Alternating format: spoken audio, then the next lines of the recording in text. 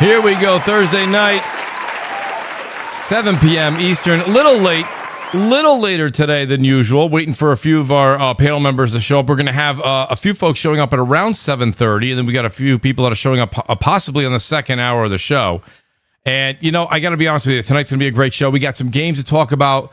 Late breaking news yesterday. Things kind of shit at the fan, if you will. Pardon my French. And then we've also got... we've got a lot to talk about as far as predictions go with next week. Next week is going to be hot and heavy. If you are in the podcasting world, if you are doing anything in the world that is related to streaming or podcasting, next week is definitely your week. If you're into games, next week is your week. We got a lot of events coming up, a lot of shows. I'm going to be going live Tuesday for the State of Play, and then I'll also be going live for the live reactions for the Xbox Showcase. Not going to do Summer Game Fest. Going to sit down and enjoy that. That has a tendency sometimes to go very long, and they have a lot of different special guests and this and that. That could go quite long. That's more of a show. I know a lot of people are covering it, which is fantastic. But I'm going to go ahead and sit back and enjoy that show for what it is, and then we'll cover it. Of course, we'll talk a little bit on Sunday before the Xbox show, what we thought about that, and of course, next week on CrossFire. That being said, guys, we have an outstanding show for you. Look at that fantastic description right above that. It's a join button. If you'll think about becoming part of the family, it is much appreciated. Also want to take a second to say we did 4 days in a row. Mooch living up to the word of twitch.tv. M00CHTV. It's right there under the description. Please just copy that link. Go ahead and paste it and follow me over there. We are doing Battlefield. We're doing 007. We've done so many different games. Going to try and talk the guys. Shout out to Blaze 4K and Lazy Vibes. Going to try them, get them into Season 2 Marathon next week. We'll see if I can do that. It's going to take a little convincing, but that's a me problem, not a you problem. That being said, we've got a fantastic show with a fantastic panel. And my God, we almost had a miniature Crossfire going on just before the show went live. The great Death Singer is back with us tonight. DS, listen, the crowd is on their feet. People are lighting matches in the back of the room. They are excited that you're here, Death Singer. I can't wait to hear what you got to say. DS, how you doing tonight? I'm doing great. Shout out to also the Warhammer 40k Skull Showcase. That's right. That That's right. Last week. I didn't mention it, but they shadow dropped Mechanicus 2, which is a turn-based strategy, kind of like XCOM.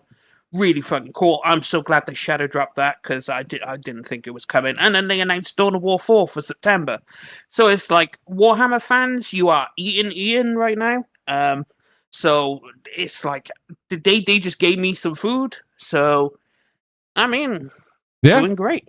No, I think it was a crowd pleaser. I think everybody was very happy. I didn't hear anything bad about it at all. DS, nothing at all. There was nothing bad. Like, it was just hit after hit after hit announcement. Like, they knocked it out of the park. This was their year. I thought some of those announcements were going to be at Summer Games Fest, but I guess not. No, I mean, the shows are all going to kind of speak for themselves. But DS, I'm glad you brought that up last week. I hope many in the audience did get a chance to check that out. I've got the great Wolfgang with us back again, and Wolf's going to be joining us more often, which is fantastic news, by the way, everybody. The great Wolf is back. Wolf, listen, you also do a lot of Twitch streaming, and listen, streaming's not easy. It's really not. Playing in front of a live audience, to me, it's invigorating. I love it. I absolutely love it. I think it's fantastic. It's a lot of fun. Shout out to all the people that come out and support all of us. I think it's great. But Wolf, outstanding to have you tonight. And a week before the big games showcase, it's really great to get your takes on what we're going to be talking about tonight. Wolf, how you doing this evening? I'm doing good. Next week is going to be insane. The Indie Showcase, PlayStation State of Play, Summer Game Fest, Xbox, and then the Gears of War thing right after. I mean, it's a lot. And if you're into tech, the Apple event's 2 Mondays from now, so it's a lot. Thank you. Are you live? Yeah, are you going to cover that live, Wolf? The Apple event? So you can't stream Apple events live. They get your stream shut down. Yeah, that's so Apple show discussion about everything. So, well, let me know because I'll be tuning in and retweeting that many times, Wolf. As you know, I'm an Apple fan myself. I know you can't say that too much in these gaming streets, but nonetheless, great. I'll say it all the time.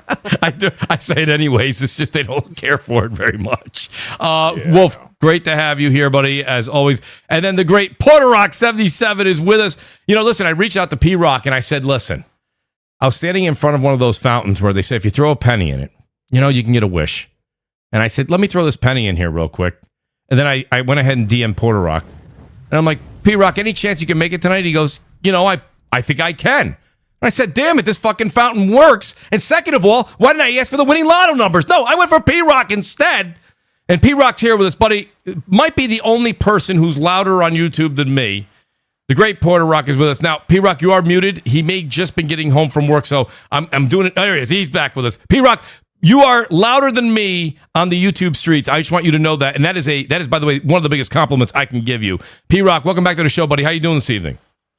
Yeah, of course, only a fellow New Yorker is louder than another New Yorker. That is correct. Who else? That is correct. You expect someone from Jersey? Yo. Thanks for the invite. You should have used the wish for the lotto. I would have used it for the lotto. You missed out. But hey, I appreciate it though. It's good to be here. Good to be back. It's been a minute. But yeah, let's get it going. Let's get these topics going. All right, let's get into it. So I told the guys behind the scene we're going to get into a little bit of 007 because Nib had sent this to me, and Nib's probably asleep, guys. Nib, it's late for Nib and as well as DS. But DS is here tonight. Nib's probably sleeping, but maybe he'll join us halfway through the show. We'll wait and see. I sent out the Mooch alert to him. We'll see what he says. But P-Rock, we're going to talk a little bit about games. Nib always says, let's start this show with some games. Real quick, let's talk a little bit of 007 real quick, okay? Now, P-Rock, first of all, let me ask you, are you playing 007? So, no, but I will be. Originally, just from the previews, I wasn't feeling it. Mm-hmm. But now I seen more gameplay of people actually playing it, and I was really impressed. And the previews didn't do it justice. I'm like, wait a minute. Right. So, yeah, I'm going to get it, and I'm going to play it. So I'm not playing it now, but I will. Originally, I wasn't. Well, let's talk about that for a second because I think now I am. I think DS is in the same boat as you, except he's not going to have the same outcome. Your outcome is I'm going to play the game. DS is saying no, and DS has said this last week too, so no spoilers there. But P-Rock, what actually gravitated you going from this doesn't look like my jam to I want to pick this up? Because I had a similar thing months ago when it was originally presented, and here I am. I'm playing it and I'm enjoying it. I have a couple of things to talk about with the game. Not many bad things, but just a couple ideas. But P-Rock, what kind of changed your mind? Because I'll be honest with you, P-Rock, I've podcasted you more than enough times. I know that when you say, no, I'm not playing a game, generally you carry that right to the end. So what made you change your mind on this one? So once I saw more gameplay and even more important, the storyline, I guess the main thing for me, they didn't really show much of the storyline. So it just looked like, I don't want to say generic. It just looked like another third-person game, which is fine. Mm-hmm. But when you use an IP like James Bond or any movie IP, I always expect that you dive into that IP. You know what I'm saying? Like if you make a Batman game, then it better be a Batman game. If you make a Spider-Man game, better be a Spider-Man game. If you make a Predator game, it better be Predator. Terminator. Like you got to go into the arch. And the previews didn't. Yeah, it said Bond, but it didn't look like or felt like a Bond game. But once I saw, some videos and some live streams, I'm like, and then saw a little bit of the story, I'm like, wait a minute, this is an actual Bond game. Yeah, this is a genuine James Bond game. Like it's genuine. So that's what sold me. So it wasn't a third-person shooter with the title Bond. Like no, this is a legit James Bond game. And I'm like, I'm all about this. Now I'm definitely gonna get it. So Wolf, you're streaming it, Wolf, and I did as well. I only streamed the first 2 hours, but like in all honesty, I gotta tell you, I kind of felt like Porter Rock when it was first shown. I'm not a big Hitman fan, right? And that's because I need a little bit more of the action. This one here, I think, does a very good job of doing that 50-50 action to stealth. But really, it is the story that's driving me home. They've really captured the essence of the Bond films. And to go with a younger Bond here, right, and not have to just mimic like a Sean Connery face or a Pierce Brosnan, right, or Timothy Dalton, right? This is nice because they've really kind of set the tone for how they want to carry the story. Wolf, what kind of captured you right away with this game and said, no, this is a game I'm buying day one? So once I understood that the premise was it's a young James Bond, like starting off, and he hasn't even earned the 007 number, and then you see that it's in modern times, I was like, oh, I'm sold. Yes. Most of the James Bond films are in some, they're like in some location where like it kind of doesn't feel like it's modern age. And a lot of the ones that we're fans of, like Pierce Brosnan's movies, Sean Connery's, like those are older films in older times. This is current day. And that's what drew me in a lot. And I have been enjoying this game thoroughly. There are a lot of callbacks to other movies without directly telling you. Yes.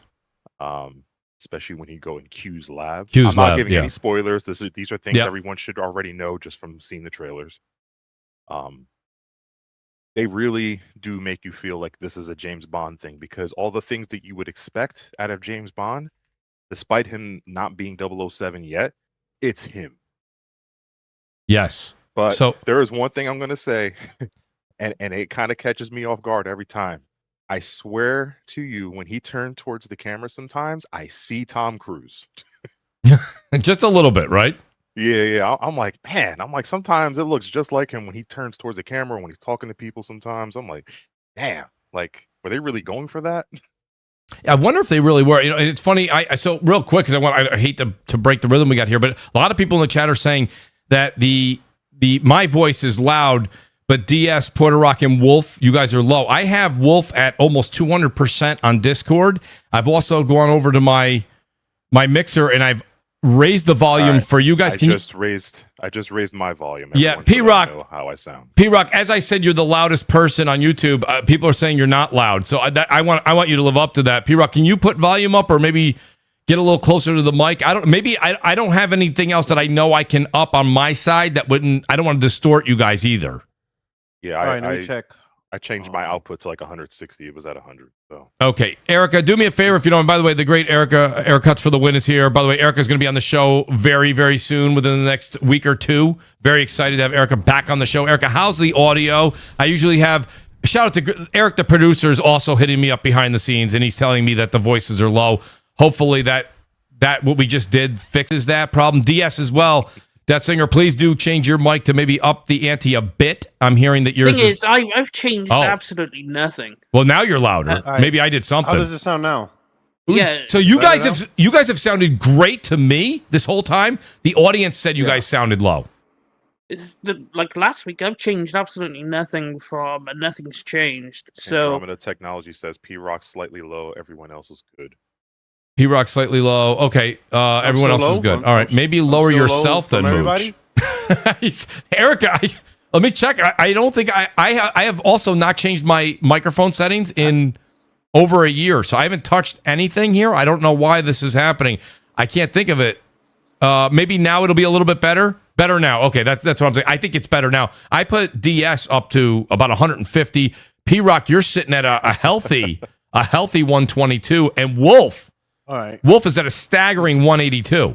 So how about me? Does it sound better now? Or I think you sound better now. I think P-Rock, I think you were just sitting a little further back from the mic. You know what I mean? I don't know if that might have been what it was. So getting back to this real quick, I just want to say this. So someone in the chat, I think it was Neil Augusto, he goes, I'm getting Uncharted vibes. Wolf, you said before the show, let's pump the brakes on that. Why is it exactly that? Just because he's climbing and shimmying across things. I mean, there's a lot of games that have done that before Uncharted. I get why people immediately draw that comparison, but for me, that's not even a thought in my mind, if I'm being honest. I wonder why. That's interesting. So P-Rock, did the Uncharted vibes cross your mind? No, not really. I think I got more of a Hitman vibe than. I think it separates itself really nice from him, and you see just a little bit of footage here on screen here, and this is not mine. I because I streamed mine, I didn't actually capture it, but you guys can go over and check it out on Twitch.tv. It's over there. But this was just the footage that they released from the studio, and it's just the first 10 minutes. No spoilers, guys. We're not going to do any spoilers. I'm not far enough to spoil anything anyway. Wolf is probably a little farther along. The one thing I will say to you guys, I like the idea of it. I really haven't been into Bond since the old, like, Pierce Brosnan years. So, like, for me, some of the some of the callbacks that Wolf's talking about didn't really hit with me. But what I do love is, the story's phenomenal so far. The mechanics are fluid. P-Rock, was it you that was online? Somebody was saying something on X today. Oh, no, it was BG. Shout out to BG. He was saying how he doesn't like and I'm paraphrasing here. This isn't exactly what he said. He would have liked more of the cover and stick versus the loose, like if you just press forward and like, I think it's R1, you run to the next area, but like it's very fluid. It feels good, but you could be spotted more easily. Would you have rather had that stick presence when you're actually taking stealth, or it doesn't really matter to you guys? That's something that I do get that where threw me off a little bit. Right, it did, right? I think BG had a point. Yeah, it did throw me off a little. It kind of gives you that unpredictability though, because it's like, imagine like you're the one sneaking up, and it's like you do something by mistake, and it's like, oh crap, there's no undoing that. Now you have to deal with the situation that you're in. Right. So, which is why they give you all these crazy mechanics, like the fact that you can bluff and try to charm your way through certain situations, or just straight bullshit somebody. Like, oh my bad, I'm just checking this thing out here. I heard there was an emergency, and sometimes that doesn't work, and then you're forced into a fight right there. So, but yeah, you don't really stick to the wall. That's the one thing I did know. Yeah, you don't. And so the thing, I think the game tries to, I don't know, I think it does a really good job, even when you're going through the training courses, which, by the way, I'm not going to say this is a spoiler at all, but you do have, like, there's a solid hour and a half of, like, training in the beginning of the game, which I thought was interesting. But I think what they're doing is saying, we're teaching you everything and letting you run through it. But when you run through that course, Wolf, legitimately, it's 50-50. It's they're not just encouraging stealth. You can do whatever you want, but they really are encouraging pick up a weapon, shoot in different areas, shoot at the legs, hit the hands, right? Mm-hmm. Throw things that are in the way, and then use melee combat. They really take you through a lot of that. So, I mean, can you go through it stealth? Absolutely. Do I think, will I? Absolutely not. Absolutely not. Stealth games just don't do it for me. I need a little action in there. You do get to a point where it's like, you can get into a fight with like 3 dudes like simultaneously, but then the fourth one comes up and just pulls out his gun like, all right, enough of this crap. And I'm like, oh, now we're getting into a gunfight. Yeah, it's that kind of party. Yeah, exactly. Yeah. So I think that's pretty cool. So P-Rock, were you shocked? We did shout out again to Blaze and Lazy. We were doing a little, what do you guys think the Metacritic was going to be? And Blaze had it at an 84. I think Lazy went 82. And I was going to say, I'll just tell you, because it's all there on the stream. I was going to say 86. I backed it down to an 85, and I think it's still sitting at an 88. So this game did pretty damn good, P-Rock. Did you think it over-exceeded what you guys thought? I'll be honest, because I wasn't much interested from the get-go. I didn't really participate in the meta predictions, but seeing as an 88 is just overall in general, I was like, whoa. Like, okay. I mean, but what impressed me more was just actually seeing the game, but I'm not surprised that I got 88. Now that I see more of it and what it actually does, yeah, I'm not really surprised that I got 88 after seeing what I'm seeing. It looks really good. I think the thing was just how it was presented. I think they could have done a better job. Yes, of showing off. I do too. Actually, I think it was just that's all it really comes down to. It maybe that's the best way to do it. Don't show too much in the beginning, and people just have low expectations, and then when it comes out, people will get surprised. Maybe that is a better way. Yeah, under promise and over perform, right? Yeah, absolutely. Yeah, pretty much. Maybe the movie trailers, they show you the end in the trailer, and then you see the movie, you're like, wait, that was in the trailer? Right. Like, it's crazy how they do that. Trailers are showing too much. They really do sometimes. That first State of Play event that they had for 007 was a bit rough. It was rough, and not only that, the footage was rough, right? I mean, even when they showed the car chase, it was like, wait a minute, this is not the FPS looked like they were dragging. It didn't look good. Yeah, big time. So but it looks great on the Pro. I was just going to say, can we talk about that for a second? So, Wolf, I know you're playing it on the PS5 Pro. Digital Foundry gave it a pretty glowing review. I don't know if they had a couple of hiccups here or there, but what's your take on it for the Pro? Listen, I don't know what the base console version looks like. Man, it's first of all, when you go into the settings of this game, there's no graphic settings. It's like, nah, we're giving you the best of the best right out of the gate. Like, that's it. Yes. That's fantastic. Yeah. The frame rate has been very consistent. All the nice, shiny ray tracing, all that stuff, really nice. I have not run into any graphical hitches or anything like that. So, with today's standards and the way we see bugs in games all the time, listen. It's very nice to get a well-optimized game right out of the gate. Absolutely, and that's refreshing to hear. I do think that developers are spending a lot more time emphasizing on the Pro. And, P-Rock, shout out to P-Rock real quick. P-Rock, I don't know if the video was something you put out today or you put it out yesterday. I think it was yesterday. But I watched it, and you were like, people are giving me shit. Like, oh, you're enjoying your Pro? How was that $900? You're like, I didn't pay $900.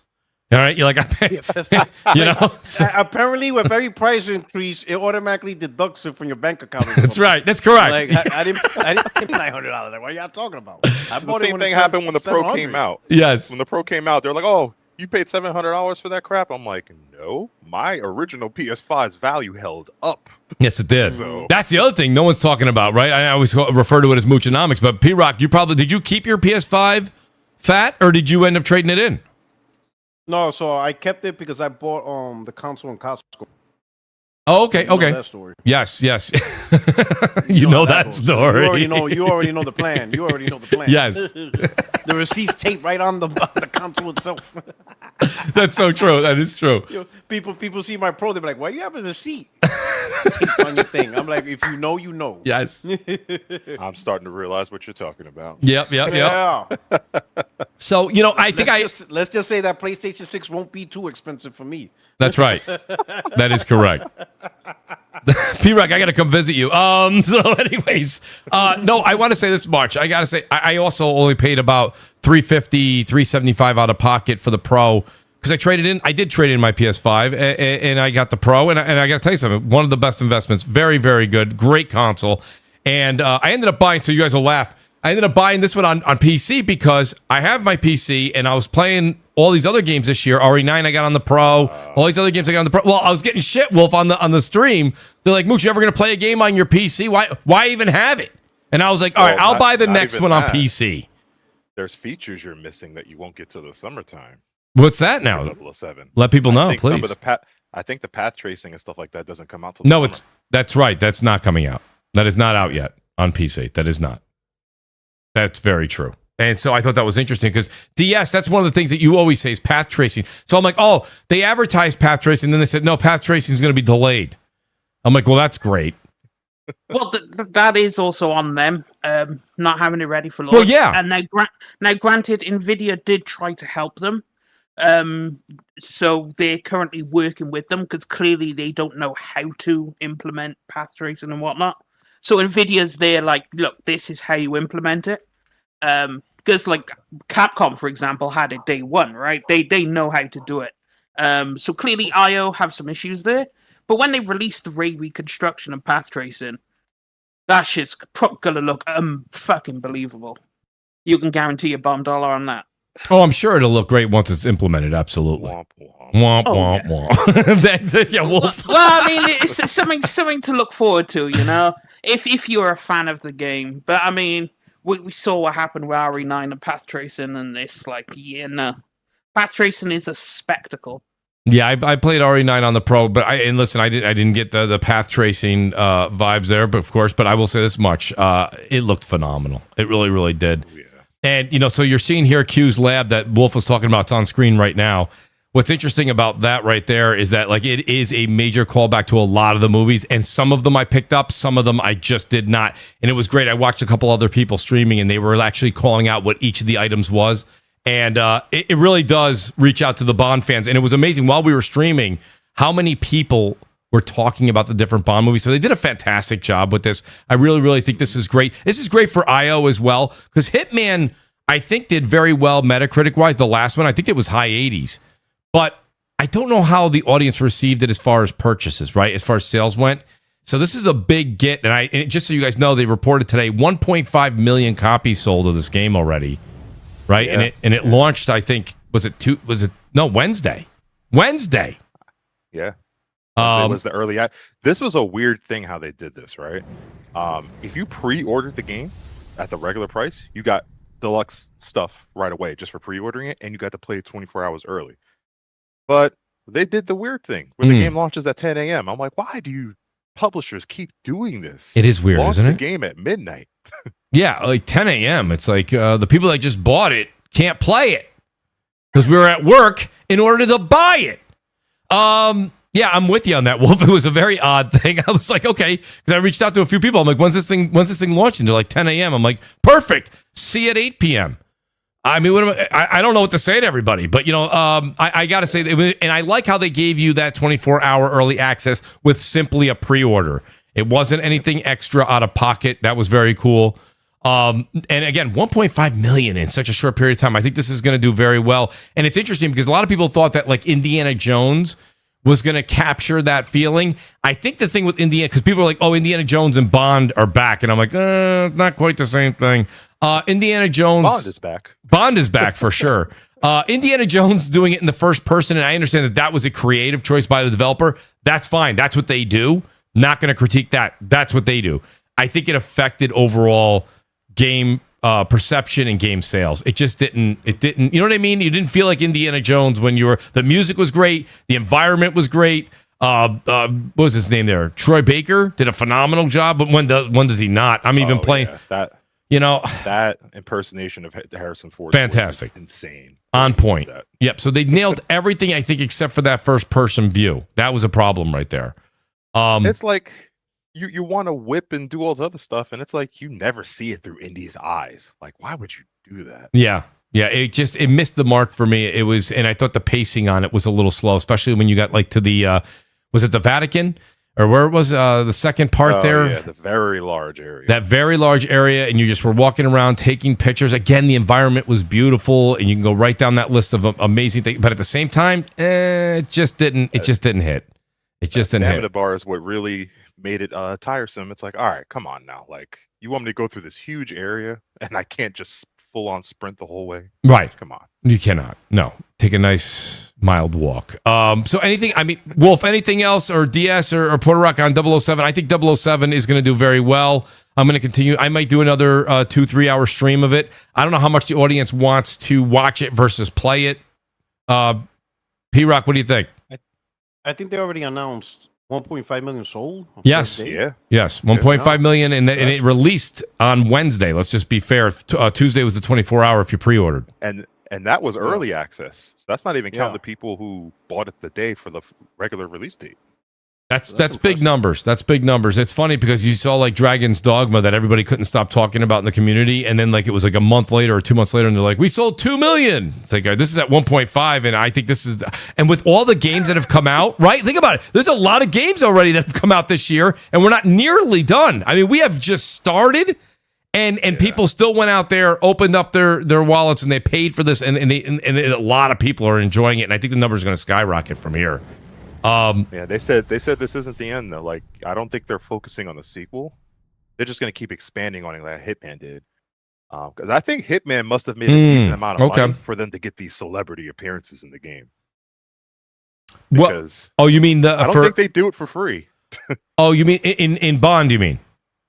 No, I'm saying like IOI in general. Like, I think Hitman made a decent amount of money for them to go ahead and do the Bond game, because Hitman had a lot of celebrity appearances. Like, you killed Eminem, for Christ's sake. Yeah. I mean, yeah. And Mia Jovovich was added recently. Like, I'm pretty sure Hitman made a good amount of money, and then this Bond game is just going to make even more.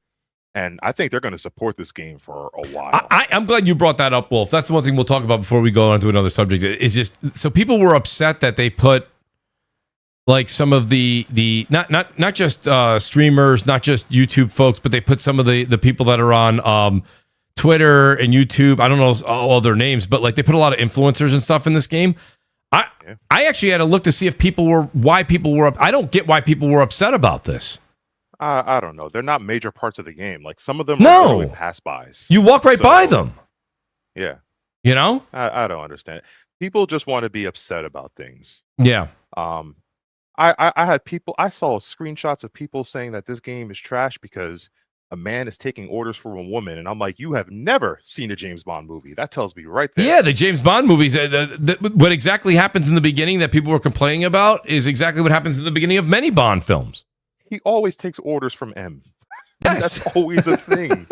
So yeah, you're like, people expose themselves all the time. It's so funny. Shout out to Elvis in the chat. He says, "Holy spoiler! I don't know what he's talking about. I've only played 2 hours of it, Elvis. I don't think I can spoil it for you.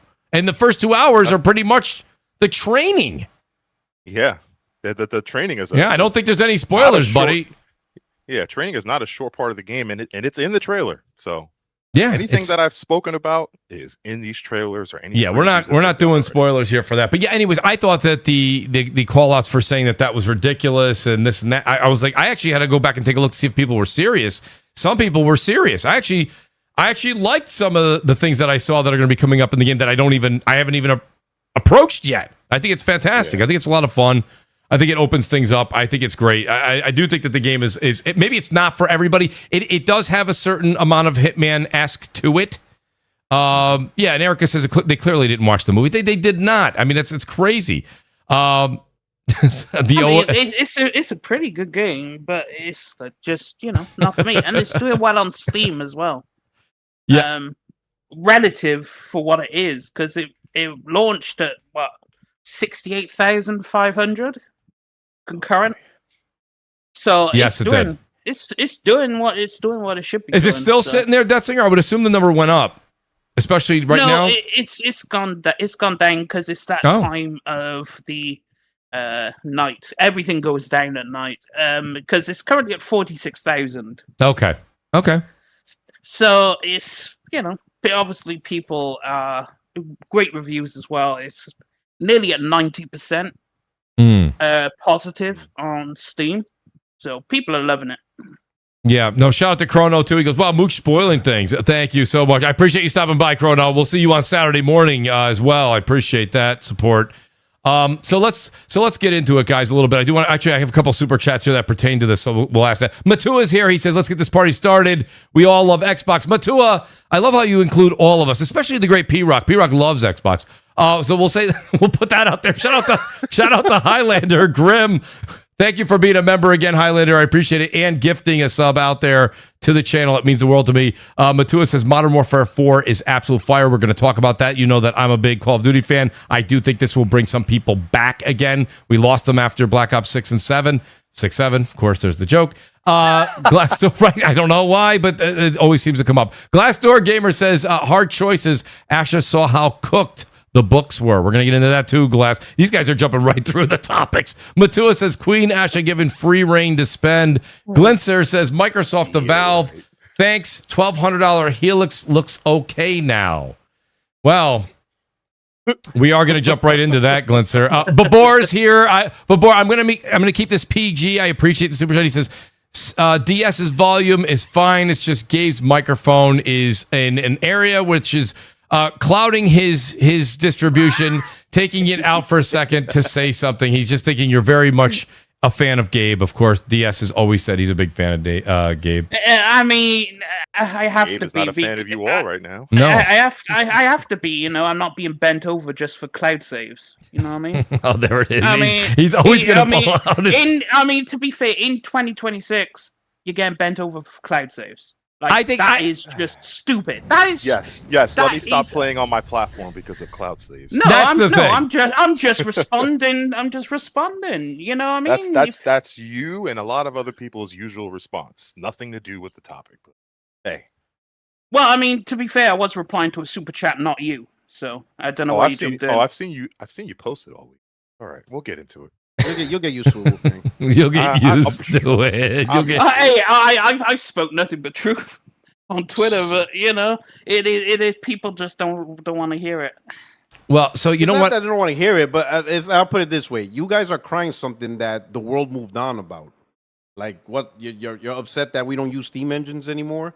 Like, online gaming in with subscriptions has been around since Xbox Live, and it has only grown bigger and bigger. So you're talking. Like, literally, like, combined, maybe like 80 million, 90 million in total that has no issues with the subscription services and how it's done with consoles. You know what I'm saying? So it's like, I don't know. It's like, I don't know. You're arguing over something that's like decades old. Like, hey, yeah, we got cloud saves. Meanwhile, you spend $2,000 on a GPU. Like no one really looks at that. Like, no one cares, really. Like, cloud saves is not the savior. Like, literally, that's the last thing we're worrying about. When it comes to if there was anything to worry about, cloud saves would be like on the very, very, very bottom, if it's even on the list at all. Like it's a criticism for sure, but it is not something. It's a criticism, but it's so like listen, I could think of 50 other things to worry about before I even touch on cloud saves. That's like the last thing. Like, let's say if Sony decided, hey, yeah, we're gonna make a cloud saves free. Okay, so what major improvement happened? Like, what happened? I mean, to be fair, the biggest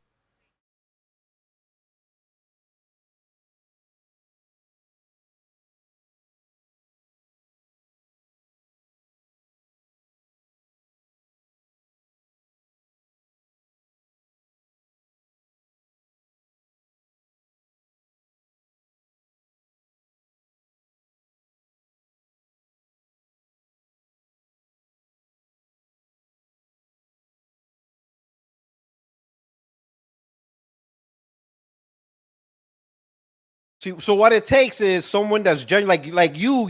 I'll put it this way: you, Death Signer, is gonna call the charge because PlayStation fans not gonna listen to you because you're just a hater. I mean, that's the funny thing about hater. It would be like me expecting the Xbox community to listen to me. That's not gonna happen. Even no matter how genuine my opinion is, they're never gonna listen to me because they're already gonna be like, "Oh, you're Portorock. We're not listening to you." It takes a person who's genuine in the community, like Colin. Now it's getting the how would you say the look that it's supposed to get. Now a lot of people are going. I even sent the email myself and stuff like that, right? So it's sometimes it's not what's being said, it's who says it. You're not gonna push PlayStation to do anything. Why would they? They're not gonna listen to you, Death Singer. Would a PC gamer listen to me? No, they're not gonna listen to me. No matter what I say, it could be the most truthful, the most genuine thing, but depending on who says it, they're not gonna listen. You know, I know they're not going to listen. It was just I was speaking my mind, and then everyone came in as they want to do into my comments and blow it up with. Yeah, but you're looking for that though. Don't say you're not looking for that. You want that? No, but that was a genuine criticism. I did put a spin on it to piss people off. You know, I could have reworded it to be a bit more. You know, I worded it in such. But don't say like you're surprised people came to you. That's what you wanted. Well, that's what you wanted, and you got what you wanted. But I was just what I was speaking was actual fact. It's just yeah. Well, let me say it. So while you guys were doing that, which was a great back and forth, by the way, the sound went in and out. I think I did fix it, by the way, guys. Now I saw what it was. I think the output that was going for the chat, which is the chat. I don't mean the chat that's in the show. I mean the chat as far as the panel. That's how it's described here on my output. I think I fixed that. So let me know if the audio is better for the panel, guys. I think I did figure that out finally. I don't know why it was set to a wrong. I turned mine back down to 100%, so I don't. It's Windows, that's why. Well, it is Windows because like it literally switched over to another output that I usually don't use. So that's convenient. Closer to the same now. Yep, it's good on my end. Says the OA. Sotnist, I hope it's better, buddy. I hope it's better. If not, I can try to tweak a couple more things. So let's get into Valve raising their prices on the Steam Deck. And there's a couple things here, right? And I'm going to start something off with it. So P-Rock. I'm sorry for laughing. Oh my God. Everything's in full circle now. It is. It really is. Full circle. We all have the shotgun now. I don't know if you've seen the I did see that. Yes. Everybody's Kurt Cobain. Yeah. Everybody got Kurt Cobain. Everybody. There's nobody is safe. No. You know? No, because people thought. But guess what? Everybody got Kurt Cobain. P-Rock, I gotta say, this is what I've been saying for a long time. This is how the industry is. And don't get me wrong, I understand that DS and a few others that are, the PC guys out there were saying, no, that's just the console, and that's them just taking advantage of you guys. The thing about it is you had multiple outlets, news related too, outside of this, saying that you're going to see shortages in certain areas. You're going to see an uptick, if you will, in what's going on with AI. They're going to need RAM. They're going to need more GPUs. Prices were going to go up. And here you see it. Now, this is a major increase.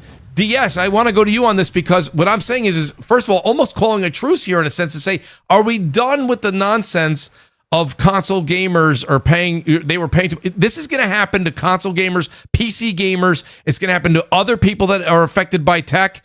This is not just a console issue or them taking advantage in any way, shape, or form. DS, what do you think when you see this? Because I have a Steam Deck. Right. And I got to be honest with you, I got my Steam Deck the day it came out, I think Q2 when it first came out. And I think I got the one that was the $599 option. At the time, it was the one that had the bigger memory to it. It also had the glare proof screen or whatever they were advertising. I got that one. So I don't have the OLED one. But my point being is that this thing's not a very powerful device. And now it costs more than a PS5 Pro. Like, I don't even know what to say. I don't even have a quick comeback for this one. I'm just asking you, what were they thinking with this? That's pricing them out of a lot of different categories. What do you think, DS? Well, they had no choice because it's obviously using PC parts essentially, and of course, PC parts are going up. So I'm actually surprised it didn't happen sooner. Maybe they were holding off, but it's like the big jump. I mean, to be fair, it would have been expected. But But it's like now the Steam Deck is a no purchase. Like I couldn't recommend it to anyone to buy a Steam Deck. It's out of the recommendation category. I used to say go buy it all the time on here, and I'm like I don't even know how to. I would say go buy a Pro. It costs more than a Switch 2 now. And buy a Portal. And that's the thing. It's now it's in the range of is the ROG Ally better than this in terms of value? Now you're in that position where before the Steam Deck slaughtered the ROG Ally because it was way cheaper and it did everything it did, but now they're near enough the same price. So it's they've completely fumbled with that one, but it's like they were forced to. But then it's also obviously I called by Steam that much out. though. I mean the price of the bits that you need to make it, the parts went up, so of course they eventually had to jack it up because they don't use a lot of off the shelf parts. It's like the Steam Machine, for example, is mostly off the shelf, right? That's the kind of shit you'd throw into a PC, you'd throw into the box. So that now brings up the question how much the Steam Machine's going to be. Exactly. Because if you were thinking it was going to be like 600 or 700, is it more now closer to 1,000, 1,200? Like, and then you're in the park of, well, you may as well just build a PC at that point and just go 1,500 or 1,600 or whatever you need to. Just build a full PC at that point because you're already at like 1,300. That's not going to appeal to someone who just wants to buy a system. Exactly. So there is issues, and now they price themselves. So it's really they were forced to do this, of course. But it's like, but it's also out of stock. It is, but I think they don't. I think they more build toward. They don't bulk build like a PlayStation or an Xbox or a Nintendo. They build like a couple of units. Like a set amount, but not as much. They don't bulk buy or bulk purchase. But hasn't it been out of stock for quite some time, though? Well, it has, but that's because they just don't make enough. Valve really aren't big makers of hardware. They're a storefront. Like of course, they're expanding now, but they just don't make a lot. And of course, they retired the LCD version, so now you're stuck with this version of the Steam Deck. Which is another move, which is interesting, but of course you call them out on it, and rightfully so. It is now you no longer recommend this device to people, which is unfortunate, but it is what it is. But it's like, so did Gabe mess up here? Valve messed up here, yeah. Of course they messed up. Did Gabe mess up here? Well, I mean, Gabe is the same thing. It's like, did Herman Hulst mess up here, or did PlayStation? But it's like, everyone's raising the prices. This went up. Of course, PC part prices are going up. So everything's just going up anyway. So it was inevitable. But it's like, then people compared, like, oh, well, you had to go play. Yeah, but PlayStation had caught a bit more flack because not only did you raise the price of the console, you raised the price of your services. And you cannot tell me in no fucking words for new users but like a service isn't affected by the same conditions the hardware is affected by. And it comes back to, you think the services run for free? No, but like that should all be included. Don't they need RAM? Well, what you don't think the Valve service, someone has to pay for all that? But you don't think the services aren't going to run? But then again, Tim Sweeney also jumped out of the window on this, which is funny as fuck. Yeah. Because if you don't know, Fortnite are now completely screwing you. Like Fortnite, now you pay the same, right? But instead of getting like 1,000 V-Bucks, you now only get 800 V-Bucks for the same price you were paying. So they reduced all the V-Bucks. They reduced the Battle Pass. So the Battle Pass is reduced, but you get less V-Bucks from the Battle Pass. The Fortnite subscription is the same price, went up. But you now get less V-Bucks a month. I'm not informed. I didn't even know there was a Fortnite subscription. Like Tim Sweeney has completely fucked the Fortnite community. Like you are now paying exactly what you were paying, but you're now getting way less for what you're paying. And it's like, well, economic conditions. Bitch, that is online currency that people like. How is your servers? You're rich. You can afford to run your servers. Like, don't give me that bullshit. Like, you're doing this because you want to generate more money. It is what it is. Just call it what it is. Call a spade a spade. Steam Deck went up in price because it had to. But online services, you were already running them anyway. So you raise the price because you just want to make a bit more money. That's it. That's all it boils down to. What Yeah. happens when you're a corporation? That happens to Steam, then the same thing will fall. Well, through. Steam doesn't jack up prices of their services. It's only because the they're cost of the private Steam right Deck. now. Because they're No, private right because now. you don't pay for their services. It's free. Listen, Steam is free. If Gabe dies tomorrow and some guy comes in and swoops in and takes up everything and turns it into a public thing, you bet your ass they're going to start charging for I'm going to things. turn that into a public thing. They make it like each individual employee at Steam was equal to like 1 million or something. It was like Well, they the got thing- like 200 employees. These are what people do. But here's what I don't. Here's the part I don't understand, and I question it. We did the same thing when Xbox went up, then PS5, and same thing when Switch 2 went up, and here we are again. Now here we are with Steam and Valve. But like, you were like, Detsinger, you say this, and a lot of people say this. They're like, well, you got to call them out, and I'm like, but what do you call? You're calling out the industry. Like everybody is, I mean, I understand this is a business. They have to make money. Like everyone makes fun of sales when games don't do well. They're like, that game's never going to come back. If you want these games to thrive, you want these businesses to keep making games, they have to make a profit, right? I don't understand. They're not making a larger profit. The components are costing more, right? So everything goes up. You just said it yourself. So when you're like, I got to call them out, I got news for you guys. Okay. P-Rock, you remember this in the city. Well, not really the city, about an hour north of the city. You could get a slice of pizza 20 years ago for $1. A New York slice for $1. That same slice is almost $4 right now. It's like $3.50. Everything went up. Like every slice of pizza is $3.50. So it's like, are we going to call all the pizza places out and be like, how come it's not $1? You know, like but we have everything went up. Everything Everything. like PlayStation, Xbox, But and Deathstroke, Nintendo. no, here you go, Deathfinger. Subscription services are going up. Yeah. Notice I just said subscription services. Doesn't matter the industry. It's not just why gaming. why did Amazon take away 4K and now I have to pay extra for 4K? If you're subscribed to a subscription service, I don't care what company or what industry, music, movie, games, they're all gonna go up. So this isn't a PlayStation thing.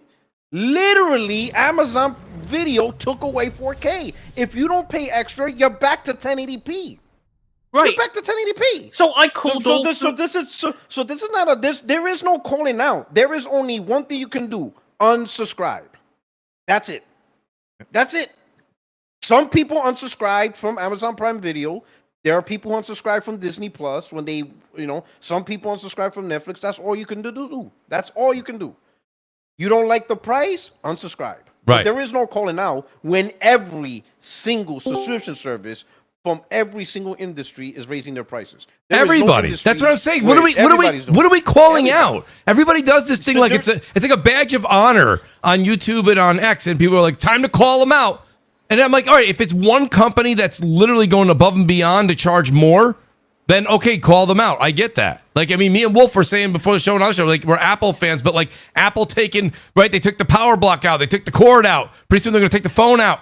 Like, I mean, I get that, right? You can give them shit for certain things, but like, this is something that's been going on, and it's in the news. It's everywhere about this is going to be affected because of the way AI and that business is moving forward. Let me tell you a little story. And there's a reason why I mentioned Amazon 4K. So when Amazon once again, because I didn't pay the extra money for commercials, I'm like, I could deal with the commercials. But then they decided to take away 4K and bundle it up with no commercial ad, and they created this premium, and it's now like $5 a month. I wasn't gonna do it. Me personally, I was fine with 1080p. I wasn't watching that much Amazon Video anyway, so I was cool with it. But then one day, my wife, she was watching something. She always watches Amazon Prime. I go upstairs to the bedroom. She's calling me. And she's like, babe, what's wrong with the TV? And I'm looking at her like, what's wrong? She's like, my show looks fuzzy. Like, did the TV break?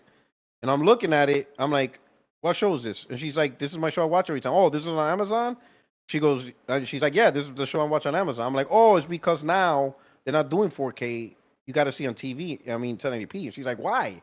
I'm like, oh. You got to pay for it. Now you got to pay for it separately. And she's looking at me, okay, so did you pay for it? I'm like, no. No. She's like, so you expect me to watch this fuzzy shit? Yes. She's like, this shit looks like Vaseline. She's like, so let me. She goes, this is what she said. So let me get this straight. We have 4K TVs, but we're not gonna watch 4K content. Because you want to save $5 a month. That's correct. I just went on my phone. I just went on my phone and paid. He just paid it off. He didn't want to I didn't even hear it. argue. Yeah, I didn't when say you're nothing. married, that's a What, different what story. can you That's say? true. No, I hear But you. think I about hear you. But here's the thing: what people don't understand is the world is controlled by casuals. They're not controlled by us. No, they are not. That's right. In my wife's you should- mind, B-Rock, she you had sees to it say. as Shout out to, by the we way, spend Jazz is money here. on 4K TVs, but we're not going to watch 4K content.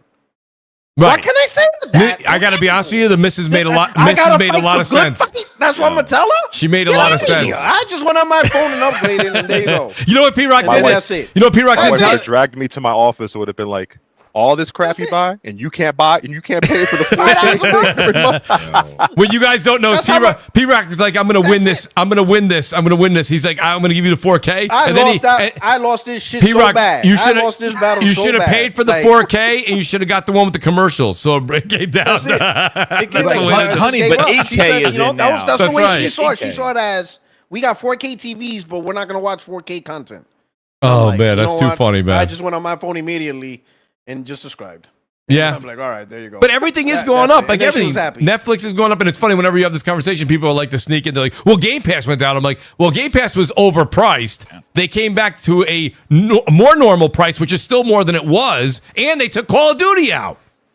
So it's like, I mean, it's not, and shout out to the great gaming grindhouse who's with us, Jez7780. Yo. He had a tweet out on X and he goes, was it you who said it? I'm going to give you credit anyways, Jez. I think it was you. You said something like it was just one game that Phil took out. Now this is going to be where Asha maybe takes out more than one game. I can't remember if you tweeted that out or I don't somebody think I else tweeted did. it, but I did say that. Like, what's next? What's After Call of next? Duty's coming out. What else? What else is It sounds next? Like the rest of it. It sounds like the rest of it's coming. Yeah, it That's really what it does does. sound like. It does sound like that. Well, Jess, what do you Hard think place. at the end of the day? What's your thoughts on the whole, Steam Deck going up to I think it's $949 now? No, it's absolutely ludicrous. My other thing, I understand things are going up, but when you start telling me that technology from 2023 that launched there now is $300 more, like we talked about price increases. The Switch 2, okay, that came out last year. The Pro, that came out in the last couple of years. Okay, fine. But when you're talking about like 2020 Xbox Series X and you're talking about a Steam Deck that launched in 2023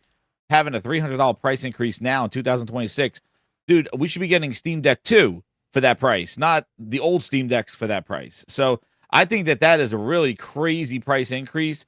I threw something out there on my show in the saying, like, I wonder if this is a kind of like a pre-glaze or a prep for the Steam machine, because I think, what's funny is that I was listening to the podcast and all of a sudden now the Steam machine price, everybody was last year when it was announced, like, oh, that could come in at 400, 500. Yeah, that's right. Maybe compete with That's the right. consoles, maybe they'll compete. And dude, that was when we saw the Xbox price increase too. But everybody thought Gabe Newell was going to save the day coming off his yacht. He was going to save everybody. That's right. But then they're like, oh, it'll come in at 600, because everybody's like, the RAM is kind of low. They kind of kept it. Then all of a sudden now, because the Steam Deck has gone up $300, then now the narrative is like, oh, that Steam machine coming in at 1,000 at least, maybe. The perception has changed now. Guess what? The technology of the Steam machine didn't change. They didn't add a bunch of new RAM for people to say the price now is $1,000. They didn't add more memory into the hardware that they announced last year for the Steam machine to say that it's $1,000. No, it's the same hardware that was announced last year, but now the perception has changed because they increased the price of the Steam Deck. Yeah. So that's kind of like, I was throwing that nugget out there thinking like, this is kind of like them preparing. So what do you think the price is going to be, Jez, for the Steam machine? Well, the Steam Deck? No, the Steam machine. I think they it's could gonna come be in at $900, maybe even $1,100. It's going to look like a deal compared next to the Steam Deck, right? Think about it. If they come out with a Steam machine at $1,000 now, it's going to be like, yo, man, I get a Steam machine for $1,000. What the Steam Deck is $950. This is a deal. Now it's a deal. Before it would be a ripoff because people would say, hey, the Steam Deck's sitting at 500, 600. Steam is like cares about the fans and all that stuff, given those prices. Yeah. What's interesting is that people thought that they subsidized the hardware of the Steam Deck, which they did, to offset that you buy from their store. You know what I mean? You buy from the Steam store, they offset their hardware. Now, for some reason, the price goes up $300 because of everything going on. And, the thing is now the Steam machine is going to be probably priced around that, maybe even more, because the Steam machine is like 3 times, 4 times more powerful than the Steam Deck. So it is pretty crazy. And I think the worst part of this whole thing, of this price increase, I don't think it's going to affect so much Steam, because Steam lives on PC and stuff. I think what this Steam Deck did now, and the prices of these handheld PCs, I think it just killed the handheld gaming market. Just got killed in the last year. In the last 6 months, I think the handheld gaming market. I showed on my show that I have the Legion Go, Z1 Extreme Steam Deck one, the Legion Steam Deck. Yes, which is absolutely the best. That's the best one because it actually has a bigger screen, higher resolution, and it has the Z1 chip, which is more powerful than the Steam Deck chip. And that I paid $800, I think, for, and then I got it on sale Black Friday. It price drop like $650. I got the price match. I checked on Best Buy. It is $1,300 now. The same hardware. The prices of those handhelds have shot up crazy. The Legion Go 2 is $2,000 now, or $1,800 or something like that. The only thing that held its price from launch is the ROG Ally X at $1,000, but everything else went up. Is that still $1,000? It's still $1,000. The ROG Ally X at $1,000. I think they dropped the S version one, the white one. Yeah, which don't get that one. The S that version. one I think they dropped like $650. But these price increases destroyed that handheld PC market. That market was supposed to be emerging last year, right? That was like the new hotness. Everybody got handhelds out there, and everybody was trying to talk about this handheld PC world. And these price increases, I think that's the market that hurt the most, because it was the newest market. And but this Steam Deck going up in price, man, it's old tech going up $300. I'm just not for that, but it is what it is. But everything is going up. So I'll ask you, Jez, and then we'll go in reverse order here to see what everybody thinks. Everyone's already making a 1-for-1 comparison, saying, okay, so Steam Deck went up. That means Steam Machine's going to be, like you said, $900, $1,000, which immediately means, right? Of course, people like the PS6 is going to be $1,000. Yeah, well, I'm sure. The thing is, I don't want to see any new. I don't want to see no PS6. I don't want to see no Project Helix. I don't want to see nothing new right now. This is not the environment right now to launch a next gen anything right now. Jazz, though. You do a lot of tech stuff on your channel. You know this. The thing is, they already bought these components. I'm not saying they started full production. They've already made this. The R&D for these things, we've said this for multiple generations now. When PS5 launched, they were probably already a year or more into PS6 R&D. So they've already started to move into that. They can't postpone, because if you postpone for prices, think about this for a second. Let's say they didn't buy all the components yet. They wait and they hold off. The problem is that tech doesn't wait for you. So if they wait till the end of 28, it's already going to be dated hardware when it comes out. That's a problem as well, even if the price is right. But Mooch, what I've said to that issue as well is that, so they put this stuff out. So PlayStation 6, Project Helix next year or so. Yeah. Guess what? The adoption of people buying it is slow as hell. That the devs are like, we'll get those features later. So now you bought a next piece of hardware where it's not really going to get the huge support, right? Because it's not getting nobody's buying it because it's so expensive. That's similar to what happened to the PlayStation 3. Remember, it came out at such an expensive price. By the time devs got around to the cell processor, Sony's like, we're wrapping this gen We're moving up. on. Yeah, we're moving on. So, that's why I'm like, they could come out with this stuff, but it is going to be, I don't know if we'll see the fruits of the benefits of this hardware, especially from third party, maybe from their first party, but not from third party. But but I think we're looking at thousands of dollars for these consoles now. I really don't know, what their plan is, because these next gen consoles will not be cheaper than what we see right now. They're not going to come out with a PlayStation 6 at $600. What were you going to say, Wolf?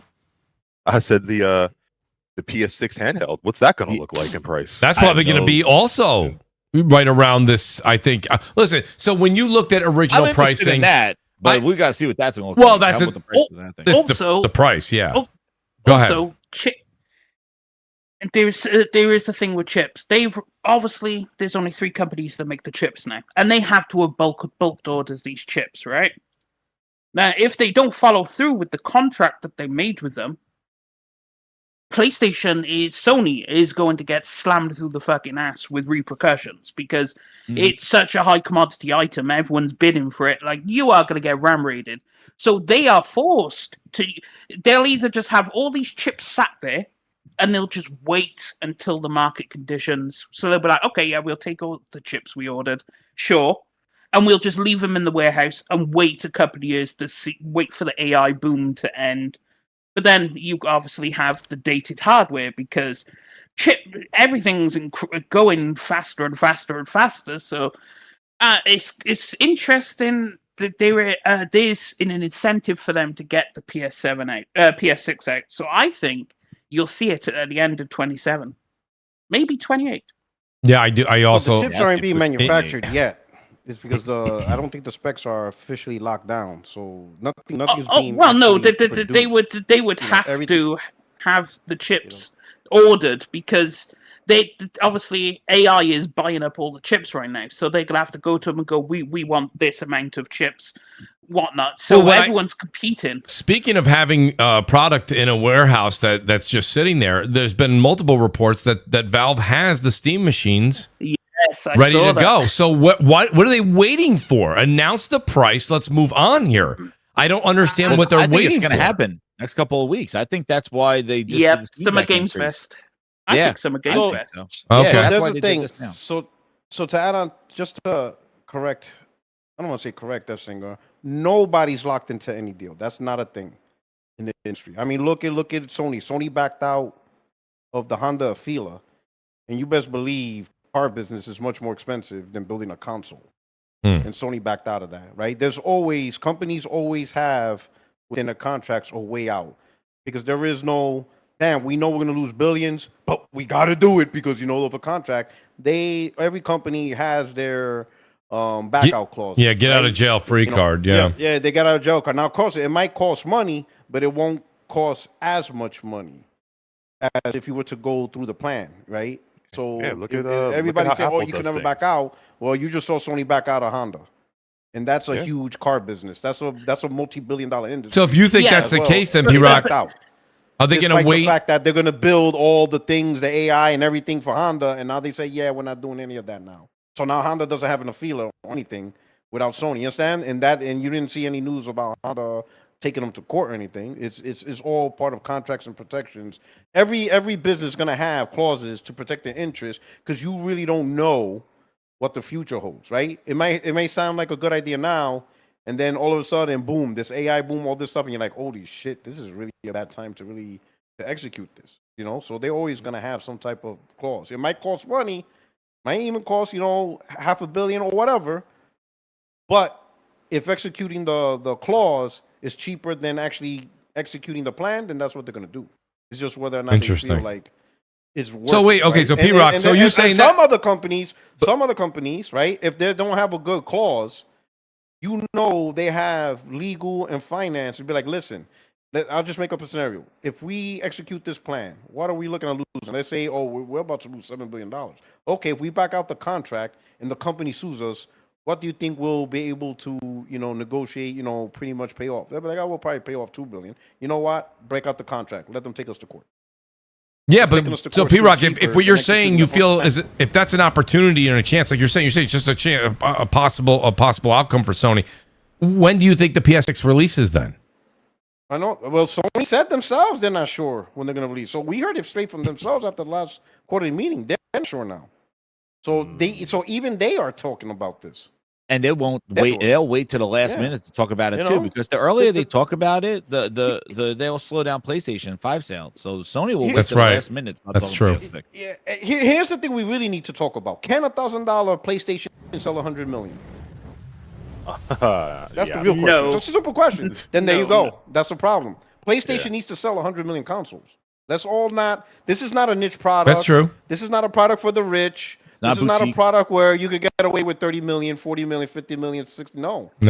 Can a PlayStation 6 reach 100 million at a launch price of $1,000? Probably not. No. There you go. So then we'll take a lot longer. But then again, if you release it 27, that's what you're paying for that. Well, let me. Well, hold on a second. So question. So that's the first question. Second question: do we really need a PS6?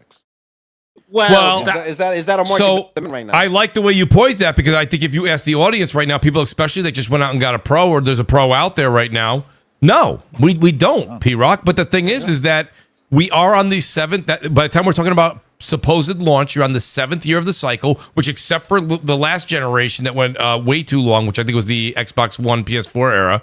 That went way too. Was it that one or the 360 one that went way too long? 360 went. Yes. Yeah, that one went too long. Like they really don't want to go. Xbox One also went too long. Well, the PS4 So 7 years. Yeah, length of generations in relation to, I would say, the need for new hardware and the amount of games you get. Right now, the hardwares on all these platforms are awesome. Yeah. While the other ones were showing their date. I mean, we were playing That's with right.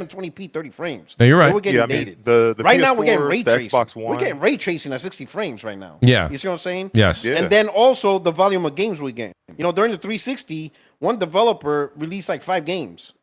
Now, we'll be lucky if we could get 2 games out of one developer. Yeah. Yeah. You see Yeah. what I'm saying? One. It's a different time. The length of time of the gen doesn't matter. What matters is the hardware looking like we're getting dated? Like, is the hardware look like it's getting dated? Which it's not. In fact, I'm thinking it's getting better. It's finally getting better and better with the improvements of frame rate and ray tracing. I agree. And then number I two, personally think did it's we, dated. did we get a ton of games? Did we get like a shit ton of games that now we're like, man, I'm so tired of the games we're getting today. I want to see what the next generation games we got. Not even close. No. We're There's nowhere only, near one that. side talk- there's only one side talking about next generation right now. That's right. Again, mean- let's get out of this generation right now. They can't wait to get out of it. And they're hoping for a restart, really, and then nothing's going to change next year. Because if the Project Helix launches at $1,200, that shit's dead in the water too. Yeah, With no no hard Steam decision. store. What you gonna do? What you gonna do with Hard $1,200 times. product? Exactly. I mean, to be fair, all console hardware is outdated. Just naturally, just given how, you know, How? tech always moves. Yes, what- that's the thing we are. It only painfully moves. aware of Listen, this. so the Wolf. hardware Your is PC's only as outdated good. right now. Listen, the hardware is only as good as the games that shows it. Yeah. That's right. If the games ain't pushing there's no game that's really maxing out at 5090. None. Not even a None. 4090. Yeah, None of that's the them. thing. Like, I mean- None of you them. know, consoles was never the hardware chase. It was always like, what the devs keep squeezing the juice out of it. Like, look at Gears of War 1 compared to Gears of War 3 at the end of the generation. It's the same hardware. The hardware didn't enhance. It was the same thing. Devs just had more time to optimize for it. So, like, the console world, chasing the next hardware is not really, like, the thing unless they kind of tapped out everything that they've done. And then the other problem is that when you have such a high install base like the PS5 would have, that adoption of the PlayStation 6 is going to take some time. That they're still going to have to do cross-gen for a long time. Hell, this is the first Call of Duty this year. Call of Duty now is not going to be on a PS4. Like The first time for the 6 years whole later. generation. But guess Yeah, what yeah. though? It's on the Switch too. So what does that tell you? That's so. I mean, cross. So you still, the Switch so you 2 still is got running way better. anchored. hardware. You still got anchored. Yo, I mean, just- granted, Switch 2 is better than the PS4, but it's not matching the PS5. Right. Oh yeah, Well, they got no, that of course. You serious see what I'm saying? You're So not you going to still get got ray anchored. tracing. There's going to be things you you don't know, get, but That's what I'm saying. Like right now, you're not getting it's not like a time where games truly maximize the hardware, Yeah. and now you had to move on. But to P-Rock, new you hardware, know, like you had to move on because but you already go tapped what, out. man? Dude, that Call of Duty going to Switch, that's only because they were contractually obligated to do it because that CMA was crawling up their ass.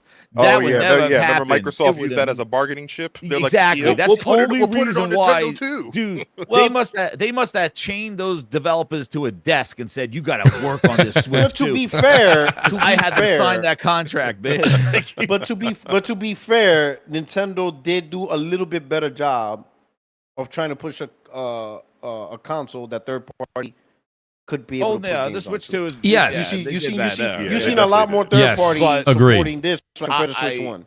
But So I don't think. and they so a would game like Call of revisit- Duty, I'll be honest, I would have been surprised if it didn't go to Switch 2, to be honest. Same. Because it's not like Call of Duty is like the most cutting edge game anymore. It's not the most Yeah, I mean, we were cutting-edge waiting for it game because anymore. once that announcement came, it was like, okay, like when you guys Well, actually kind of considering- put the game out. Yeah. But they never put Call. Did they? They put Call of Duty. I think the last time was the Wii, and that was about Yeah, it. They the said, Wii. Yeah, we're Yeah. done. It was Skip the Wii U. And that was The Wii U. That was its And they had own to do a specialized unique one for that version. one too. Wasn't that was it? like a unique Yeah, it one was Ghosts. for the- I think they did Ghosts on Wii U. Yeah. And they had to develop it differently because of the Wii remote. So Yeah, I don't know. I mean, that, like you said, I like the word you used, P-Rock. You said anchor, or it was you or Jez. And I do agree with you guys. That's one of the things people were saying. Wait till you see we're finally going next or current gen consoles only and PC for the next Call of Duty, and then they're like Switch 2, which again, it's fine. That's great, but that would mean to me that where you had the limitations on Xbox One and PS4, you're going to have a similar limitation. There's going to be not similar. Pardon me. You're going to have a limitation to also warrant the Switch 2, I would believe. But what if the Switch 2 has things missing, like modes that the console versions only have? Like, we don't know exactly. Oh no, what the they're not Switch 2 supposed to do version's that. I know they're not. I know they're not supposed to do that. No. Oh, no. But to be honest, No, but he said that I for don't his own see- consoles, not for the. To be computers. honest, No, he said it for all of them. That Yeah, was the for whole all. point of the deal. Yeah. Nobody, Yeah. there was no like Nobody specific left behind, features yeah. on certain- Yeah. But to be honest, So then why does the only PS5 Pro get limitation better Switch would features? have is the size of the game. That would be the only limitation. Is the space, because that game could get like to 500 gigs and shit. Oh, you have to buy a Because the way micro they do SD it. card for sure. Yeah, that's Yes. probably You the got to size, buy it'll another get Switch 2 and ridiculous. plug them in together. Chain them. Chain 'em up. System link That's 'em. probably it's probably the size So- of the game. I got a couple of super chats here. Some of them are just pertaining back to the. We're so far back that there's a Bond one here too. Shout out to Babor. He says Bond is an effing hit. Last two movies Yes, made billions. Shout out to Babor. Batitius Prime. By the way, thank you, Batitius, for following me over on Twitch. I appreciate that. He said it took me 20 plus hours to clear 007, and now I'm replaying for the different encounter options. Lots to do there, so that's cool. 20 plus hours, because I did hear the game is actually, if you're running through the main campaign, I heard 13 to 15 hours, which was, I'm okay with a shorter story. 13 hit me a little bit. That's a little short, but 20, that sounds about right. I like where that's at. But Bort says, he's got another Gabe joke to DS. I'm not going to say it again. Babor, Yeah. come on, Babor. Let's say PG-13. Babor, DNH offer. He says, why did you invite P-Rock? He just going to spit facts. Well, that's why he's here. That's exactly why he's here. Offer. Shout out to Ocelot. He says, let's just admit that Valve is terrible at logistics and manufacturing hardware. If they can't get old parts cheaper than that, it's their fault. Rest in peace. Ocelot, the thing about it, though, when it comes down to it, it's what we said earlier.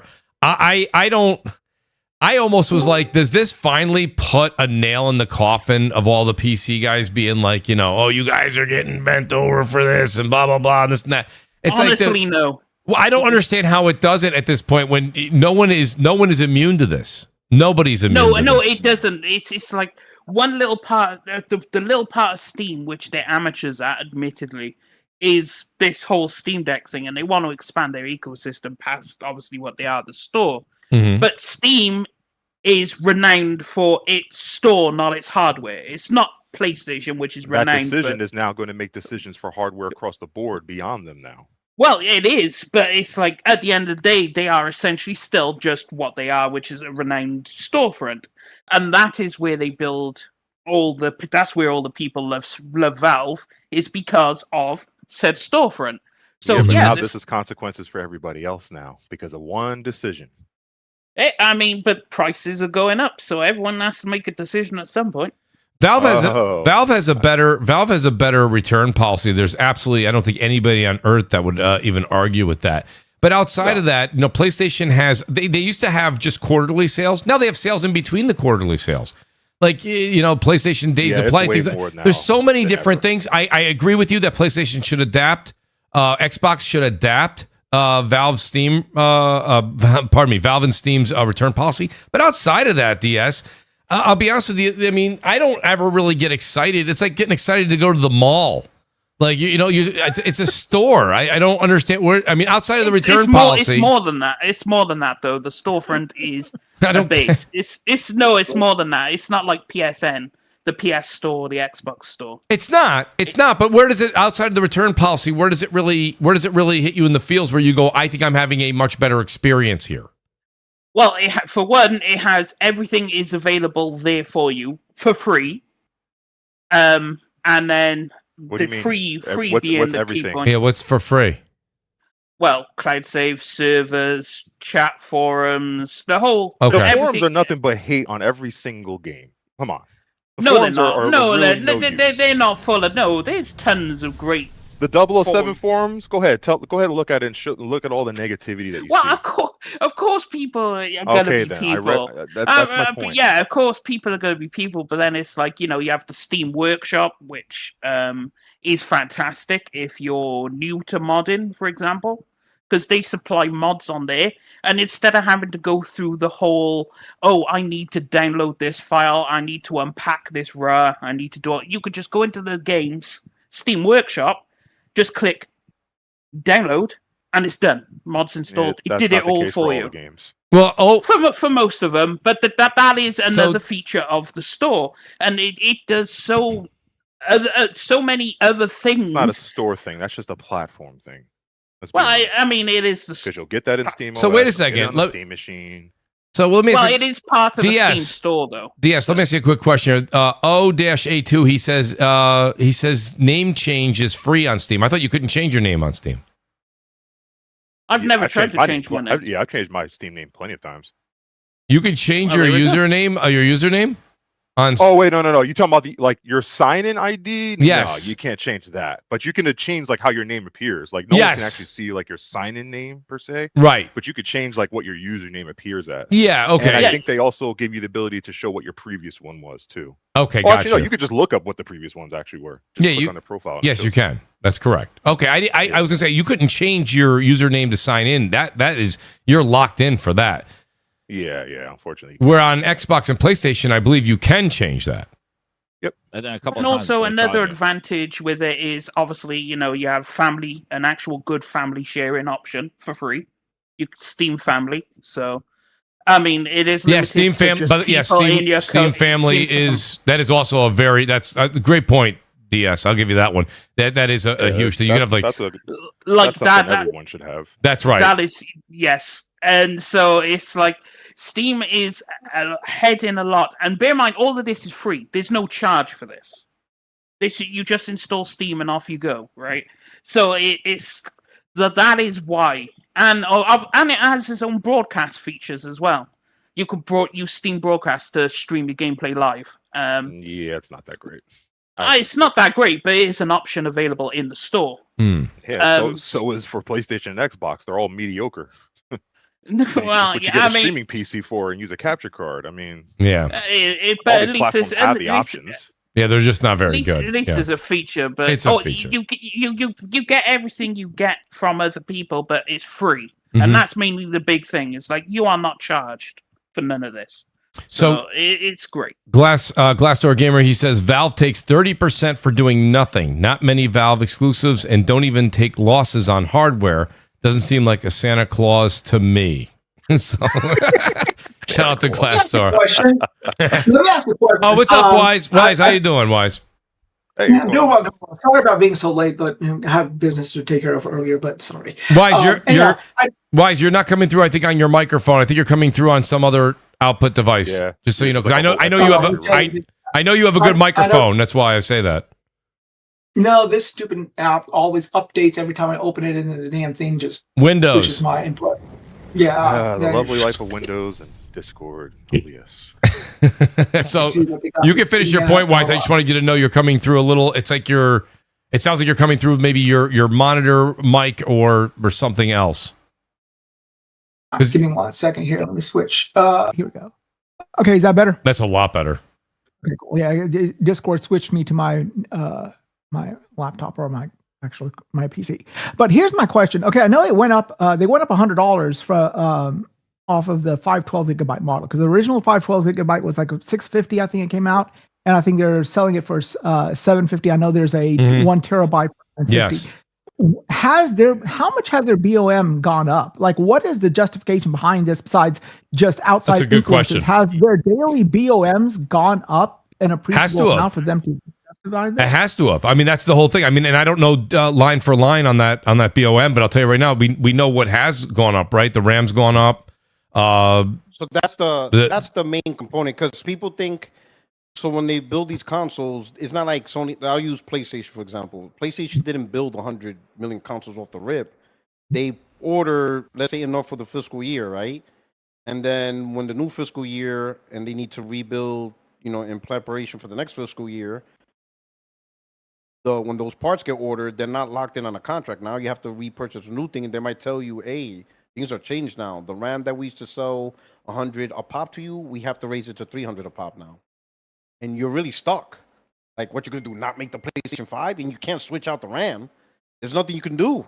You know, so I can understand like people think like when they did these contracts, it's like for 7 years, and not no. It's I learned that recently. I learned that recently. So like every year they have to rebuy RAM. I get that, and the prices change. It's not like it's locked for like a 5-year commitment. It's not. My question is, they've gone up about 15% on their 512 gigabyte model. Have they? Is that 15% just cost coming? Is that a 15% increase in BOM, or is it like only a 5% increase in BOM and them seeing what they can get away with the other that is purely BOM for them.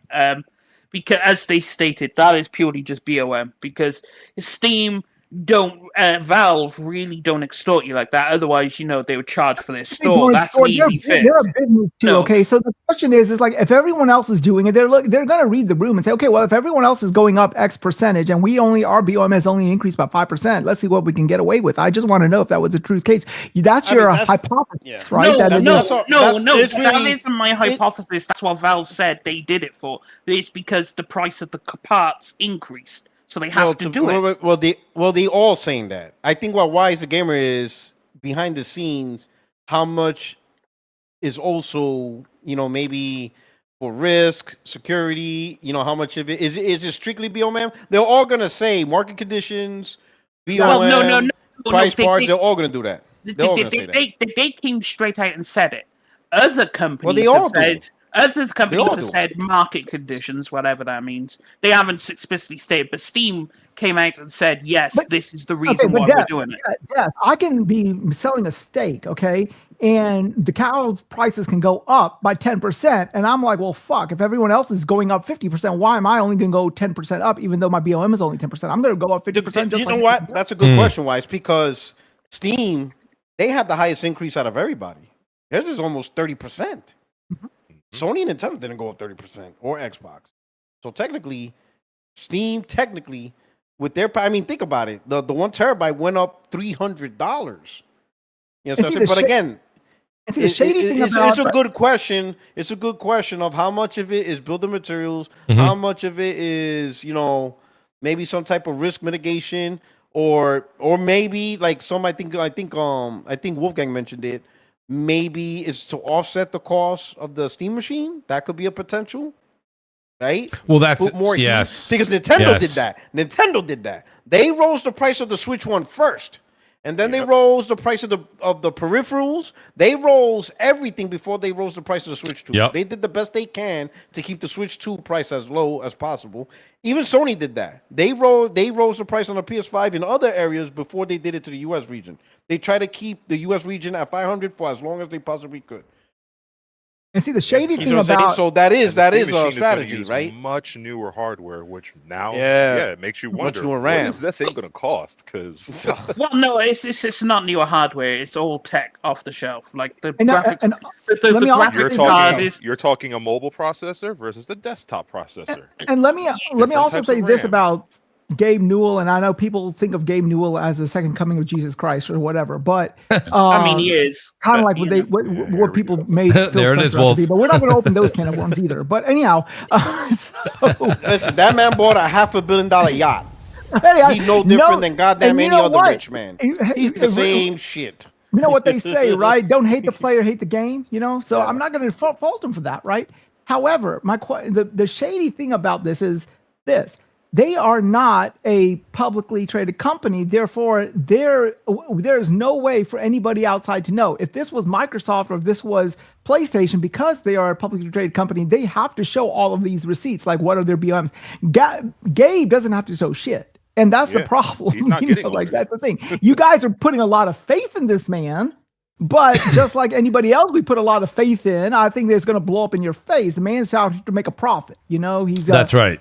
It's a business. He's not your friend. He is not your friend. Well, no, but you can actually rock with him because, you know, he hasn't really, ever since Steam release, it's only improved and he hasn't really done anything to break anyone's trust. That's why it's the most popular store. Yeah, That's but just why because somebody's not even done something before doesn't mean they can't do it now. But then again, also they said the cost of material, the bill of materials is the reason and logistics. Bear in mind, they don't subsidize the Steam Deck. It's built to cost, right? So if you're building it to cost and you're not subsidizing it, guess what? If the materials go up, guess what you have to do? Well, you're building it to cost, so you have to raise the price. They're not doing PlayStation or other these companies that can subsidize shit. They don't subsidize nothing. They're like, no, it's built to cost. So this is what it's going to be because that's how much the components cost. Wait, they're building to cost? You're sure about that? That's Yeah. 100%. There is no profit to be gained in any of their hardware. They have Whether to it's be their making a controllers, profit. they Every- have They're to be making making profit. something. Everything They're is not for- going to jump What there. company They're sells going to hardware make without this wanting to super make a jump profit at some point? just to match. That's actually scary. If the 1 terabyte Steam Deck is $900 and that's breaking even, then shit, you got no hope for that Steam machine. But- There is but no the- hope. Put the next generation on hold for a while. Yeah, we got a Boy, problem. If that Steam machine, he might as well put that shit back in a QuadCon. That Steam machine's never coming out. If you're talking about a Steam Deck breaking even at 900, oh shit. Yeah. But Oh my that God. is what they do because it's you know it's bespoke. It's their Bro, side stop piece. it, man. Listen, that yacht he bought's not gonna pay for itself. No, he's yeah. Right. No. That yacht cost $500 million. Well, no, that no, shit but- don't pay for You itself. think, But the also- software sold on that store alone is what bought him that yacht? yeah, it did actually. It did Oh, because okay. Steam is the Hey, number one but- marketplace on PC. Which Hey, is Singer. Gabe tells you anything and you'll believe it. no. Singer, but- and also, Singer, look. No, White. I have to address that. See, this is how I know you probably don't know shit about PC because otherwise you would know. You're getting Everyone really on- upset, sir. Everyone on PC I buys still through 8 to 9 Steam. PCs a year for clients. Yeah, Don't okay, know that's anything about cool. PC. Everything is well. Then you would know that Steam is where everyone buys their games because that is the de facto place to Building buy a game. PC has nothing to do to know what the ins and outs of a PC storefront is. No, I build but them he and I makes- say, he here make- you go. Yeah, he makes 30% on every game sold in the store. Bear in mind, they release more games than everyone. And you think every piece of hardware they sell is exactly for what it costs out of the manufacturer, and that's it. Not a dollar is profited. That is what they said when they first released it. Is But- built. but to he's cost. just- People can say a whole lot of giving things, he's that's so the- wait, hold. So they're creating a Steam Deck just for the fuck of it, just to give it away. Yeah, they were bored. With no Singer, profit, Singer, with Singer, no Singer, profit, no, with no no, profit no, in no, You mind. gotta, no, you no, gotta no, pay for the let me explain construction of something these to you guys. things. Like, come on, man. Singer, this is Like, not. what are we talking about here? This is not a publicly traded company, okay? When you're talking about Microsoft, when you're talking about PlayStation or Sony or whatever, their money comes from the shareholders. Okay, that's why they sing a good song and dance to the shareholders because they don't make money off of the consumer. The consumer's money is a means to an end to get more shareholder revenue. That's where their money, that's where their profit comes from. This is not a publicly traded company where they're making their money. So they don't have shareholders. They're making it off the store, which is why they can sell the Steam Deck to cost. Because guess what? When you buy the Steam Deck, guess what store you're shopping from? But then Hey, why you're take shopping but from then- the but then- Steam but then store. why? So then you're The taking a problem hit is, then. but here's why the reality. But You're no, taking but a why hit pay if that's for the case. R&D? Why pay for hardware? Why pay for go through all of this headache? Customer service, all that bullshit. When all you're going to do is pay payroll and break even. There's literally no way that they don't make a That profit makes on no it. sense. Like It why does- is I Steam? mean- Why answer me this? Why do you treat Valve as if they're not a business? They are a business. That is the most. That is the. But you don't treat them that way. You talk about as if they're a non-profit organization. Yeah, it's No, right. So they're gonna do all this work. Think about it. They're gonna do all this work, R&D, all this stuff, building it together, selling it to you, and make no profit. So you couldn't access a store that chances are you are accessing anyway through your PC. That only That makes no happens business- at the that North makes Pole. no business sense. There is none at all. And you know what? None at We're all. not complaining that he's making a profit because if he wasn't, he'd be a fucking moron. Yeah. What the fuck Yeah. are you doing? That's why it makes no sense at all that they would just make hardware and make no money off it. That No, doesn't make sense at all. they sell it with at a very thin margin.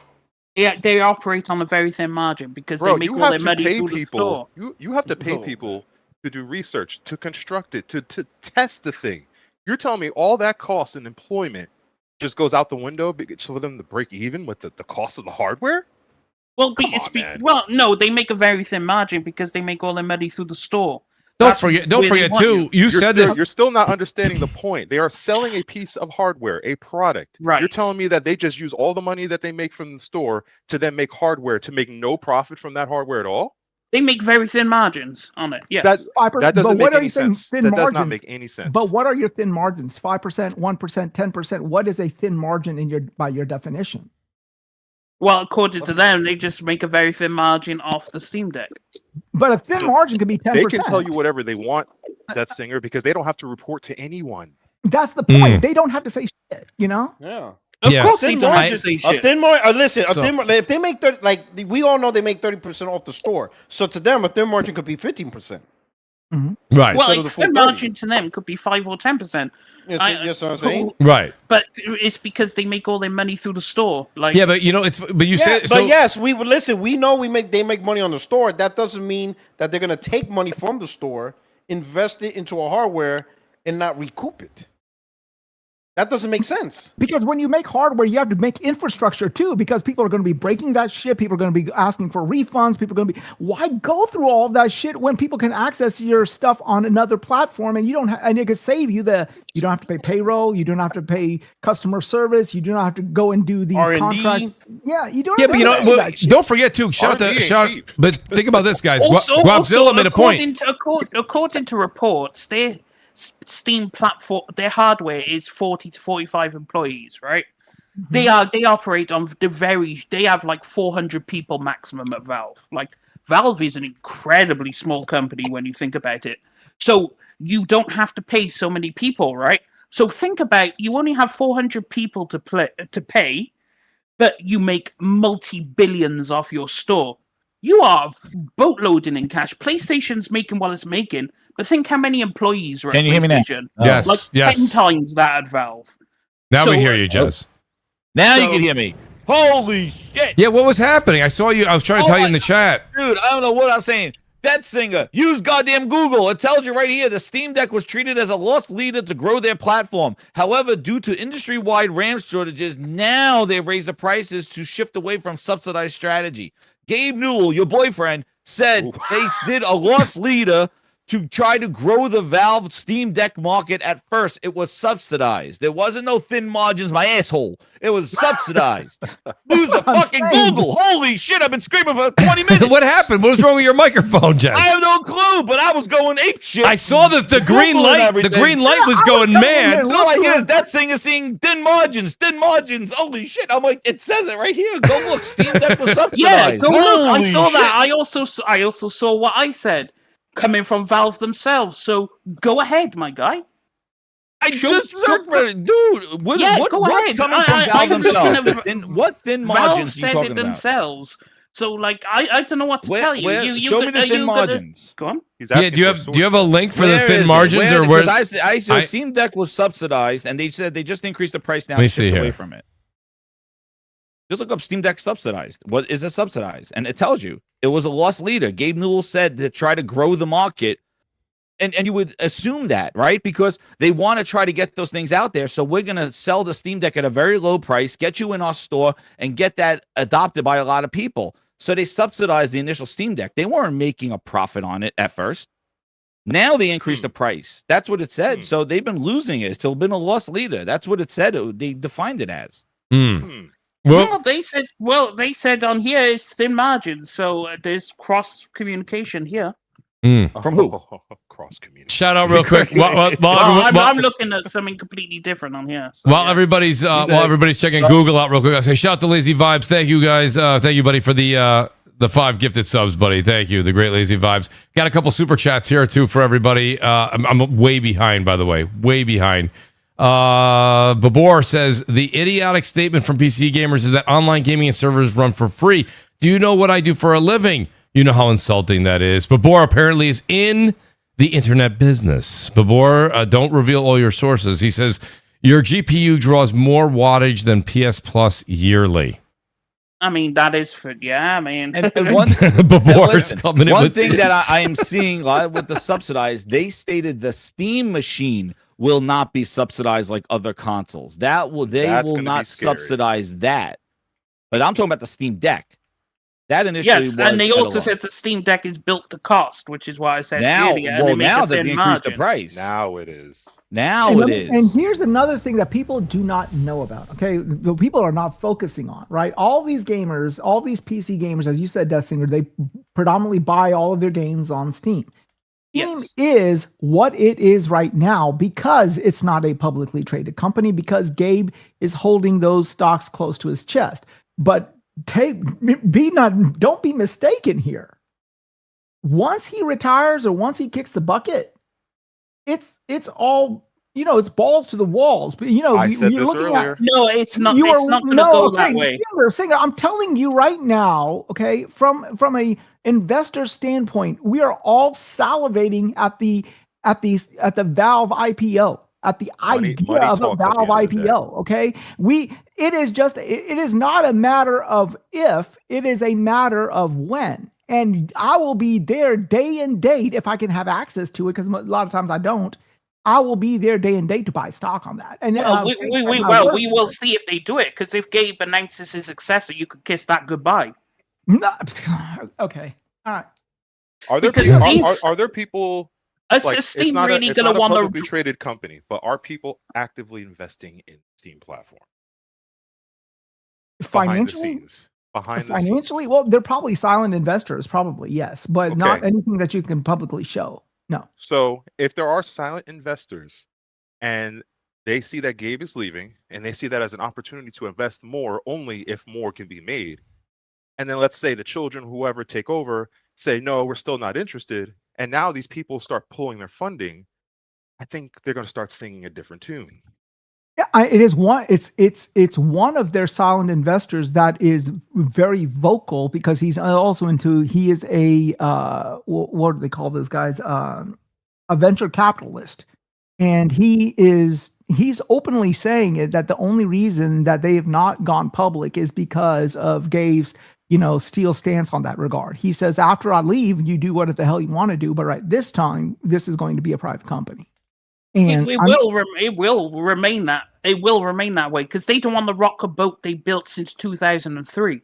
They have mastered the PC market. You're not going to want to That's turn it. it upside down because you There are could loyal lose. Steam people like yourselves who will follow right the fuck along. Okay, you Okay. guys- Hang on.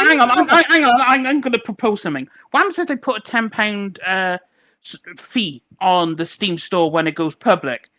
Guess what? Everyone's going to disappear real fucking Really, quick. everyone's going to disappear, Death Singer. What about the libraries? They're just going to stop playing games Not all with of a those sudden, libraries. Death Singer? No, That's what it's because you could protest in different Not those- ways. But the forums, that's Yes, the because forums. that works The so forums. well for a lot Yes. of other things. Make a petition. Sign a You petition. can't leave Tell the what happens. forums. The forums. It's like you Free it's- forums. but then again, it's like if you built yourself a monopoly, why are you going to want to destroy Changing that? your name. Because it's a company. They For free. want more money. Companies do this all the time, Death Singer. I They're can't leave making changing more my name money for than free. they've ever had, though. What? Right now, forums. Gabe is the billionaire. If this goes public, there'll be a whole lot of other billionaires. That's what they're looking at. Okay. Yeah, it's but- not just one. Right now, the only one profiting for the most of it is the man who bought that fucking yacht. Okay. If investors approach this company and say, we will give you so much resources to revamp your store, introduce subscriptions, blah, blah, Why blah. would you want to then- revamp a perfect store? What? It's not perfect. Relax. Nothing is perfect. Cut it out. If people come forward and say, we're going to give you all these resources and money to now monetize your Steam platform, and in return, you can just start introducing all this new stuff. Take risks. Put out all these other pieces of hardware, whatever that you can't currently or don't want to spend money on. They're going to look at it differently. This is And you how talk- things are run. and you Yeah, talk but they about will have to misleading. change. They'll have to change their entire business No, practice. but and Singer, everything. how much money do you have invested in Steam? How many games have you bought? You are not going to just. You're not going to leave just them. simply walk away. They're not going to change to that, though. Why would they? And also, bear in mind, why have a lot of businesses made the decisions that they have? Also, they do it anyway. Internal equity is granted to long-term employees. Valve also has no debt and no venture capital investors and no shareholders to answer to. So why are you going to rock that boat? It's a lot of small businesses start off that way, and then when they want to grow even further and employ more people, when you want to employ more people, why would they want money gets in the way? Well, don't forget those. Why would they want to employ more people when they're doing perfectly fine with the 400? DS, don't forget, a lot of people were rooting for Microsoft to buy Steam, and that would have been an absolute for you. That would have been, I think, your reckoning day. That would have been a nightmare. Yeah, and that would also, have been. That's a good point. If you're talking about sales, this company is worth more as a public entity than a private entity. So if you're going to sell Steam to somebody, go public and then sell it for a lot more money. No, but he won't do that because soon as you have to answer to shareholders, all of a sudden there's going to be price increases. There's going to be all kinds of changes. Everything's going to come out and then the people who are at the top make money. That's Singer. Yeah, they make. They're not here to be your best friend. That's Singer. They're not here to be your best. They're not here to be your best friend, but they have never charged for it. And when they did try to way back in the day, charged it on PC. Guess what? It failed spectacularly. So as soon as you try and bring console, into Steam, they're not going to walk away. The thing is, as soon as you try to bring console practices into PC, all of that shit goes away. Boof. That's it. It goes. That's Singer. That's not even console practices. Why does this always go back to console? Because this is any business right now. No. Online. This is any business right now. Everyone is offering a subscription service. Consoles invented pay to play online. What do you mean? We're not talking about that, Death Singer. We're talking about subscriptions for anything. It doesn't even have to be with gaming. Steam can introduce some bullshit at the end of the day, and it could be a subscription service. The whole point is, this is what all businesses do now. They make a subscription service for every damn thing. They're not gonna go that route, though. Steam is not gonna destroy what they made. Bro, you have to stop speaking in absolutes. Yeah, that's a cardinal rule. I mean, to be fair, they started in 2003 and they've never charged since. So, I mean, that's a fucking long time. Singer, a lot of businesses did things differently, and then once someone handed them a shit ton of money, things changed. Yeah, that's because they're public. They're private. They have no capital investment. Well, we'll come back to this when and if you never not just when and if they do become public. I think that these are good points that Wolf's making and a good point that Jez is making. But that's I hear what you're saying. I just think at the end of the day, what you're holding on to is not forever. Speaking in that many absolutes, it's trust me, it'll come back to bite you. It's not forever. It's just the way the PC community has developed to now. If you start introducing charges, all of your good shit goes away. People will desert your platform because PC gamers are conditioned to not to pay much money now. No, they are invested in pay to play online. Pay to play online is the biggest thing that will instantly sink your shit. And I understand that, Death Singer, but guess what? If people want to play, they'll pay. Oh, yeah. I mean, look at Epic. They came in and they tried pulling some bullshit, and guess what? Epic is completely floundering. If Steam is the one to open that door, everyone else will walk through it. Steam won't open that door though, because they don't want to destroy what they built. Absolute, sir. I'm telling you. You don't know that. You don't know that for sure.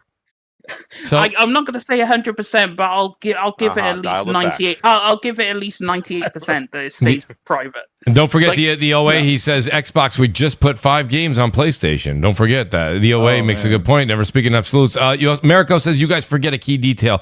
Sony manufactures their own semiconductors. This helps them considerably with manufacturing and leverage from third parties. This is going back to what we were talking about when we were saying, will the PS? True, the PS6? They make camera chips and whatnot. Yeah. Right. So that is very true, Mariko. Thank you. The OA, he says, NVIDIA is slowing down development of new GPUs. I don't think hardware will evolve that much in the coming years. So Microsoft and Sony might be able to wait. Evolution next generation will come more through software than hardware. What are we hearing on the card front, DS? Are we hearing anything? I mean, it's less power. They've already got like triple the power of the. Like they're so far ahead in power right now that it's like now they're going for optimization. Like the VRAM shrinkage, what used to cost like 6 gigs of VRAM now only that compression thing, where it's now less than a gig of VRAM. So that'll give life to like 8 GB cards and whatnot, because the VRAM. So they're optimizing that, but also they're doing like mega geometry and all the other stuff, which is more to help path tracing. So they're not going, well, what's beyond path tracing? How do we make path tracing more efficient? Because you're not going to get probably better than path tracing anytime soon anyway. So it's like they're now refining rather than increasing power. Because you've pretty much hit your bottleneck near enough. So it's now let's refine this power. And the sooner the consoles catch up, the sooner more games will utilize path tracing, for example. Because now only certain games utilize it, but that's because only PC can use path tracing. So as soon as path tracing comes to console, all the developers are going to look at ray tracing, right? Ray tracing used to be a PC only thing. Well, Not all the developers in the utilized F1 it. game on console. Yeah, they did. That was an experiment, and there's a shit ton of caveats with that, but it's not a playable experience. Like you wouldn't want a whole game like that. But it's. I'm just saying they did show it on console, so you made it. Well, like, yeah, again, but your absolutes again. Dead singer. Scale back. Absolutes. PS6 will be the console that has path tracing, right? Mooch. Now every developer will use it. I really don't give a shit about any of these tracings. I want to jump on one of the prior comments. Real quick though, Mooch, I do have to go. Oh, I'm sorry. Yeah, Wolf, that's right. You're doing your show at 9:00. Yo, shout out to you, Wolf. Appreciate you being here, buddy. I need you on one night, man. Yes. I need you on one night. We got to get everybody wants a little time with Wolf. Wolf, thank you for being here, buddy. I appreciate it. I'll be here more now. I told Mooch I can show up on Thursdays more now. So I appreciate that, Wolf. I really do, man. It's great to have your takes on the show, man. It really does. Give a shout out real quick to your stream, please. Yeah, you can find me on Twitch, YouTube, Wolfgang Mishima. I recently became God of Destruction in Tekken, which means I am now in the top 2% of all Tekken players. Damn. Yes, I'm not a joke. Nice. But yeah, receipts. Appreciate you for having me on. Yeah, always, Wolf. We'll catch up during the weekend, man. Definitely next Thursday for sure. All right, cool. Yo, thank you, Wolf. So real quick, and then I'll give the mic back to you, Wise. I'm so far behind on Supercharts. I'm trying to make it so that they're relative to what we're actually talking here. Glassdoor says Valve's hardware amateurs, they don't know how to scale nor have the economics of scale. Economies, of scale. They leaked the Steam Machine price internally was north of $959. So yeah, but is that necessarily the problem I have mainly with that? And I know that a lot of Steam users like DS, I don't even know if the Steam Machine is really for Death Singer, but I will say this. I think the biggest problem I have right now with it, if it is overpriced in accordance with the PS5, people are going to say, well, I have a Steam library and I want to play it in my family room. That's fine. I get that. You got knowing that I'm from a console life, that I do enjoy that myself, so I can't argue with anybody with that. But if you're out there and you're like, do I want to get into which ecosystem? The $900 for the PS5 Pro, the Pro is going to be more powerful than the Steam Machine. So unless you're already, I think this is really catering, the Steam Machine's catering to the existing PC crowd. I know, DS, you made a good argument that said, hey, if you don't want to build a PC, but you want to get into Steam and the PC world, this is a great entry point. That may also be the case. But if power, just build a PC now. At that point, build it. Well, I mean, it's not like we thought this. We always said this thing was probably going to be between $700, $800, $900. I actually think the Steam Machine might come in cheaper than the Steam Deck, because I think the Steam Deck they want to just. Yeah, I think they just want to move it out the door. I think they want to get rid of that, and they don't care. And the Steam Machine will probably be. What do you think, Jez? Maybe. Yeah, 800. One of the things I don't know. When we were talking about the Steam Deck, one thing I wanted to bring up about it is that the cost, not only of the RAM, but they do use the the 2250, like the real small SSDs, which are not, they don't get as big as the normal 2280 or the longer ones. So they use the small ones that I think cap out at 2 terabytes. So those I think may have been even more expensive, because I know the SSDs, those tend to be more expensive in there, but I don't know about $300. But I'm just saying, like, they use the smaller ones in the Steam Deck. I know that the small SSDs, but I agree with you, Mooch. Like, I think that Steam Machine, may like I said, it's all about perspective. Like, they now, like, hey, we're not subsidizing this Steam Deck anymore. We're just gonna say this is how much it costs us to do, or we're gonna whatever we're gonna do.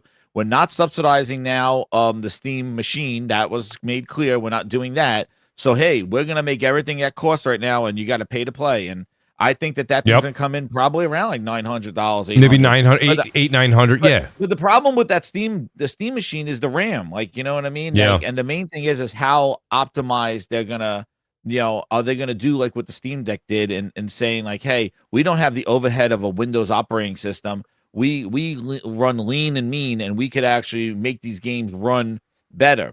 The problem is though, is that now this thing is made for a TV.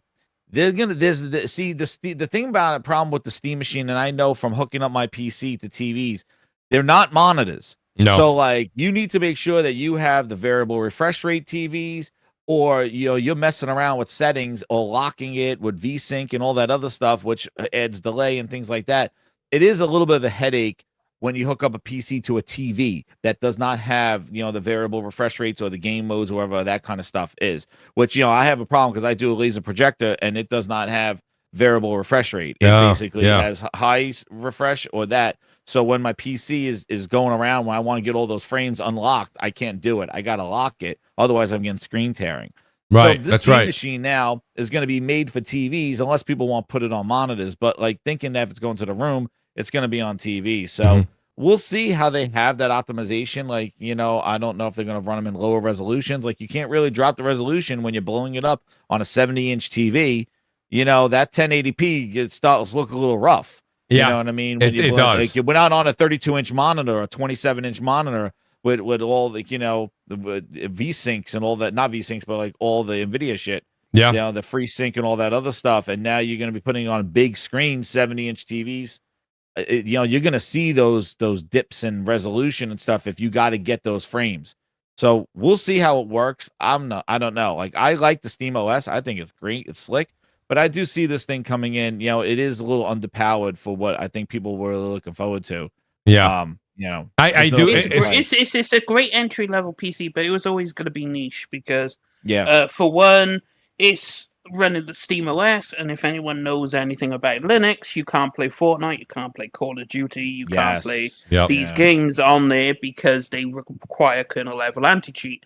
So it's always going to be a niche product. So it's going to do what it's going to do, and it's going to appeal to the people who want like an entry level PC, because the specs are equivalent to like an entry level PC, right? Yeah. So if you just RAM want, is low though, that RAM is low. But 16 gigs is a bit low for this day and age. But I know a lot of people who are still on 16, and it's do you have I was DS? So DS, do you have the list of specs that were leaked out for the Steam machine? Because Mondo 16 gigs of DDR5 RAM. Mondo's asking if it has HDMI 2.1. I don't think it has HDR. Actually, No, think it does, HDMI actually. 2.1. That hold on. Let me see. capability of my output. Actually, I think it does, because I thought I was just looking at the specs. It has somebody says it's Davis77. He says it's only 2.0. That would be a big that would be it is only. It doesn't 2.0. have it does not have 2.1. That's a hit. Yeah. That's a large. That's a blow. I tell you, that's what I mean. People would think like this one would come in at $500-$600 when they showed the specs. Like, I can't. And now all of a sudden we're talking 1,000. Because 2.1 is the new standard, is it not? Yeah, it is. I don't understand. Yeah, they also have a 2.1B if I think that's correct. Yeah, there is. There's B. that's actually there is a latest and greatest in that 2.1. I don't know if that's it, but I'll take your word for it, Wise. I know you're kind of keeping your ear to the ground. Glassdoor says the deck went up almost 50%. Greedy Gabe is cheap. Matua says a $300 increase on a Steam Deck represents a price jump of approximately 46%. Glassdoor says Gabe hasn't done anything bad because he does none. Shout out to Glassdoor Gamer. Mariko says each week feels like an intervention to get DS off Gabe's Kool-Aid. Well, listen, that's not going to happen, Mariko. So it doesn't. That's not what this is. No. The thing is, why would I get off a really pro consumer store? Like, why am I going to sit here and go, Gabe is such a bad fucking person. Look all the shit he's put me through. All this. It's funny, the only thing is DS. The one thing is, and I know that you're very much wrapped up, and this is fine. I was there at one point. You're very wrapped up in the community. You're very much in your Discord, and I get that. I really do. The only thing I would say to you, just in the background, is that I don't feel like someone who paid $10 less than a game for me because they got it on Steam or CD keys or whatever loaded now.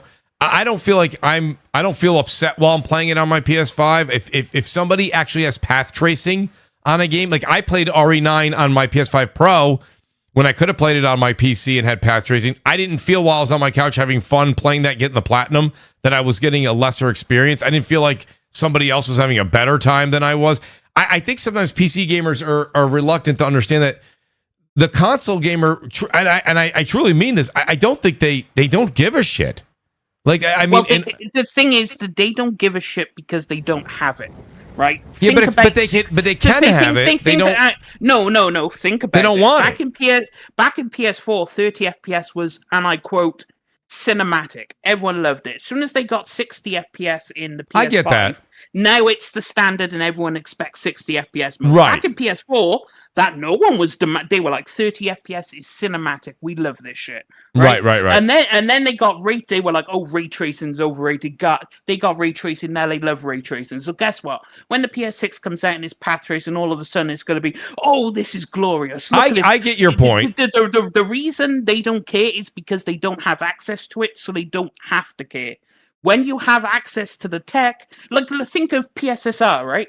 Everyone's like, "Oh, look how great it is." Back in the PS4, did anyone care about upscaling? No one gave a shit. Right, I hear you. The DLSS was doing, FSR was doing what it was doing, and people are like, "That's PC garbage." You made a great point, DS, but you've almost proved my point by making a great point, and that is that they didn't give a shit.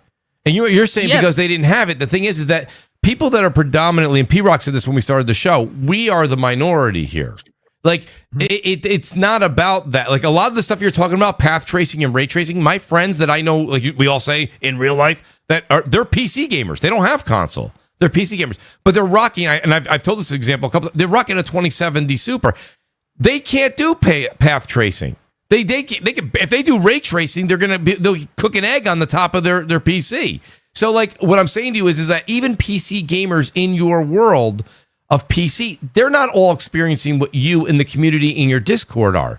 I think people get that very much confused. A lot of people I know that have console, they can't even figure, like my cousin, one of my cousins is like, hey, do me a favor, set up my PS5. He's like, I don't even know what the fuck's going on with this shit. Like, he don't give a shit. You know what I mean? Like, so he doesn't even, if I said to him, hey, wait till you see next generation's path tracing, he'd be like, what the fuck are you talking about? Like, what I'm saying to you is, so you're right. When people got, now also a 30 to 60 frame thing, that's a definite enjoyment of life. That if you want to say people were saying cinematic, I remember people saying that. Also, I agree with you. But path tracing and ray tracing, I think they're still really, really fun buzzwords, right? It's like if you get a car next time, Detzinger, and you go, Mooch, check out my new car. And I'm like, this is really nice. And I'm like, did you get air? No, that's not true. But if I say to you, did you get air conditioned seats?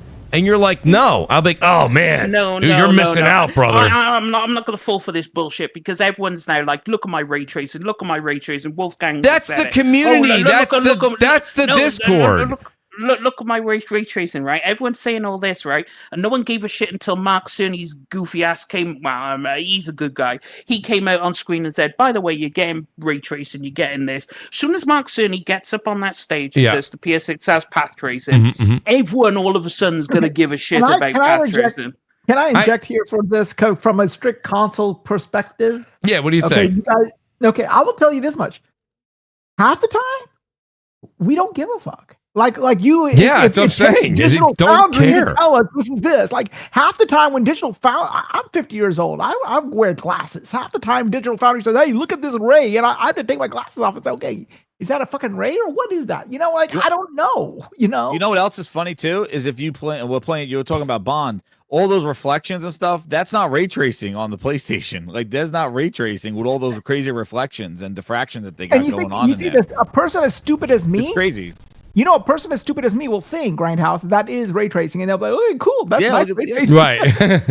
And because like even like the reflection from the ball, like in the mirror reflections and all that stuff, like dude, it was crazy. Like if you remember the beginning where the mirror's cracked, I was like looking at the mirror, I was like, I've never seen this where it reflected the whole world in the diffracted mirror where the mirror was all cracked, and that was on the console. And then they were like, that's not ray tracing. There's no ray tracing in this game on console on the thing. So like It's just they did some. I forgot what they did something, but it looked awesome. Like I didn't really give a shit. What, like I said, I don't believe any of these tracings. And the problem with ray tracing is and path tracing on top of that. As soon as you turn those things on, your performance goes to shit. Then you got to go into frame gen to get those frames that you lost by implementing. No, that those also things. depends on the hardware. That's not necessarily true. But That that's kind of the recipe. What's been going on? They're trying to say, well, look, you could play with all these settings turned on and enhanced with frame gen, and you don't lose your frames. Like they've been showing how frame gen offsets the use of turning all these things on, and that's kind of what their recipe is.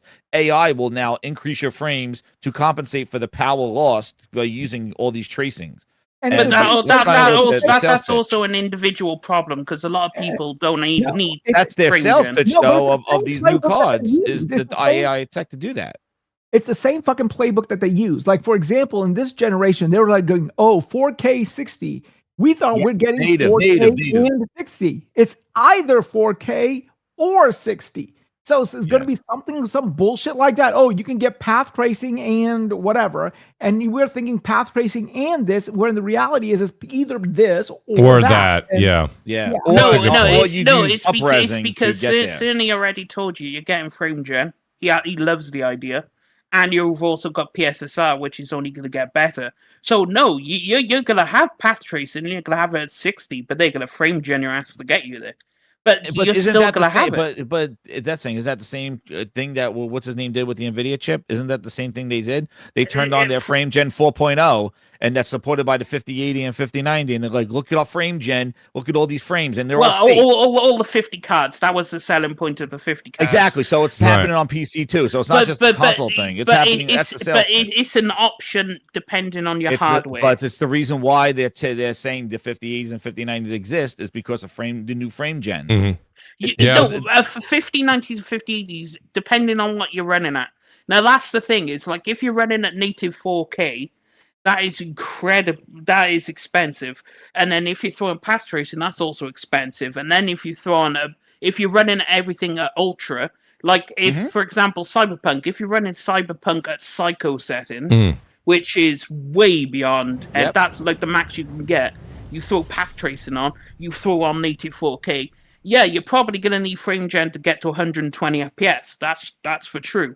And that's but it's like unless you run into like the extreme, you're not really needing frame gen. Like I can run Cyberpunk path tracing, 1440p, upscale you're running 4K. it at that's a big thing. 1440p. You're not running it at 4K.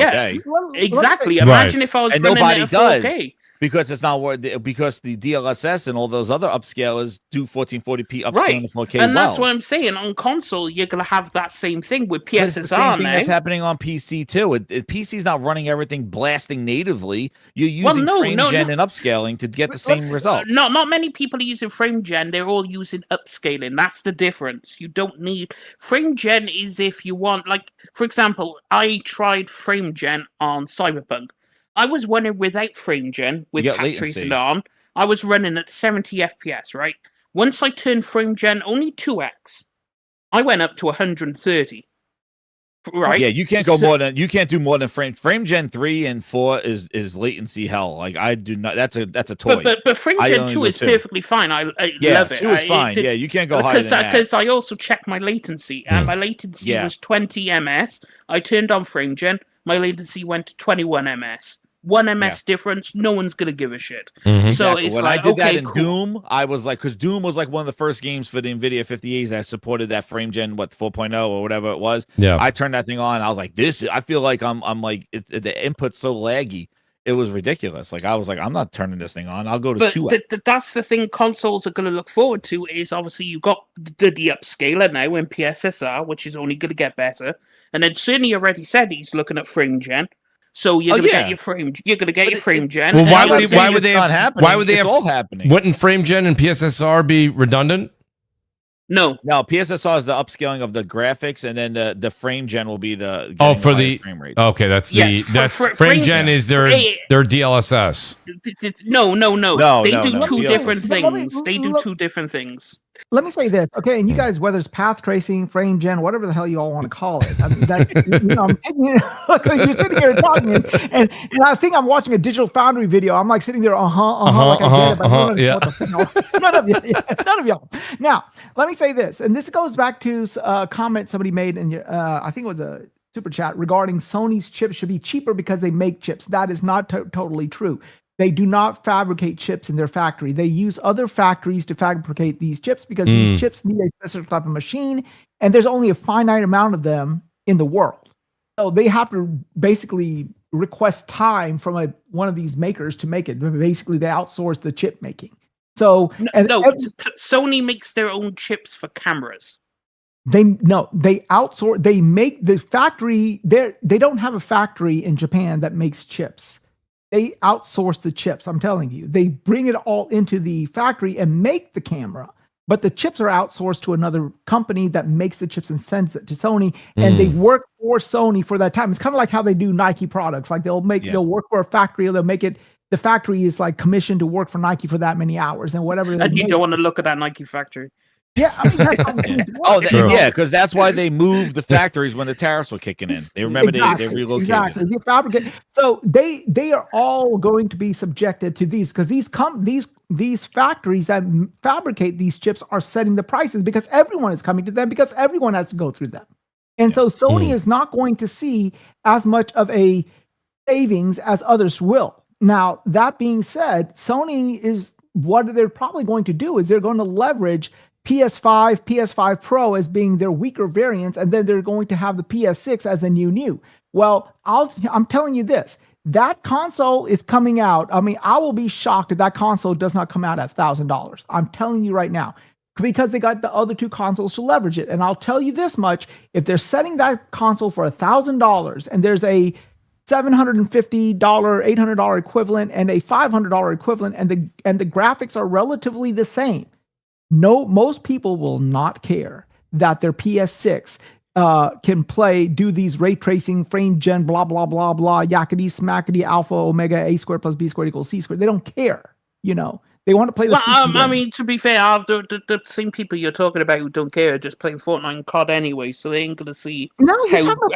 I'm like, why would I go any further? I'm talking about me. I got Yotai running on freaking PS5 Pro. Why would I want to pay $300, sell my PS5 Pro, pay $1,000 to get a PS6 or whatever equivalent just to play something that does frame gen, this gen, that gen, that gen? I don't. So you're not going to buy the PS6? I'm going to buy, but I'm talking about the average person. Well, of course, the average person showed you what they were doing when they all sat their asses on the PS4 and didn't move to the PS5 until now. And even then, there's still some people over there because the price is too much. $1,000, that's not appealing to the mass market. That's not an impulse buy. Correct. That's you're lucky if you get that for Christmas buy. No, but you're saying, they're going to see it. Everyone's going to love it. I don't think so. No, I don't think the average person looks at that and says, I love it. People will love the performance and the graphics because you could see graphics, right? You can't see frame rate, but you could see graphics.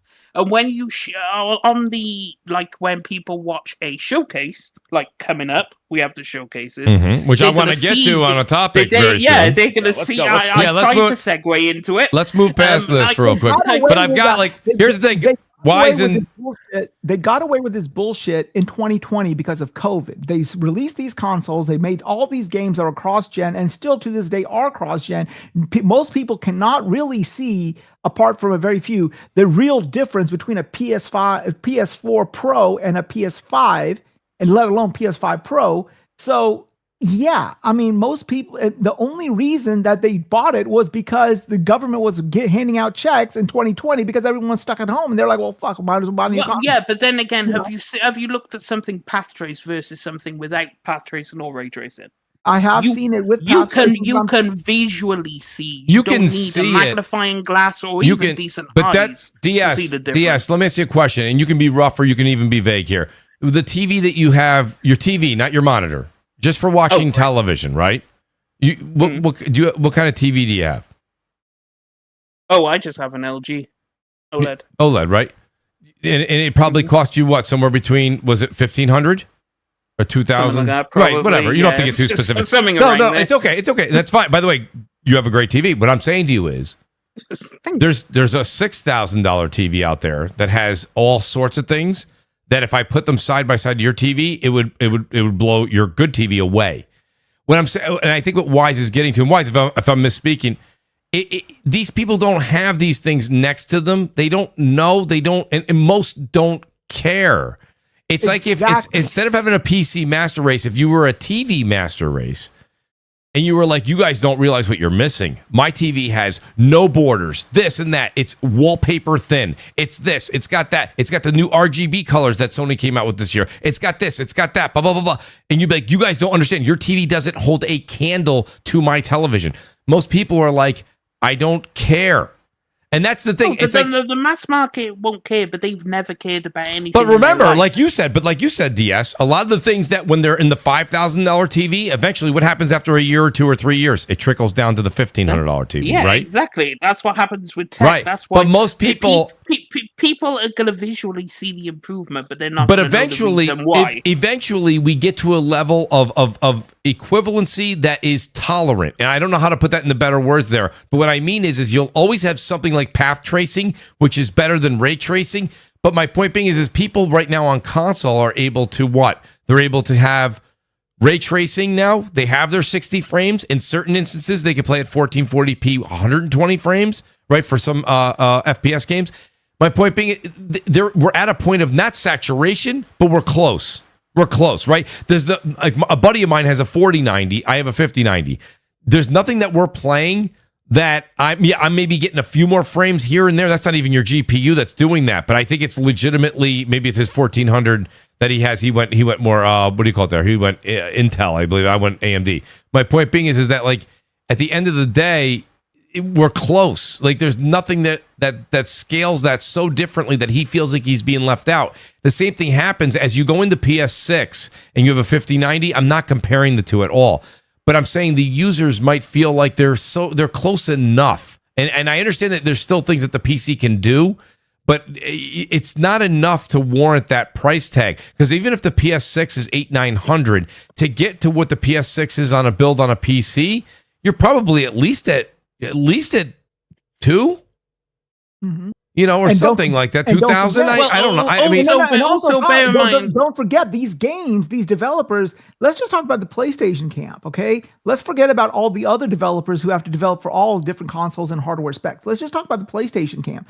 If they're making a game, I guarantee you, Sony Corporate is telling them that game that you're making, let's call it Intergalactic, runs equally as well on the PS5 as it does at the PS6. Yes, the PS6 may have more flourishes, but the PS5 should not be a slouch. It should still be doing the same thing. And that is what they're going to cater to. And if it's going to be that way, the people are going to be like, well, shit, I could play the same game on the PS5. Why would I have to fork over $1,000 to do this? The same thing with all cards are going to always have something more. So they won't be able to sell you a card if they can't. Listen, let me do this. So I have a lot of super chats here that pertain to this topic, and I definitely want to read those super chats out. Do me a favor, guys. I'll read them a little bit slower. If you guys on the panel want to discuss them, just make a quick note or type something up real quick, and then we'll come back to it. I do want to get to these other two topics because we are already over 2.5 hours. I just want to kind of go over these super chats, and then I do want to kind of come back to them if you have a question at the end. Matua says Microsoft will acquire Valve, and then he does a money face. Matua, pray to God you're wrong there. Glassdoor says Greedy Gabe, so cheap he has the Linux community helping the development on Steam OS and Proton. His QC is basically user reviews. So Glassdoor, we'll come back to some of these things. Babor, just taking a quick look, he says, I like PlayStation. They've proven themselves to me since 1995. But the way the Xbox refugee fell in love with Steam without any good first party. Well, that's, Babor, as we've said a number of times on the show, that's debatable. Exclusives is a console game. That's not a PC game. So keep that over there.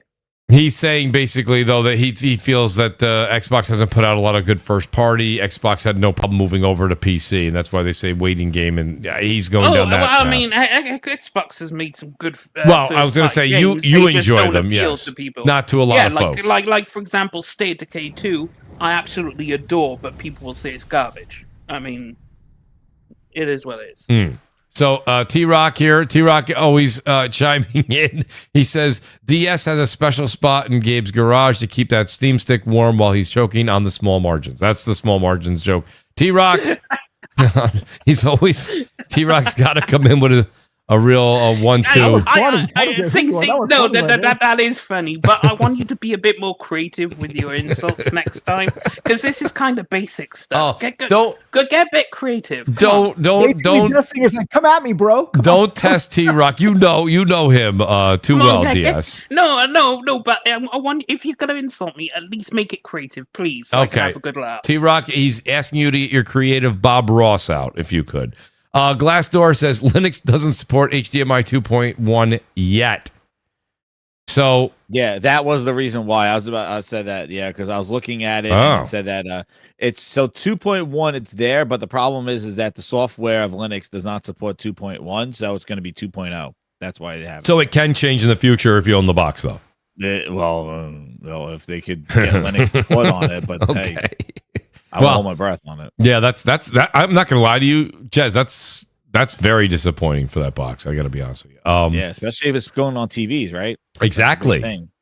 Like we were saying that before when DS was making a point a couple weeks ago, and he's like, "Are we going to include TVs for this discussion?" Well, I guess not, because apparently you got to go now. You got to go buy an old TV to use this thing.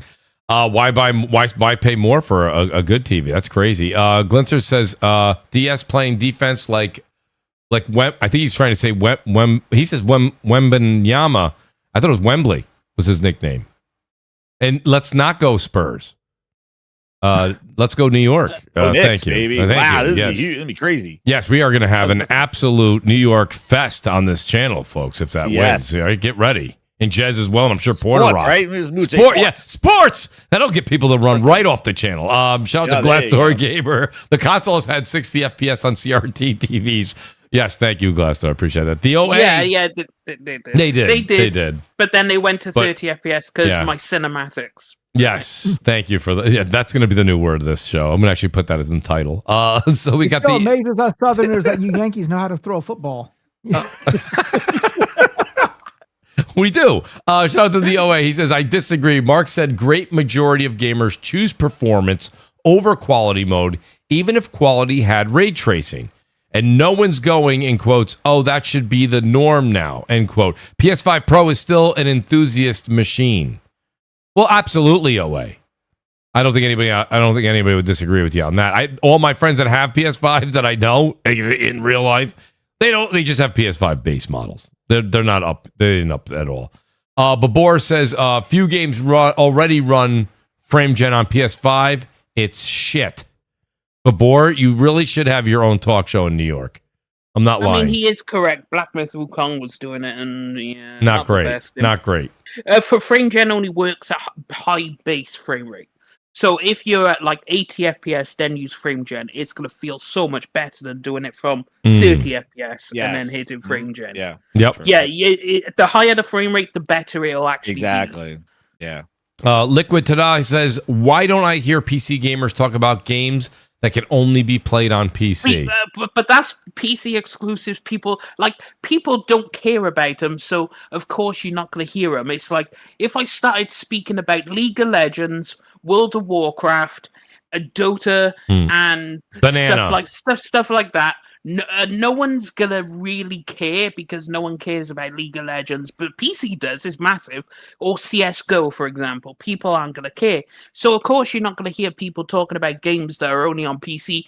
Even then, we think those games should be on console. I personally think League of Legends should be on console, but they can't. To be fair, trying to get mouse and keyboard, like. The amount of control schemes you need is really difficult to put on a controller. So it's going to be what it is. But it's like World of Tanks started on PC, and World of Tanks came to console. Yes. Valorant started on PC, and now there's a console version. So it's happening. They want to get there, but it's really difficult. But it's like most people on PC don't care about exclusives. The only that time and also League of Legends, and you saying they need a mouse and keyboard, and that's the reason they're not bringing it to console. That's a BS excuse because both consoles you can do a Bluetooth keyboard, so they can mandate that you play with. but most people aren't going to hook up their mouse and keyboard to a fucking console. They're going to use the controller. Let's not pretend like that's going to be the norm. But it's there though. It may the not option is there, but it's very underutilized. Yeah, so Wise, I mean, good you to let the audience know that. Didn't know, but I do agree with DS. I don't think at the end of the day, we've known we could do that for a while. That's never been really a selling point. Yeah, no one's like bringing League to console. Obviously, they tried to do it. They made a mobile version of League, and apparently that version's supposed to be coming to console, but they haven't announced anything. There's a lot, and don't get me wrong, we have the paddles right now on the pro versions of these of the controllers and things like that. But if they actually wanted to have something like that be make a dedicated like Dota or dedicated what did you say? Not WoW. What was the other one you just said? League of Legends. League of Legends. Make a dedicated controller for that. With listen, and don't laugh. Like I have a mouse in front of me right now that has like, I'm not kidding you, 1, 2, 3, 10, 12, 13, 14, 15 buttons on this fucking thing. Like you can have a controller that is made for that, and that might kick ass. But again, that would be an accessory that you would need and really promote that type of game on console. And even then, it may not work. I don't play that game, so I don't know. But if you they've been doing special controllers for the longest time. Remember Nights into Dreams? Remember the Rumble Pack that came in with an N64? Wow. And what was Seaman had a little thing that you had to do back in the. So that was always a thing that certain games require their own special controllers. Also, when talking about stuff coming over, like Age of Empires released on console.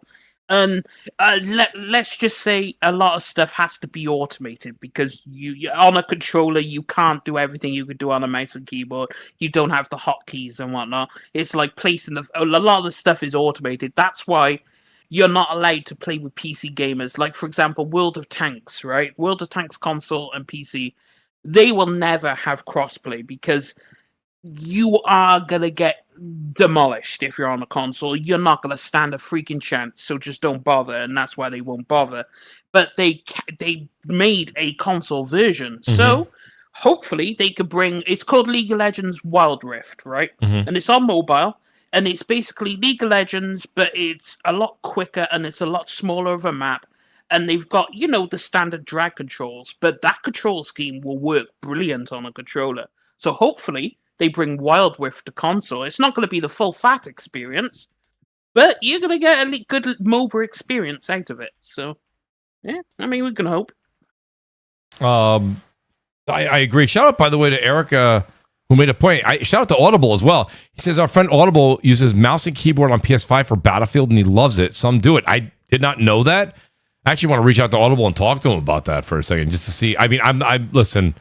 I don't think I've been told to try some keyboard and mouse games, not Battlefield for me to get started on something like a little bit more chill. Even maybe Replace or something. Try that with keyboard and mouse on PC or something like that. But I don't know. I'm keyboard and mouse is made for Excel and Word. Move on. Actually, if you were going to try keyboard and mouse, I'd try strategy games because they're not. It's not actions per minute that you need to worry about. It's more thinking. So it's a lot slower paced. No, well, I mean, initially on a game like Age of Empires 2, you don't really use all that. Like you don't use all that. It's just you use like 3 buttons and your mouse. Yeah, I've seen those small keyboard, like they're like almost like a controller mouse for your hand that just has just the WSAD and. Oh yeah. There is a like mouses like the claw. There's that claw thing that one of my friends uses, and it has all the buttons on there, so you don't need a keyboard. Don't they still sell those lap keyboards where you could just set it on your lap and? It was a thing. They were trying to sell. I remember when Xbox was pushing that. Yeah. I don't know if they still do that. Made one. But yeah, they were very expensive. But yeah, but again, it's the latency of the wireless, I guess. It's they tried that couch keyboard stuff. It's not. Nobody didn't take out. Nah. So because I remember that was a big deal when they announced it for Xbox, like keyboard and mouse was going to be supported. I know. I remember that. Yeah, it was like, oh my god, it's great. Yeah, I just never knew if it took or not. Apparently it didn't. I mean, I have no interest. If I have to use a mouse and keyboard, I'm not playing the game. So that's just me. Yeah. So, I mean, shout out to Erica again. Erica, that's where I'm at. Mouse and keyboard for like city builders, XCOM style games. Yes. But for shooters, and she goes, especially not for action RPGs. Yeah. Same thing. I have to. What's that? Point and click. Point and click. Yeah. Point and click. Yeah, exactly. XCOM, things like that. So let's get into next week's predictions, guys.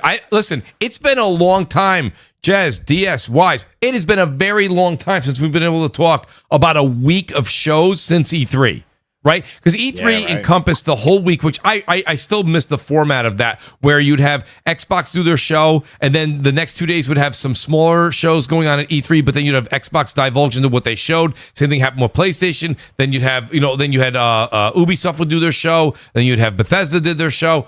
So this is the closest thing where we have State of Play. Rate the shows. Then you have to rate which had a better show. Yeah, you got to rate who had the best show. Well, that may come back. That may come back. I don't know if Summer Game Fest actually goes into this loop because it's going to be I think it's going to be such a hodgepodge of different things. We may see some really cool announcements. I don't know if we're going to see any, because I think PlayStation and Xbox would want to show a lot on their show, even with third-party deals they may have or something like that, So what do you think, Jez? I'll start with you. What do you think of the three shows? What are you expecting to see? I do have something here from Eric, the producer. We'll start with State of Play real quick. What are some of the things you expect to see from State of Play? What do you think is not going to be there?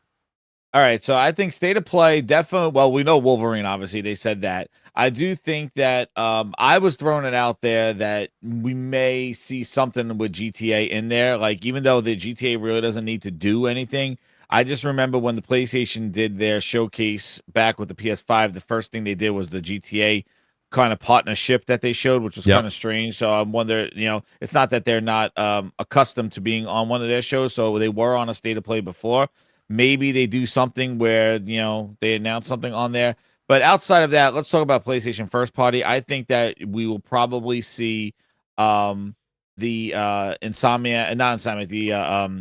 Intergalactic. I think it's time to see Intergalactic. I think that Cory Balrog's game gets teased at the end, and I'm hoping to see the Venom game. I think that Insomniac could bring two, just like they did in that show where they showed Wolverine and they showed Spider-Man 2. Yes. I think they could show a Venom game. They could show just a tease of Venom, like We Are Venom.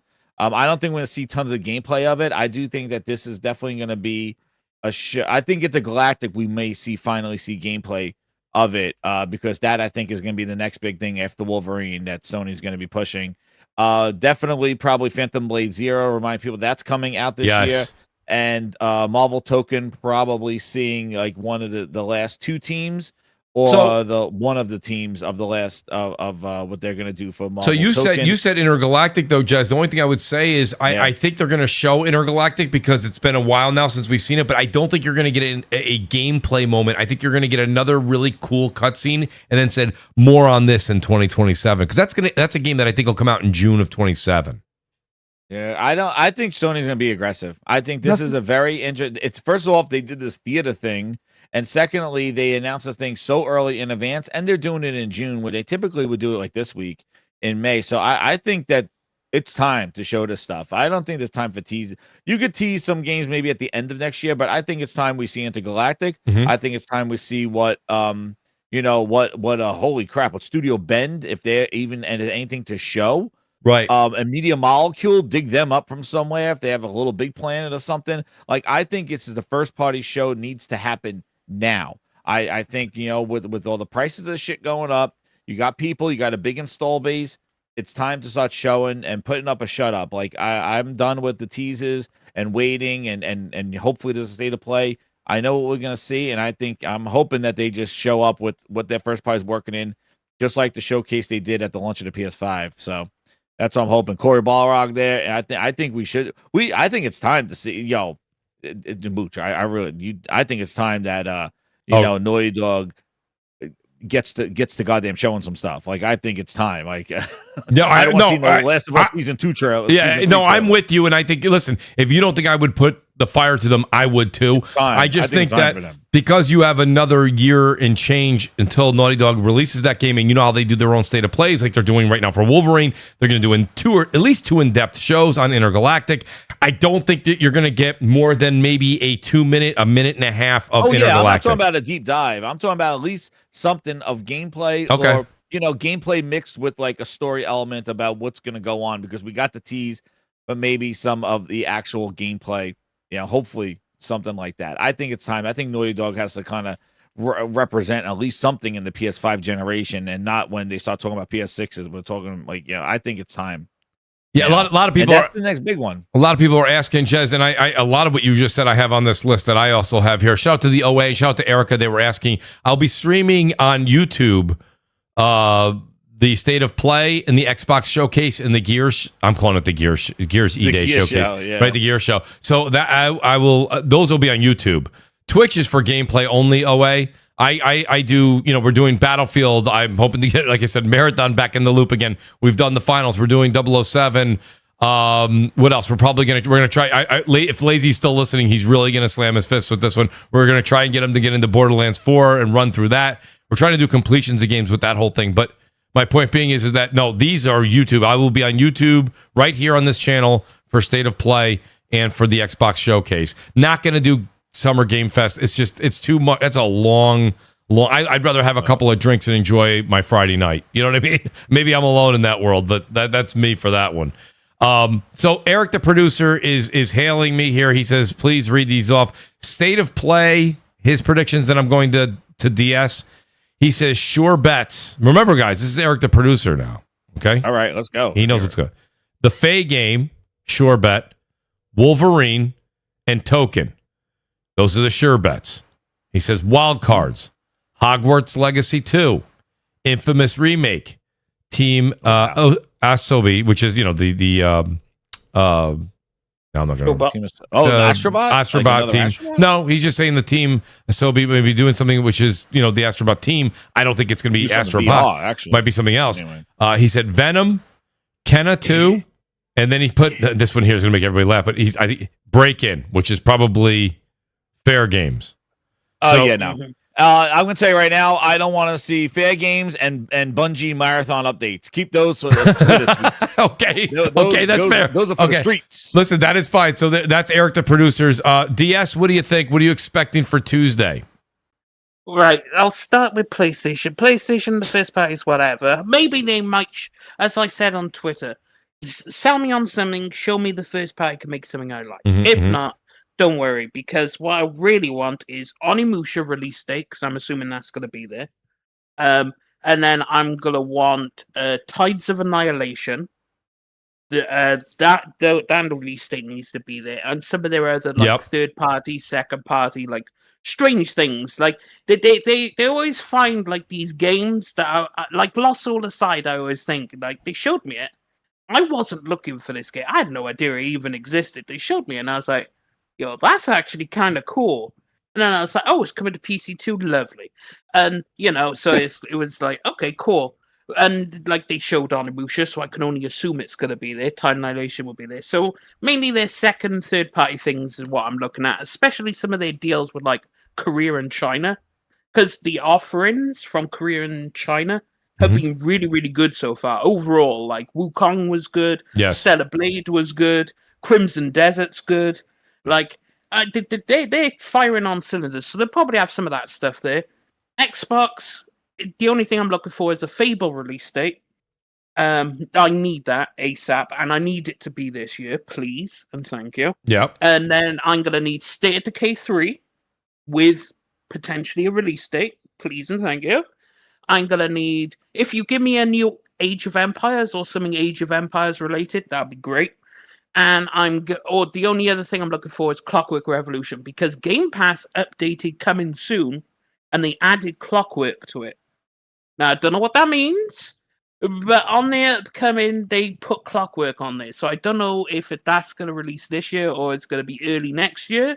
It's definitely going to show up at the show. So really looking forward to that.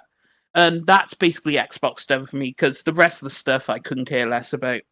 And then Summer Games Fest is just going to be 100 Fortnite ads, maybe a Kojima slobbering session for like half hour, and maybe like a surprise end announcement of FromSoft or something. Maybe Elden Ring 2 gets an announcement or something. I don't know, because he did have Elden Ring at Summer Games Fest before. So somebody's been talking about that, and shout out to Erica. She said this is the rumor. She just said there's a rumor that maybe From Software does show something.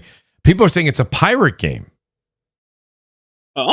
That'll be interesting. I actually, I'm not going to lie to you. I think it's quite interesting, to be quite honest. I think it's sure. phenomenal. I mean, why not? Why not at this point? I mean, you kind of deviated with like Sekiro. I mean, a pirate game from I have no idea how that'll work. But I don't know how it would work either, but I'm sure it would be dark and more of that, like Pirates of the Caribbean kind of dark. You're going to be getting bodied by the Kraken like for 1 million times as you try and find it from a boat. I don't know. I did hear about that. Yeah, decent predictions there, DS. That'd be a good show. What do you?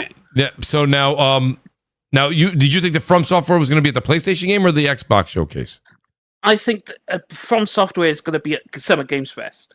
Summer Games Fest. Okay, I'm sorry. I was going to say I didn't think you went to Xbox yet. No, it'll be at Summer Games Fest. Yes. If anyway. Oh, I would think. Okay. And I also think you'll probably get a GTA trailer at maybe PlayStation, but I think you give it to Summer Games Fest. I think Keely's done enough, He's gone through a couple of sets of knee pads, so he's probably hooked up, some stuff for Summer Games Fest. See, I'm thinking he's going to fill in the gaps of all the indies because he's really been pushing that thing at all his shows. Well, no, because indies have had their own showcase already, and you're right, they did do that, but he does try to. Well, let's see if you learned his lesson. That would be real interesting. Now, Summer Games Fest after that whole fiasco of High God, I wonder what Jeff Keighley. Imagine if he ends with Fair Games. If he ends with Fair Games, that's perfect. That's where Fair Games is, right there. But Jeff Keighley goes at Fair Games. Keighley can't do a free-to-play game at the end, and Xbox cannot show Call of Duty to wrap up their game or show either. That's not. I think it's interesting that they announced that Call of Duty today before their show. I'm sure they're gonna show more a trailer. I think they'll show a little more. Also, at PlayStation, you'll probably see Witcher 4. Probably at the PlayStation one. Probably. I don't think you're. But Witcher 4 is way some time. Yeah, they're way too early in development. I don't know what they would show. Yeah, they've already shown you the tech demo. They already did that already. Didn't they show? Didn't they say today that they started Witcher 4 started in April? I'm just looking at the tech trailer right here. See the DLC though, the Witcher 3 DLC. I think you'll see that at Summer Games Fest. That seems like a Summer Games Fest. Well, that's the end of year. Maybe Jeff Keighley show like a Witcher trailer. Right. That's what I'm thinking. It's more like PlayStation. Probably it's been about time. Hogwarts Legacy, Hogwarts 2 should. They should. It's been a while now since when did Hogwarts come out? Legacy. Oh my God, that was 21 or 22. That might be the game of the generation, considering how much that sold. Holy shit. The thing is, it's like if they make a 2, that'll be fantastic. They already confirmed it if it shows up. But it's like obviously, I think there's a lot of excitement for both Xbox and PlayStation. For most people, and then Summer Games Fest is going to be 2 hours of ads, 1 hour of live service games or indie games. And then like 20 minutes of big AAA games or something, and probably a Fortnite, what's it called, a GTA trailer, and then end on FromSoft's game. I know what you mean with more eyes, DS on Summer Game Fest. It's going to get millions upon millions, but I do think PlayStation's going to have a lot of eyes too.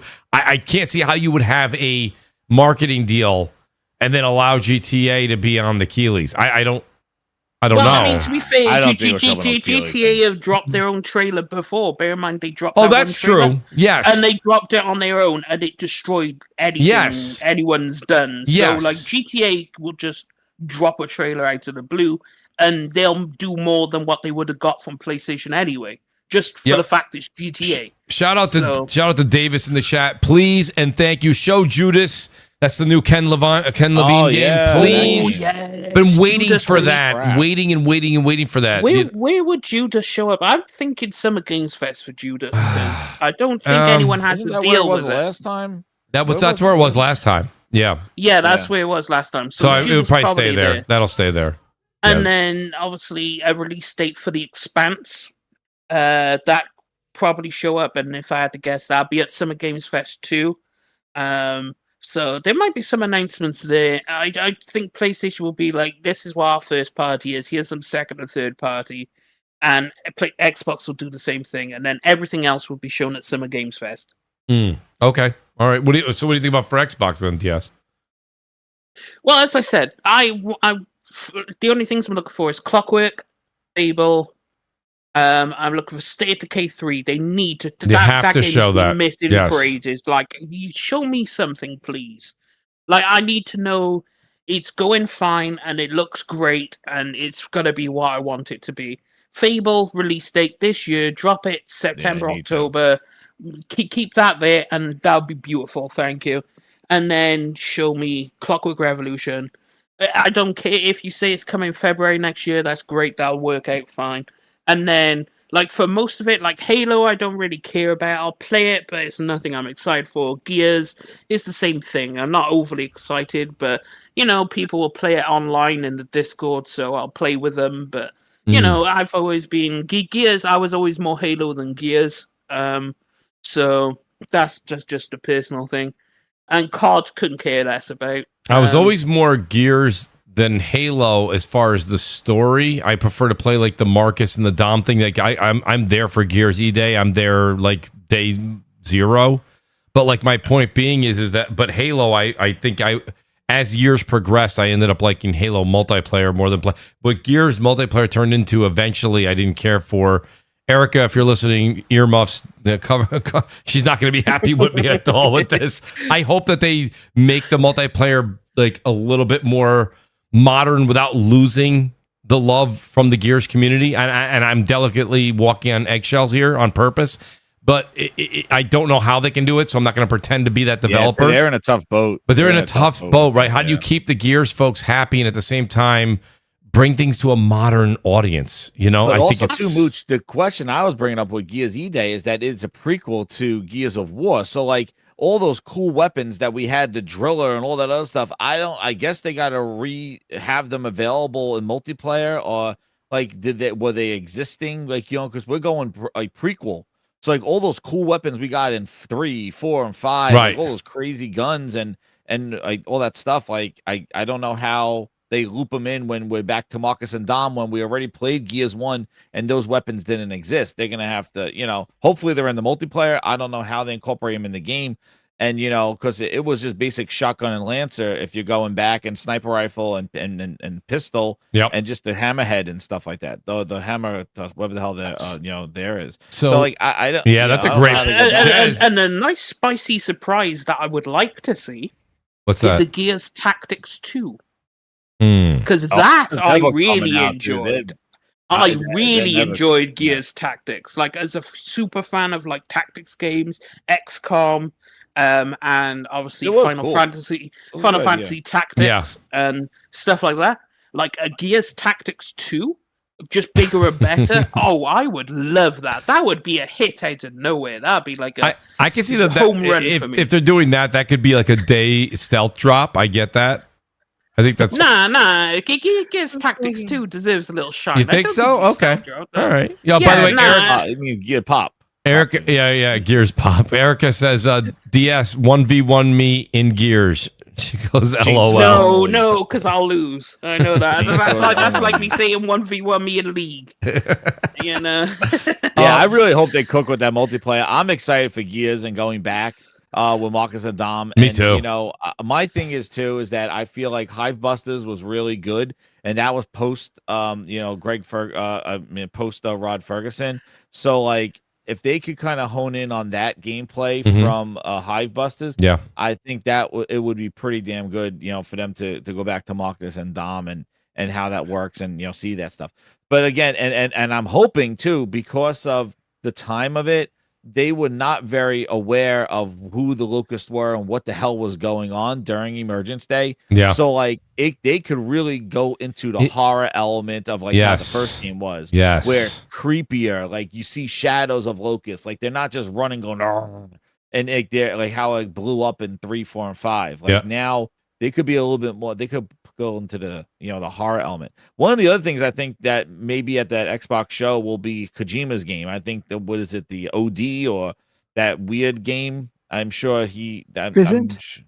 No, Visit this PlayStation. That was the PlayStation one. Oh yeah, so many weird games. The other one was the one with the crazy ass faces. OD. Oh, okay, OD. Yeah. Because the reason why I said is because he got that. He was there when they were technically recording when Booty did that interview, and they were kind of meeting with the teams for the show, and that's where they took that picture with Kojima and they gave him that box, whatever the hell it was. Maybe it was a G Cloud again, another G Cloud, like Phil gave it to him. But anyway, I don't know, but I think his game may be there. I'm same thing with that singer. Like I'm looking forward to Clockwork, and I'm looking forward to Gears.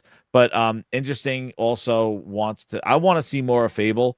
I think that they very kind of cautious with Fable. I don't think they've shown enough in January. I think, What, you didn't think that was enough? No.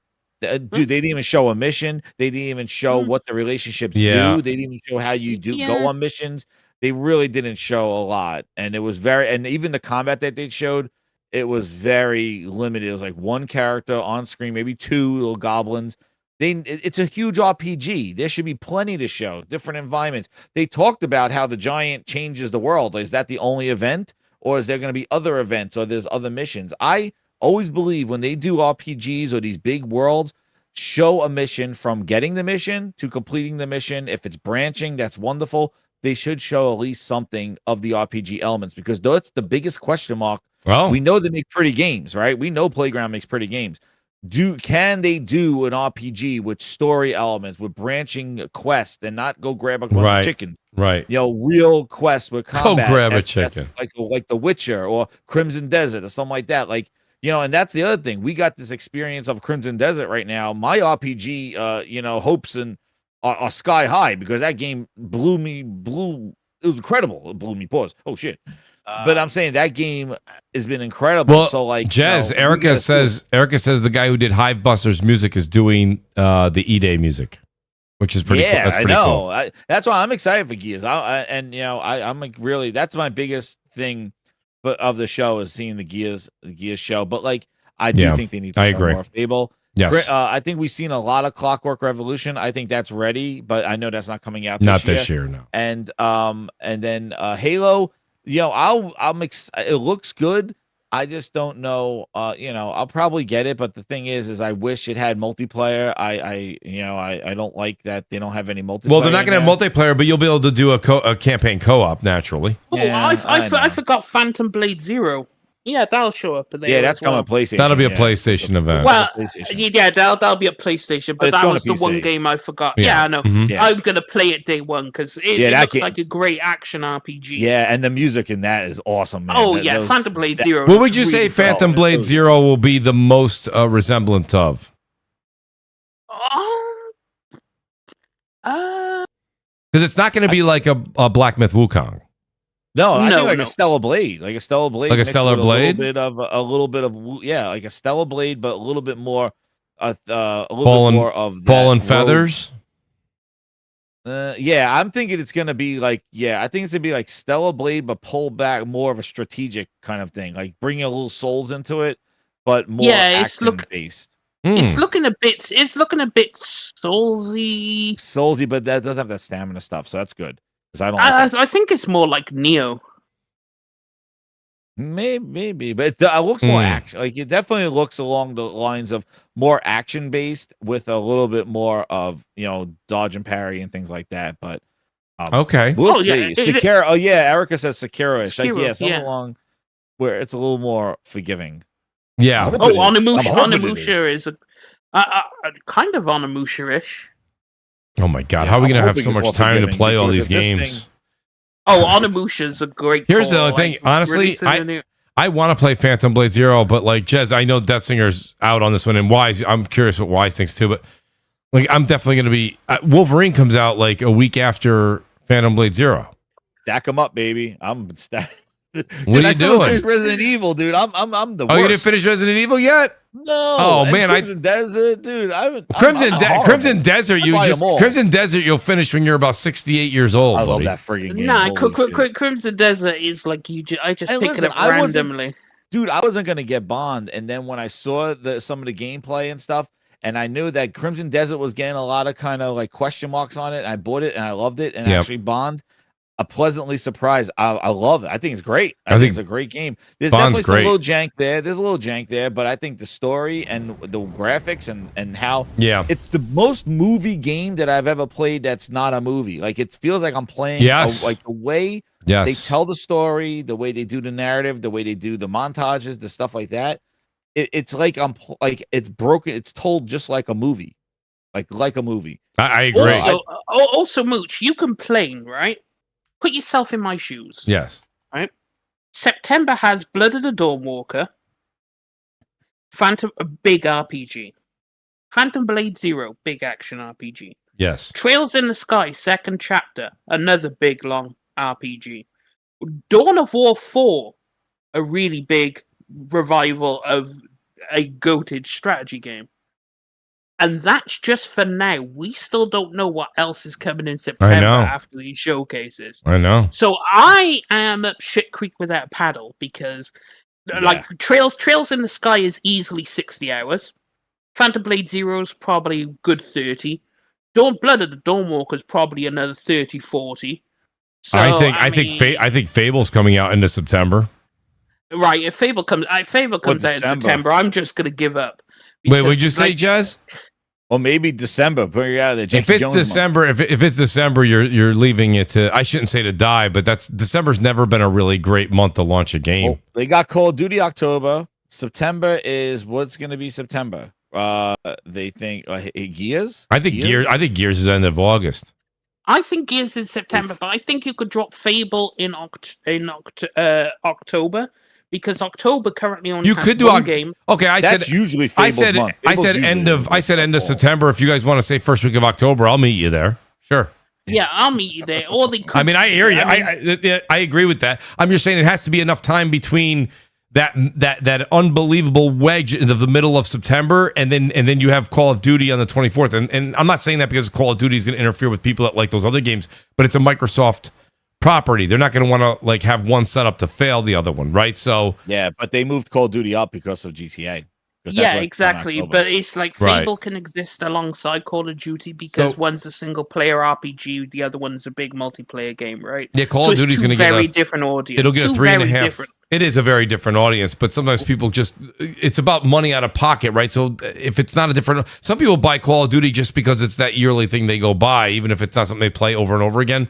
If people are like, well, I'm going to pay $70 for that, then I'm not going to pay $70 because it's not in Game Pass anymore. It's not in Game Pass. I mean, to be fair, I think they could put Gears at the beginning of September and Fable at the end of September. Well, they Gears at the beginning of October. I don't know. Or swap it around. Put Fable at the beginning of September, Gears at the end of September. Because by the time you beat Fable, you could play Gears. They've been liking dropping the games in December though, like that. Like they did it with Halo, and they did it with it's Death Month. I agree, it's but no, Death Month. Indiana Jones did good. I guess Jones did good in December. Did it? Yes. I don't know. But then again, December's dead, especially this year because you have to follow after GTA, right? I just keep remember. I just keep release of GTA. I just keep remember Dead Rising 4 launching in December. That didn't go so well, so I'm always like, I don't know. Well, they don't have anything for August, so you could put one of them in August, one of them in September. Listen, I don't see why you would not. I would be absolutely excited beyond belief if I found out that like I don't have a calendar in front of me, but like August 20th is Gears. Like, please, because that gives me so much time to enjoy it before Wolverine. Because I'm not gonna listen. I want to play Phantom Blade Zero, but like something has to give, right? Something has to give a little bit. If I'm playing Gears at the end of August. How am I going to play Phantom Blade Zero on September 9th and then Wolverine on September 15th? I can't see how it's going to happen. Well, this year's a dude. That's of what we know about. And like, they may drop some games there. We see like, holy crap, that's coming out, and I tell you, we got to see. Hopefully, we don't get a bunch of delays next week. I was just gonna say, what if? I was gonna say that. Yeah, we haven't talked about delays at all. Yeah, who gets pushed out? They're like, hey, okay, GTA's real. It's happened November, dude. If I was a betting man, I would take one of my games and not even force it out this year. I'll put it out in January. Well, actually, to be honest, because agreed, because GTA is near the end of November, October only has one game in it right now, and that's Star Wars Galactic Racer. November only has one game in it, which is GTA, right? No, Call of Duty's October. Yeah, well, they haven't officially announced the release date yet, or it hasn't updated on here. Is that did today or no? They must have done it today, so they haven't updated the article. Because I thought they announced it today is October. Did they? October 23rd? Or maybe I missed it. Either way, it's at the end of October. So there's room in Call October. of Duty? Yeah, October 23rd. They announced it today. Okay, yeah. So this hasn't updated yet, right? So if the COD's at the end of October, so you could release Fable at the beginning of October, Gears in September, and then you're perfectly set, right? Because October is enough time for Fable. Call of Duty will be at the end of the month. November is GTA, but GTA is at the end of the month. It's on the 19th, right? It's like halfway through. So there's room to put a lot of games because GTA decided November. Now, if GTA decided October, this would be a different conversation. But, I mean, no one's going to drop a game in December when GTA is at the end of November. Right. So if they got any plans for online to follow up with that, usually a month or two after. Actually, I know a game they can drop in December. Fair Games. Fair Game. Oh, shit. Oh, well, there you go. Exactly. Yeah. You could definitely do that. So real quick, do you guys think that Gears is going to have, I've heard it's going to have a traditional multiplayer baked into it. Erica, if you know anything too, let me know. Is that I hope it has a multiplayer. Do you guys think Gears Day will have a dedicated, like, old school multiplayer with a horde mode and shit like that? It has to, I would say, definitely. It needs one, because Gears 5 is so long ago. They need to have a dedicated multiplayer, and definitely. But in the traditional sense, not like you're not saying live service. You're saying in a traditional sense. No, like a real Gears and Gears multiplayer, like a traditional. Okay, so I'm in the same boat. I agree. Yeah, there should be no free to play or like no. Okay, so Glassdoor Gaming says, what other characters show up in Wolverine? Oh no, I hope not. Thank you, Mooch. You just shouldn't. Oh man, what's that? I hope not. I hope that's not what that show is afterwards, where they're gonna say Gears will be free to everybody in multiplayer. I hope they don't. No. I just didn't know if it was like when you say multiplayer. Now, how many games have that you threw it out there, Mooch? Right. Well, I was concerned. Maybe that's why they need a show afterwards, because they're gonna roll out like 2 phases of like the free to play. Oh shoot! Oh boy, yeah, that's what I didn't know if when's the last time you started a game and it had a multiplayer option right there below it. It's been a while, right? Oh man, Mooch, man, yeah, that might be something. There it is. Well, hopefully not. Hopefully it's in a traditional sense. Hopefully it's in a traditional. Glassdoor, we'll talk more about Wolverine next week, buddy. I don't really know who could possibly be in that. We've seen so little of it.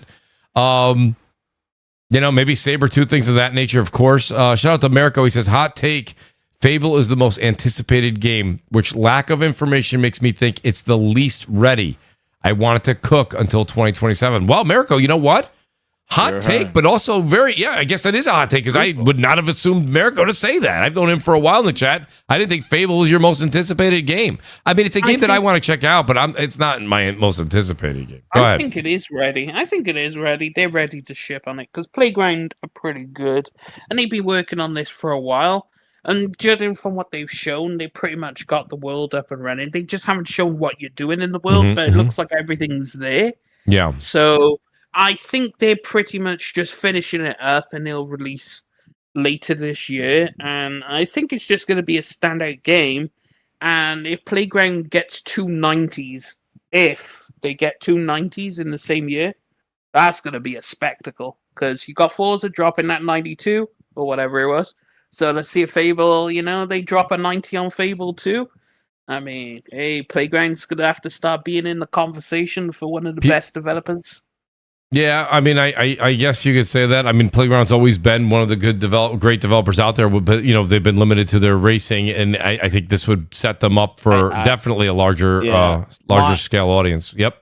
My thing with Fable is that I think they're between a rock and a hard place right now, because there's the expectation of what Fable is and what Peter Molyneux had with Fable that people grew up with, and then there's the kind of like, their interpretation. They made it clear that this is our interpretation of Fable, so they're trying to pull in some of the tropes of the previous ones. But I think, I really honestly thought they did them a disservice by calling it Fable. If they really wanted to make an RPG, like, they should have just made one. I think by putting the Fable name on it, it puts more pressure on them to kind of deliver. Yeah, you're supposed to be what that was. Yeah, it kind of confines them to the things. But I really need to see what the RPG, like what the elements are, because that is the biggest question mark. Playground, we knew they do beautiful worlds. Like, we know they'll take those trees and then all that stuff and environments. That's their thing. Do they do story? Do they and is it something? Will they roll this out episodically? There was rumors about that. Will this be like, in pieces, or is it going to be a full-fledged game? I don't know. I think it'll be full-fledged, because they've had iDress Montreal helping them, and iDress Montreal are really good at making RPGs, given their track record. So maybe they got the help with that too. So because they had iDOS helping them, they would have put them on the right track about what. But also, it's nice to update a series, because it's like, look at God of War 2018, right, to the previous God of Wars. It's still a God of War game, but they took it in a different direction. Yeah, but it was the same studio, though. Like, so I wouldn't mind if they took Fable in a different direction, but kept a lot of things that made Fable, but took it in a different direction, because God of War went in a different direction to what the previous titles were. And they did really well with it. So, but the thing was, I was saying it was the same studio that's familiar with the franchise. Playground was not familiar with the Fable franchise at all. So you basically said, you be Lionhead now, and they can't do that. So, like, that's the thing. Like, they should be their own identity, but they basically said, you're gonna be Lionhead because we're giving you this franchise that another one of the studios that we closed down and kept the IP. You're gonna make it. That wasn't the situation with God of War. That is true, but I think they have the talent to pull it off. No, I agree. I did of all the people that'll take it. Yeah, definitely them. They make quality games. They're the only ones that stood the test of time. But again, they're making racing games. This is out of their wheelhouse. And we'll see what they do. Like, it looks good. I like the idea of, if they were going to take Fable in a different direction, to kind of use like the storybooks, like Jack and the Beanstalk, things like that. If they could do those kind of Fable or like the folklore tales and stuff like that, and incorporate that into their world, I think that would be a unique spin on Fable. Instead of just doing the Albion thing, like trying to and do some of the, like, the what are those, the fairy tales, like all those, like Real Red Riding Hood. Like, you have all the different types of Grimm's fairy tales type around the world and things like that, and kind of use the word Fable like that. Let me do this real quick. I'm going to get Wise to say, Wise, what are you thinking from the state of play, and then what you think from Games Fest, and then what you think you're going to see at Xbox? What's your kind of synopsis on this? Well, I mean, y'all said it all, so I know. I could add. Yeah, they get. I was sitting there thinking, okay. Say one of the old school Xbox games that people keep asking for that never shows up. Just I want Dark Cloud 3. Yes, there it is. Lost Odyssey. Just say Lost Odyssey. I want Lost Odyssey. No, I mean, say Xbox capitalized. Yes, Xbox with capital letters, please. Yes. Okay, so PlayStation, I think it's going to be they're going to show Wolverine, they're going to show Intergalactic. I have a feeling that they are going to show something with this new initiative that they've been starting, where they're going to go back and dip into the older IP and stuff like that. Good call. I'm hoping we see some sort of traffic. I want to see another Jack and Daxter. I'm crossing my fingers. I don't know, but Infamous will be another one that I would love to see. Resistance. Yes, Resistance. Yeah, if they come out with the Resistance, that would be huge for me. That's for the PlayStation. And of course, I'm looking for the one offers. I know sort of like this may not be anything that anyone else here likes, but Dragon Quest 12, I wish that they tell more about it. Usually Square Enix is buddy with PlayStation, and I'm hoping, we'll see. And they did release information. I know they just, but they said it's still in development.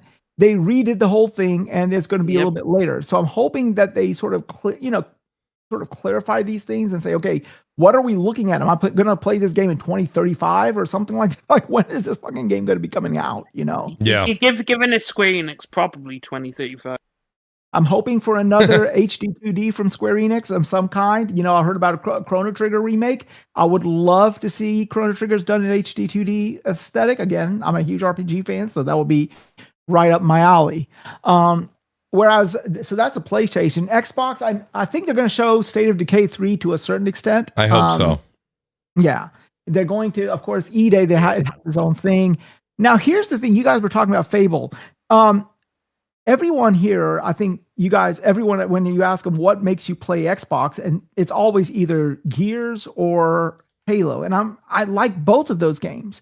But Halo was what brought me to Xbox. Fable is what kept me there.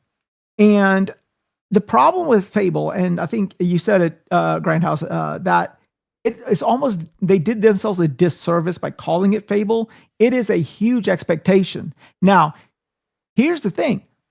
Instead of releasing it in December, what about January? So, is it a dead month?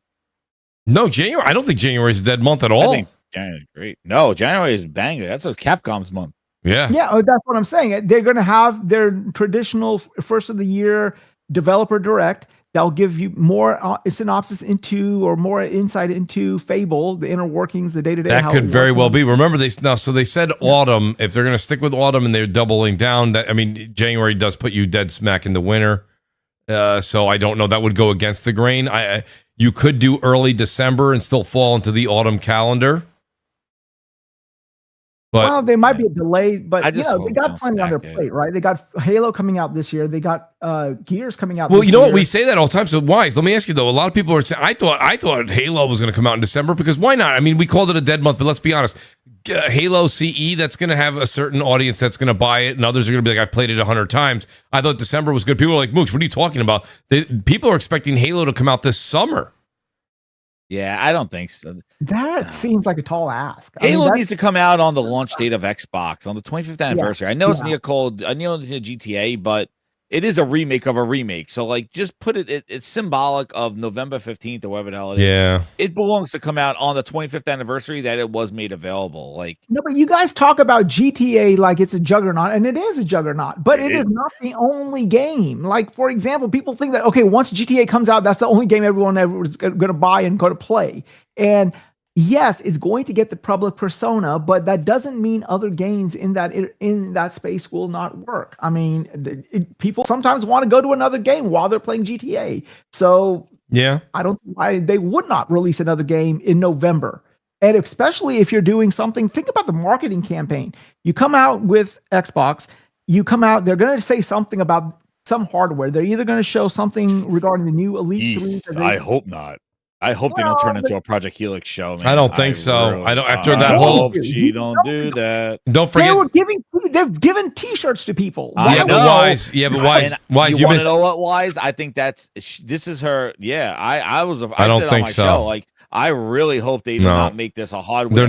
They're not. I tell you right now. Here's the thing. We spoke, and Wise, I can't remember when you jumped into the podcast tonight, but we did a whole thing on, when they're going to be ready for next generation and what's going to happen with this and that and blah, blah, blah. And I just don't think either team, and yes, Xbox can't wait for next generation, but this ain't it. This isn't the time to talk about that. Well, you don't think the PlayStation handheld is going to show his face somewhere? The reason I say no is I also don't think that'll be shown. No, I think the PlayStation handheld gets that's a 2027 announcement. See, I'm thinking that they're gonna leverage, PlayStation's gonna leverage Intergalactic and Wolverine like they did The Last of Us. It's gonna straddle two generations. It's going to come out near that, and they're gonna say, okay, here's the up-res stuff for the PS6, with path tracing and frame gen. Right. Now, some other things that I want to see over the Summer Game Fest. I don't know what showcase is going to be on. I'm a Metroidvania fan.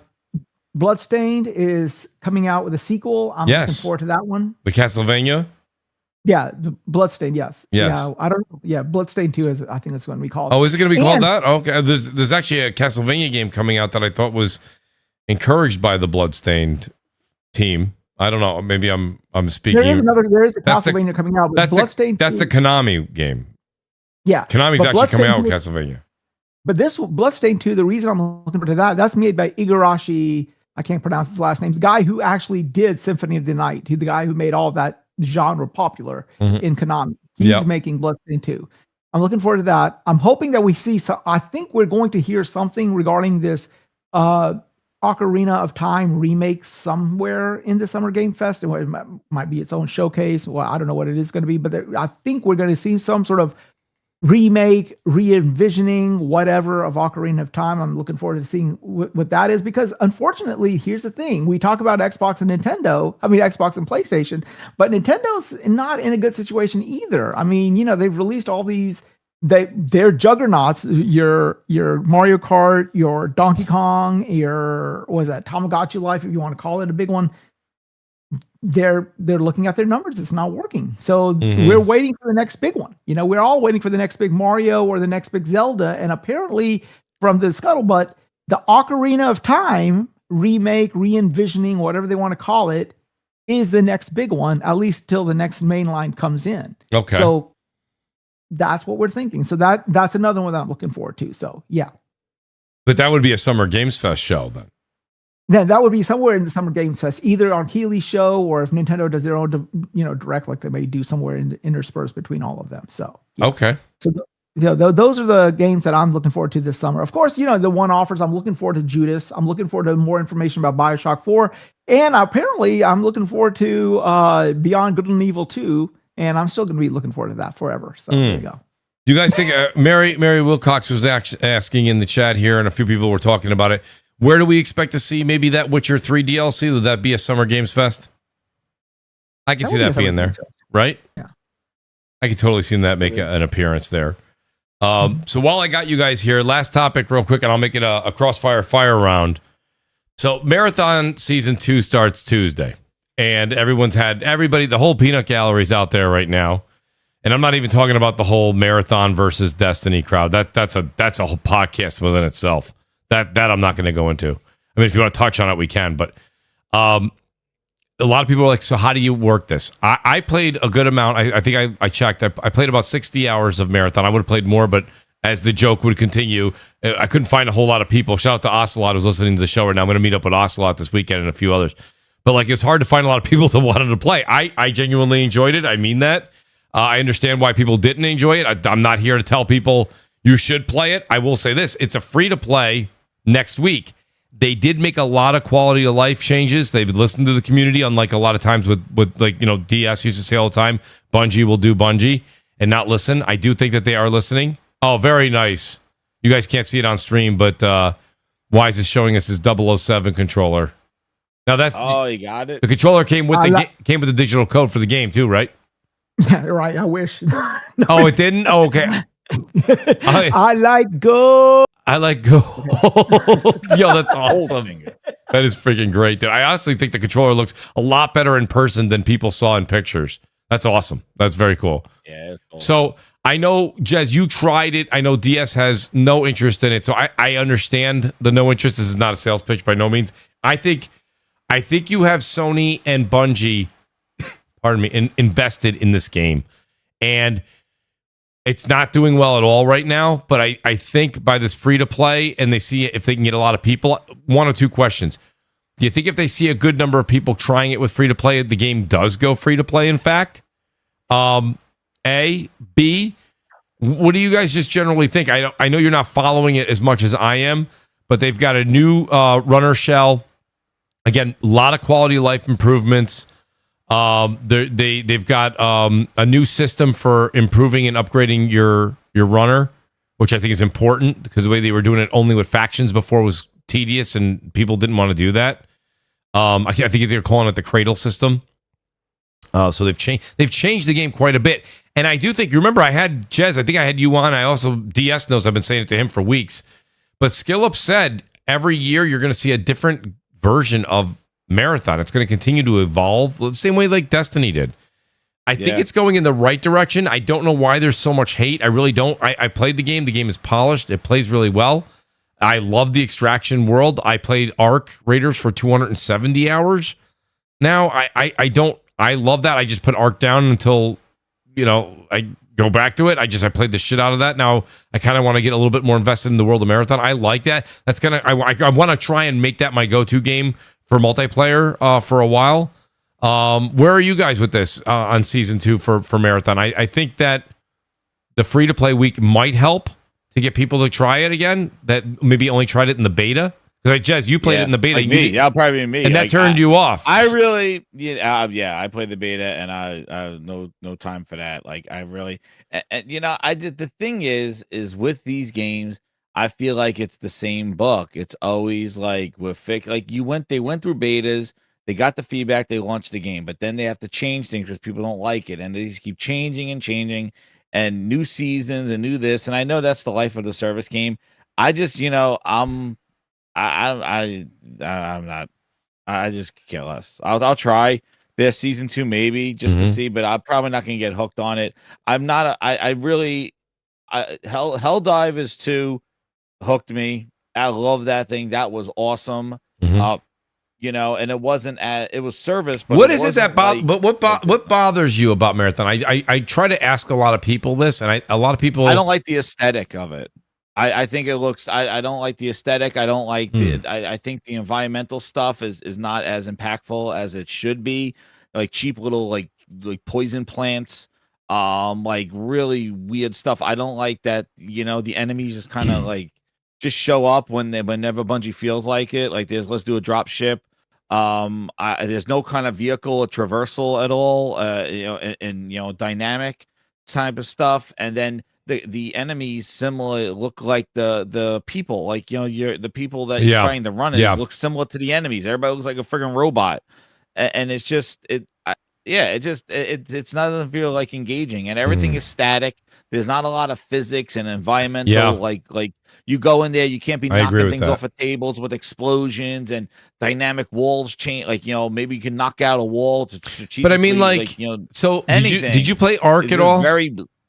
Yeah, I played Arc. But a lot of your complaints in the world are similar, right? So there's. Well, I felt like Arc's world told more of a story. It was creepy. The sound was really incredible. Yes, the robots, yes. The robots that were lurking there, you did not want to engage with them. Like you wanted to avoid them because they were deadly and they wouldn't leave you alone.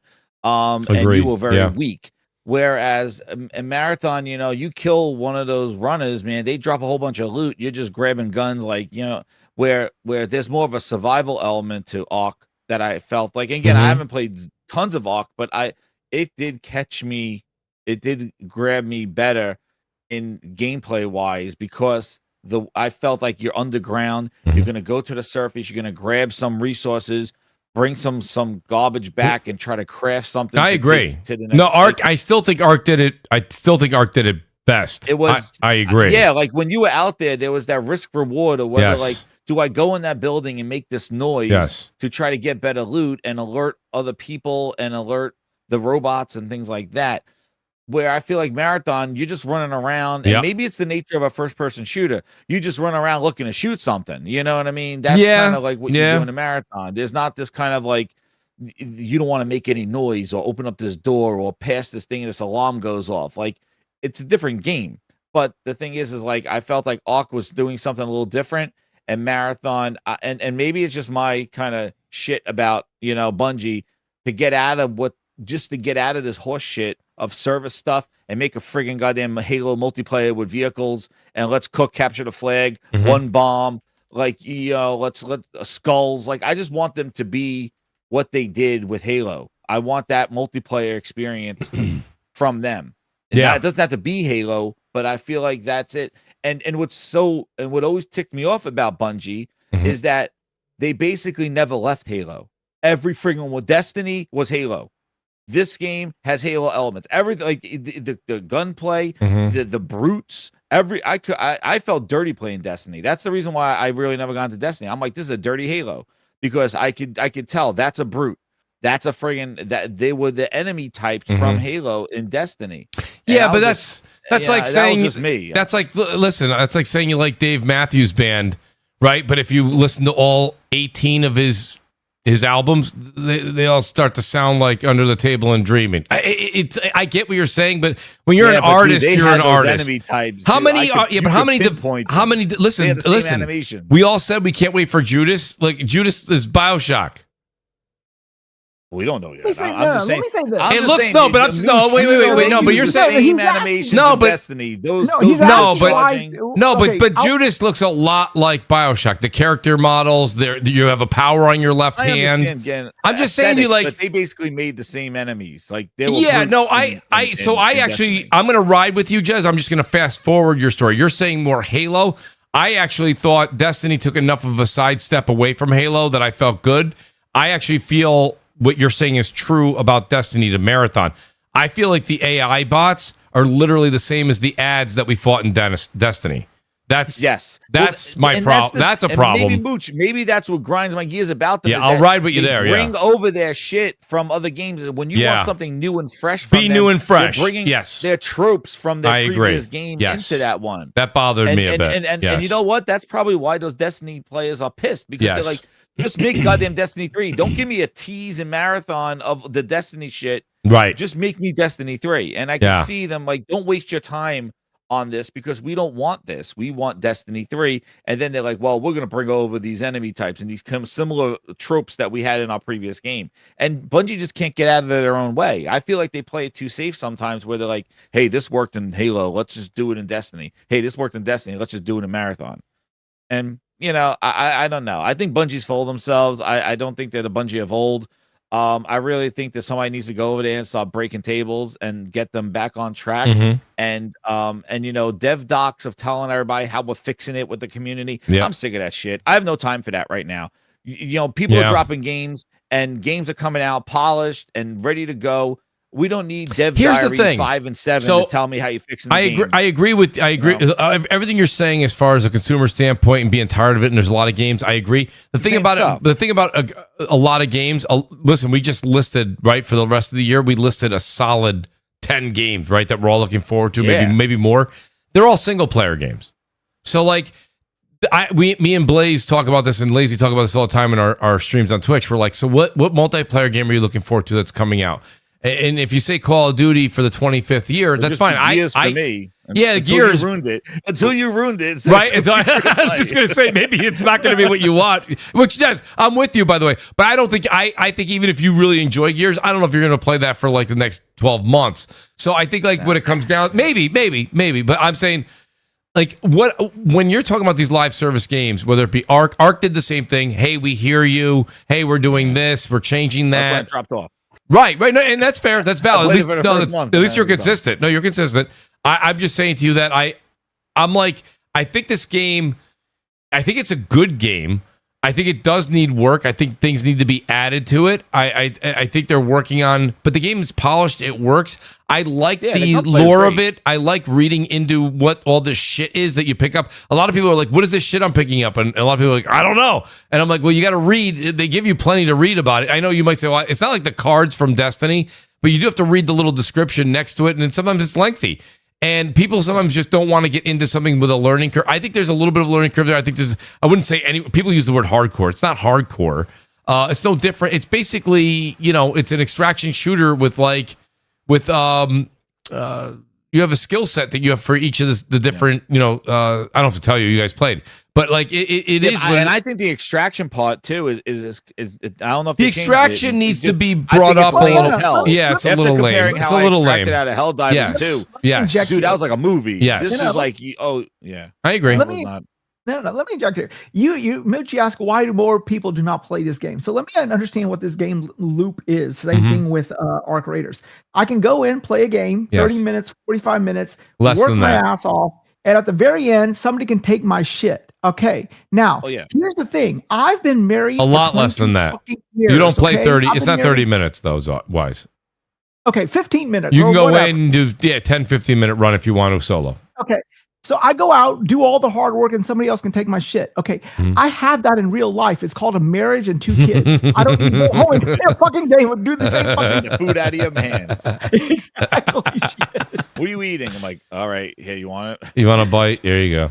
No, listen. That's one of the. So that's one of the things that in the community. I've talked to a lot of people, And that's one of their biggest gripes, right? Is you work so hard just to lose it. But you can also jump right back in and go retrieve it or steal it from somebody just as quick. Like, does that make any sense? The other thing is that what I like about with Marathon, let me explain this, guys. In Arc Raiders, season to season, you keep your guns. In Marathon, you don't. So you're more inclined to use your better guns where you hoard them in Arc Raiders. Because you're like, I don't want to lose this gun. I want to use it when I'm going out with friends for a big raid. I don't want to. I think that's kind of more enticing. So like the guns, easy come, easy go is more Marathon for me. I'll use a really good gun more often than not than I will use a really good gun in Arc because I'm like coveting that gun. So like I don't know how much you guys play or didn't play of it, but like that's something that's more refreshing to me in Marathon is they reset everything. So like everybody that's been kicking ass and taking names the past 3 months or whatever it's been, they're gonna get wiped next Tuesday, and then we're all kind of not at an even. They have certain perks, but nothing that's gonna like destroy me. And then that way we can, you know what I mean? And you start over again. Yeah. I like that. Like you'll keep other things, like things you keep, your factions you've earned, things but your guns are going to go. And I didn't read all the things that are going to leave. Like I'm assuming you're going to lose some of your heals and this and that and blah, blah, blah. But like, I don't know. I think there's some cool shit there. And I think people are just so like, I thought Bungie was going to reinvent the wheel. I thought Bungie was going to make me float off my seat. I thought Bungie was going to do it. Everyone wants that, but then when everybody plays Gears, they're like, I hope they keep it the same. It's like, well, wait a minute. Why is it when one company does something and keeps something the same, we're rough on them, and with like Gears and Halo, we're like, don't change too much, and it's like, what? I mean, I don't know. I think Bungie needed to be a little bit more humble. Yeah, well, I agree. They do run their mouth. Yes, I agree. Which I think the new person that they hired there, and I can't remember the gentleman's name. I follow him on X, but I don't follow him. Like I paid that close of attention. But he's really listening to the audience, and he's doing this and that. And I mean, it seems like they're a little more humble. They're not maybe as humble as you would like, Jez, but they're better than they were like circa 18 months ago. I'm sure they are. The thing is like I feel like the like I said, it's the aesthetics of it. Like I just feel like that the world needed to be more alive. I feel it feels very static, little too clean to look abandoned, and you don't really, because you got to think in these kind of games and distractions, you're going back to these same levels to dilute and rinse and repeat. Like they need, and they talked about how the rain was gonna like kind of give like make you slippery and that there would be environmental hazards and stuff. And I just really, I felt like I walked by a plant and it took like a quarter of my energy away because it spit on me. Like, what the hell is this? Oh, buddy, the plant thing that you're talking about, you couldn't be more spot on. What the hell is that thing? It is absolutely one of the worst fucking ideas they've ever had. Is that fucking plant? What the hell is this stupid thing? Plant. And then you get the drop ships like. The drop ships. Listen, if you want to talk about the drop ships and the other thing, I completely agree with you. I like get original AI that looks like with the Arc. When I first saw Arc Raiders being advertised, and I was like, wait, it looks like we're fighting a bunch of like tin cans. I thought it was stupid. It looked dumb. But then when I got in there, I'm like, I'm actually fearful of these tin cans. Yeah, when that thing's fighting for its life. Oh my god, shoot at you when it's on fire and driving all over the place. The first time you took on the shredder, you're like losing your mind. Now it's like, okay, now we just break out shotguns and destroy that thing before it even has a chance. But we didn't know that at first, The OA says all FPS games today will follow a known UI. Marathon's different and people are not willing to learn it. I do agree with the OA a bit. Just because I think that's what it is. I think there is a bit. I'm not using the word hardcore. I don't like that. I think anybody can pick up and play this game. But I think there's a learning curve. And I think that learning curve, people just want to pick up a game these days and they just want to play it. And listen, I'm sure someone will be like, I don't know why Mooch is saying that. That's what I want to do. That's what a lot of people want to do. That's fine. But I would think there was an audience out there that wants to divulge and get into a game that expands the way that Bungie makes their worlds expand. Everyone's like, oh, I love the final shape. I love this. I love the, blah, blah. It was like, it's like, well, that's what they're going to do here in a multiplayer space, and people are not really there for it. And I'm like, okay. I mean, the gun game is amazing. The guns feel good. Yeah, the shooting is always now, good. You said the environment. Yeah, I guess I'll dance with you on that. I like it, but I can definitely see where people don't. It is like running around a Hot Wheels set sometimes. So, I mean, I get you. It's not for everybody. But I'm shocked at the amount of people that just won't play it. They just won't play it. You know what, too, Mooch? I'm going to tell you, when there's like a game that hits and everybody wasn't expecting it, like Arcade is, and it just hits and becomes like the darling of like, whoa, what a pleasant surprise. And then somebody else shows up and it's like, hey, here's my game. And it's like, no, you're not taking away from this darling. Like, and that's why I think it got a little bit of also, it didn't have a good reveal. They botched the whole marathon reveal. Like, it didn't look good, and then they sat around with the couches and they got the assets stoled with the artwork, which didn't make them look good either. And really, they had to go back and redraw everything, so it wasn't a good PR. But how much of it is also this? How much of it is their user base are pissed off at them because it is not a Destiny 3. It is something else. They pissed them off at Destiny. Yeah, I get that. So does that mean when the Coalition makes a new game, we're just gonna stop playing Gears and protest? I don't understand that. I mean, okay.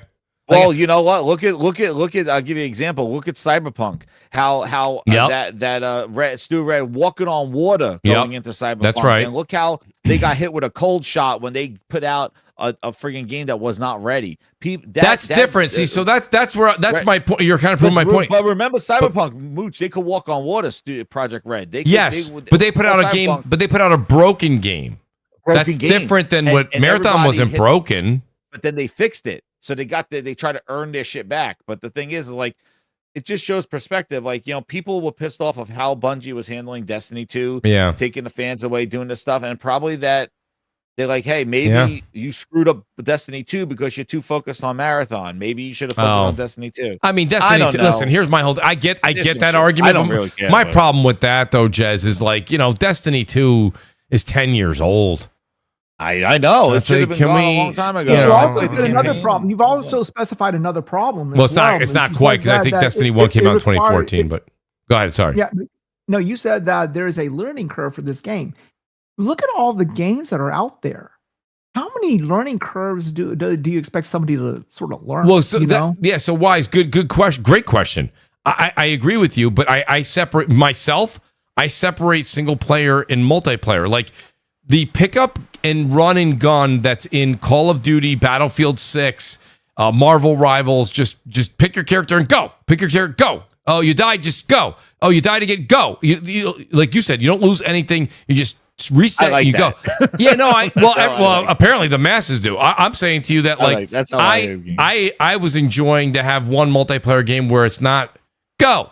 It's like, no, actually, like, go get these resources, do this, level this up, make your character better, blah, blah, blah. And when you do these factions every day, when you turn your game on, which is true, you'll get like certain healths, you'll get certain shields, you'll get this and that are perks that you get because you did that factions quest.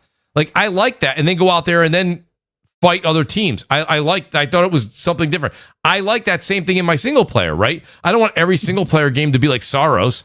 I don't want every single player to be like GTA 6. Soros is a good point. Like Soros, I really didn't get an appreciation of Returnal until Metroid and I sort of did a co-op run, because I thought it was just one of those. That's what I was going to say. Like, Jez, this weekend I plan to be on Marathon quite a bit. Well, you guys probably didn't buy it, but I'll have to wait to hang out with you guys till June 2nd. But like, if you guys want to like jam out and try it, like, I think if you played it also, if you just went out there and you played solo, I could see where you guys are coming from.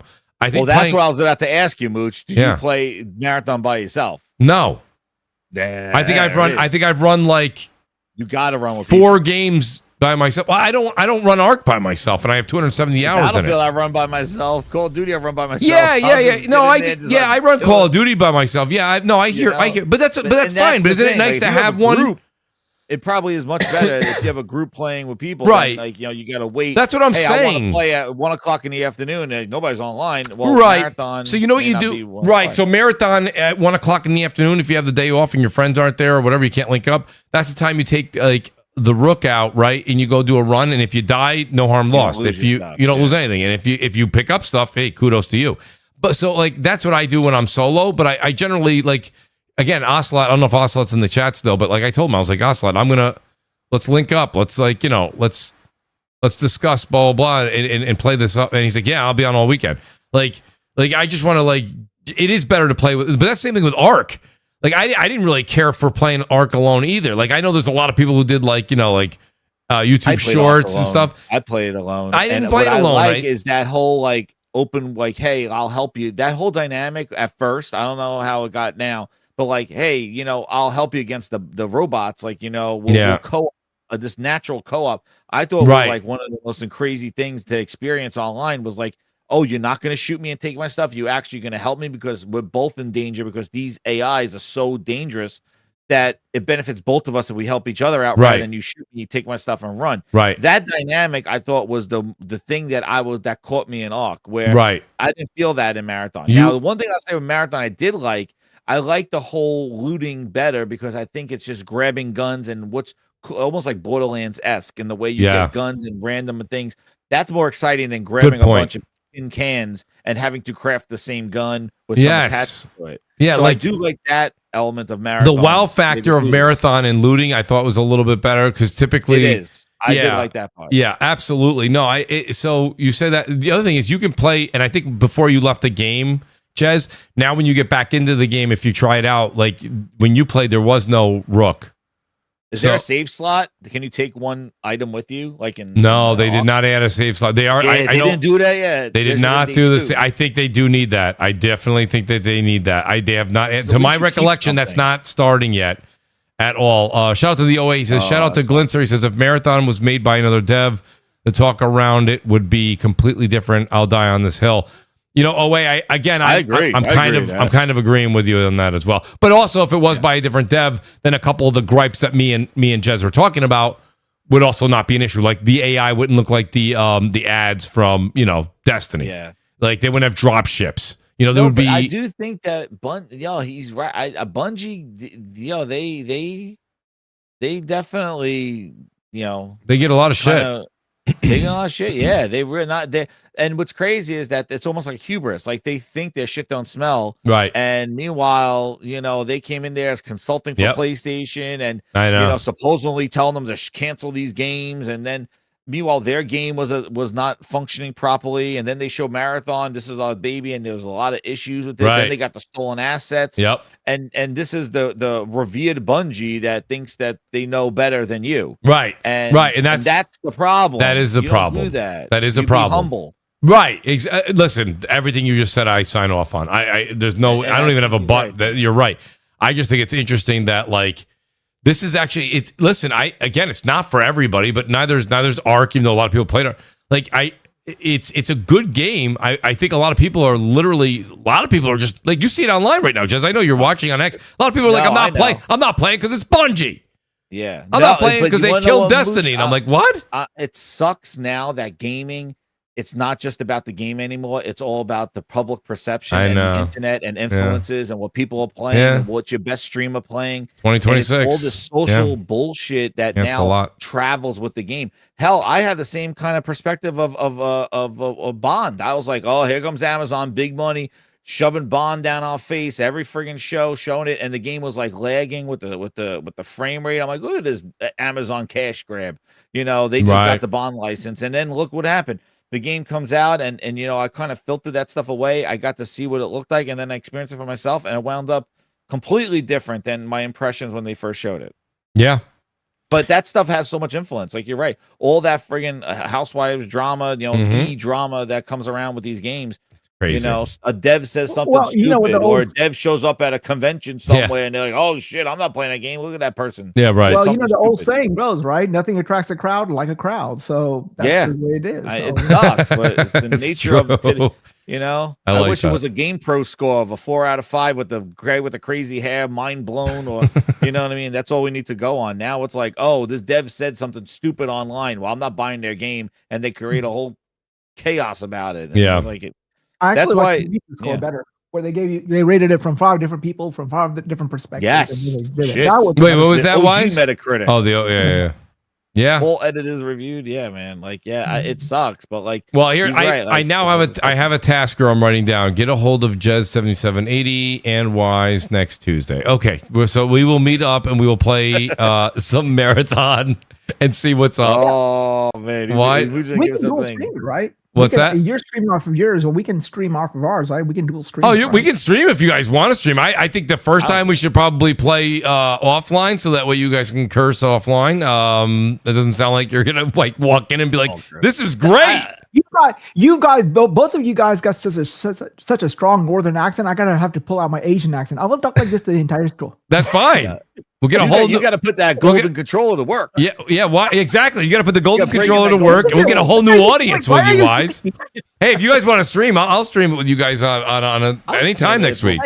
I'm good. Yeah, I played it a lot during that beta. You did. I just was like, I didn't get the beta. I wasn't involved with the beta, so I didn't get that kind of that taste in your mouth that you got. You're like, I don't really want this. Well, the first game when I played by myself, I was like, "Oh my god, this is horrible." Yeah. And then I played I did a stream at night, and then people were explaining to somebody in the chat was like, helping me along, like what I need to do and things like that. Mm-hmm. And yeah, but I just didn't like the whole you lose everything. Like you couldn't say, "Hey, this is a cool gun. Let me put this on my save slot," or "Let me put this in a save slot. At least I take something back." Like when I lost everything, I was like, "Oh, I start with nothing. Like I got to go back in and kill somebody again in order to get their loot." Like.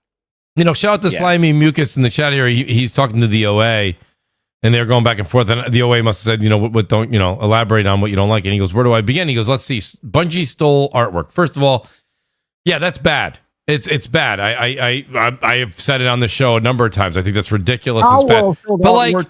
But like, what? Pal World stole artwork too. They stole all the Pokemon. Right, the Pokemon stuff. Man. Right. So there's that. But let's just get away from the artwork for 2 seconds. I understand that that's something, right? It's hard to understand, and I don't want to spend 10 hours playing just to understand it. And I'm like, I guess I don't understand that rationale. Like, I mean, so many games are pick up and intuitive and just play. So many games. Like there's think about any game that you're playing right now. Most of them are just pick up and play the game. Like 007 First Light has a 2-hour introduction and training. There's a lot of moves in that game too. It is, but it's not that hard. Shoot gun and then press O and X at the same time to knock somebody out. Press R2 to grab them. It's not that hard. So it's a 2-hour introduction on something that's not that hard to gather. It's stuff you've been doing in fighting games for a very long time. So when people say that it takes a while to learn Marathon, it doesn't take that long. It's just you have to kind of. I don't get that. Like we play so many games that are just pick up and play. Isn't it fun to have one that's? I like it. I like the fact that it was a little bit challenging. I think it was kind of like Mooch, learn this shit or you're gonna suck at it. I'm like, no, I want to learn this shit. Like I don't know. I thought that was interesting about it. If you don't like the pastel colors, you don't like this. That I can't argue with you there. If you don't like the colors, you don't like the colors. But my point is like I think the game is polished. It works. The unique shells they have, they keep coming out with new ones. They're adding maps. They're listening to the community. They've made some of the economics cheaper to make buys better. They've done this. They've done that. They've rescaled the whole level up system so you don't have to do the factions. They're listening to people. There's stuff to do. That I don't know. I think that if you tried it in the beta and you didn't like it, it'd be interesting to hear what you think after trying the beta. It's just the things that people say they don't like about it. I'm like, that's video games. I'm like, I don't understand why you don't want to like try that. I can understand not everybody wanting to jump in, but like I've talked to so many people and they're like, nope, not doing it. I'm done. And I'm like, all right. I'm like, okay. I don't, you know what I mean, Jess? I'm like, I don't know what to say. It's like Wolverine. No, I've been there, done that. Read 85 million comics. I'm good. What? I don't know. I don't understand. Mooch, you want to know what, Mooch? That was like when I used to play like real hardcore Call of Duty with my friends. I would buy every single game like each month, and they would be like, "Oh, you bought another game?" And I would tell them like, "Yo, you got to try this." Like, "No, man, I'm going Call of Duty." I'm like, "Yo, right? Yeah, you're try like, this game, dude. Try like, this. I'm telling you, this is fun, especially if it was something that was like a better multiplayer." Yes, like, nah, man, nah. I have so many conversations with people that like two of my friends. They'll play Call of Duty. They play NBA 2K. That's what they play. And I'm like, guys, try this, try that, try. God forbid I ever said.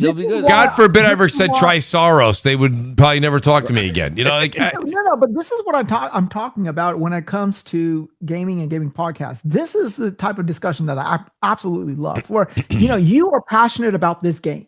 the marathon game. I have no vested interest. You know, this is not my Right. I understand.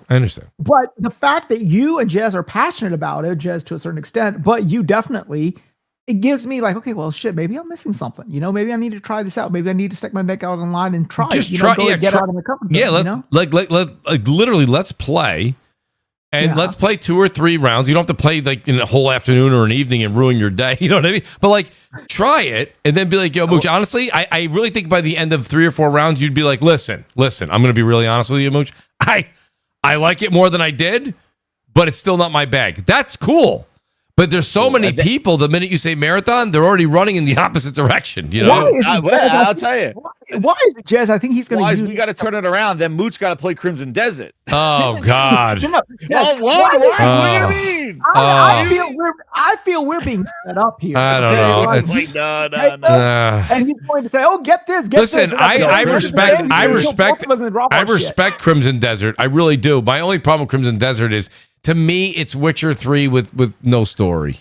No. And I just don't care. I'm like, Wednesday night, Mooch, we're streaming Crimson Desert. wait a minute, that's not fair. Crimson Desert isn't free to play on Wednesday night. That's it. You got to buy it on Wednesday. It's free to play. Oh my God.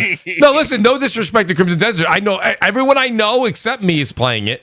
I mean, Wise, did you play it, Wise? Awesome. Yes, Crimson Desert is Mega Man, basically, in my opinion. You know, you go, you do this, you go to a certain level. Yeah, That's you get this thing, and then you go kick somebody's ass that you could. It just looks like, yeah, I don't know, man. It's like, hey, there's a fire. We're gonna sell you on Crimson Desert. There's a fire. About this. You know, it's like, hey, I got lost in the woods and I found a cape. Hey, then I walked over here and I beat up an elf and I got a sword and a ring. Yeah, you know? come on, see, there he goes. He's getting the show now. I don't know. He's not doing Crimson Desert. No, I don't know. The other thing with Crimson Desert, I know someone that's got like 300 hours in it, and they're like at the beginning of the game, they're like, I just get lost in it. It's now, awesome. when you guys are like, I don't, but you guys, not you guys, like you guys on the show. I'm 20 hours in. I think I'm on chapter 5 or something like that. I don't even know what that. Oh, if you're 20 hours in chapter 5, then you're ahead of. I know people that are like 100 hours and they're in chapter 2. Doesn't matter, dude. It doesn't matter. That game is so fun. Like there's so much shit to do. I watched you. Did you streamed it? Didn't you just? I streamed the shit out of it. I watched you and I watched Mag play it, and the first night you guys were like not loving it as much as you did the after controls that. were difficult at first. Right. See, you got to learn to kind of all the different controls because it didn't play like a typical. It functioned almost GTA. Like you had to hit X to run. And, like it was definitely. I mean, and you had all these. That's okay. Like crazy. Yeah, no, I hear you. Look at that. And I knew Mooch didn't like it because I saw Jay's show telling him. Mooch was like 100. I agree. Let me put it in a perspective that you would understand. You have to play 10 hours of it and learn the systems. That's why. Listen, all right. Learn. Listen, I don't mind. Learn the system. The swing sword and run. I got news for you. That's fine. It's fine. There's a lot of cool shit about it. You got to knock down trees. I'm chopping down trees. You got. Oh man, you got to go at night, sneak in the windows. I don't know. I don't know. It's a big open sandbox, and I think they gave you a lot of toys to play with in there, and I think it's awesome. I think it's great. It's just not my bag. I'm not. I told you guys, I'm not a Lego guy. Okay, remember kids when we were kids? I'm not a Lego person either. Here's a big bowl of Legos. Make something. I'm like, no, you give me something and then I'll use it. You know what I mean? No, it's not a Lego game. I don't mean like Lego. I mean like you have to create your own adventure. No. You don't create your own adventure. No. The story is basically you get whooped up by some dude and then you die. But then when you come back, like you have to recruit your crew again. That's all over the place, and that's what. Listen, just so you guys know, Jez, good boss fights too. Jez, just so you know, I did say after 007, I would get Crimson Desert. So sorry, because I said because think about it, there's no because oh man! I got the gold dust is coming. It's got the gold dust. It's coming off the controller. No, I said that because like there's a big break between now and like whatever we know or don't know is going to come out in August yet, right? We're going to find out this next week. So I've got like 2 months here after because I'll finish 007 in another week or so, right? So yeah. Like once I'm done with that, then I've got nothing on my single player agenda score. Soros is something I still have to beat too, but I will beat that. But like I have time there, so like I was thinking Crimson Desert, and then I was talking to people, and they're like, "Bro, I'm 200 hours in. This game's amazing." And I'm like, "Oh, really?" And they're like, "Yeah." I'm like, "What do you do?" They're like, "Man, you just search shit." And I was walking through a field, and I saw this little thing, and I walked in. I thought it was a bar, and I was like, "Oh, there's nothing in here." And then he goes, "I saw a door," and I opened the door, and I jumped down into this Yes. thing. And then I was down there for like 45 minutes, and I'm like, "Bro." I don't. If you're telling me the game is massive and then you jumped into a hole for 45 minutes, I ain't got time for this. Like that's literally. I think you guys are going to be 300 hours into that bad boy. Man. Mooch, You never lose read me those on that books? marathon cell right now. Well, marathon. Wait a minute. Wait. No. I'm busy Tuesday. I'm busy Tuesday. Wise goes, "I don't want to spend 35, 40 minutes on a round and lose everything." I go, "Dude, it's like 10 minutes." He's like, "Oh, okay." Yo. You guys are on 300 hours. That's not 10 minutes. Wise, this is what we're going to do. Mooch is going to be like, "Oh, guys, you ready?" He's going to be waiting in the marathon chat. I'm going to go stream Crimson Desert. Yeah, we're ready. You're just on the wrong game. I'm right. I'm in Crimson Desert, Mooch. I'll talk to you. Listen, I will. If you guys try this, I will give Crimson Desert a shot. I'll give you my word on that. No, It's only fair, right? It's only fair. So, Oh man, but it's just funny. Like it's you're right. Trying to convince somebody into something that you're in, it's tough. no, Everybody I get it. likes I what get they it. like. I get it. I just, but the thing is, I understand and respect Crimson Desert. I'm just saying it's not my bag. Like I don't. Yeah. I'm not bashing Crimson Desert. The only thing I've said is it's too and long. I understand marathon's good for people. I just again It's not losing my all bag. your stuff. And all Right. that So if shit, it's like not that- your bag, it's not your bag. But like if you like like it. Helldivers 2 and you like Ark and you like Destiny, I think the idea that you can get the extraction shooter with the lore of I play and everything. world of Destiny, that's kind of what this is. It's a marriage. Now some people don't like that. That's fine. But like I say, for me, for Crimson Desert, like one of the things I was actually planning to do, funny you guys say this, I was going to replay The Witcher 3 because of the new DLC. I wanted to play Witcher 3 again. Oh yeah, that came out. And I want to play because the DLC is coming out and we don't know when, right? They didn't announce when it's coming out. It's going to maybe in a month or two Maybe or next something. week they'll tell us. It could be even, yeah. So if I think it's going to be this year. It said this year. So I was going to replay Witcher 3. Now, there's no way I'm going to play Witcher 3 and Crimson Desert. I might as well start dressing up like Ned Stark. Like I can't do that. You know what I mean? Like I just don't have the You're gonna be time a for that. lumper. You know, You're I'm gonna like, be a lumper, how man. art thou? I don't. You know, Mooch, where are you? Yeah. So Thou grab me. Yeah, they'll grab me in the fields. I don't know what it's never been my bag. But But it is. I'm just telling you, if you like open world, like again, if it's like narrative and story, like it's there. But like the thing is that whole exploration and Yeah. know what the thing is. The game looks amazing, especially on the PlayStation, like the Pro. It looks so good. that you I'll pick it. want I'll to pick it go- up on PS5 Pro. Then I'll pick it up you on the want- Pro. Like you really go into a house, Yeah. and everything on the shelf you could just take, or you could interact with. Like you could be, oh look, they got ribs there. You could those ribs are not just there because no, somebody you- drew them there. You can eat Yeah, them. you take them. Like you could take this. So like you don't need menus to tell you what to buy. You That's go fair. in the store, you see it there, and you can knock it out. Like it's really it's awesome. Hey, Do Go you ahead. remember? I don't know if you read these books back in the day. Those choose your own adventure books where you were reading it and stuff like that. You know, Yeah, Zork. yeah. I remember Basically, that's what Crimson Desert is. It's a choose is? your own adventure book.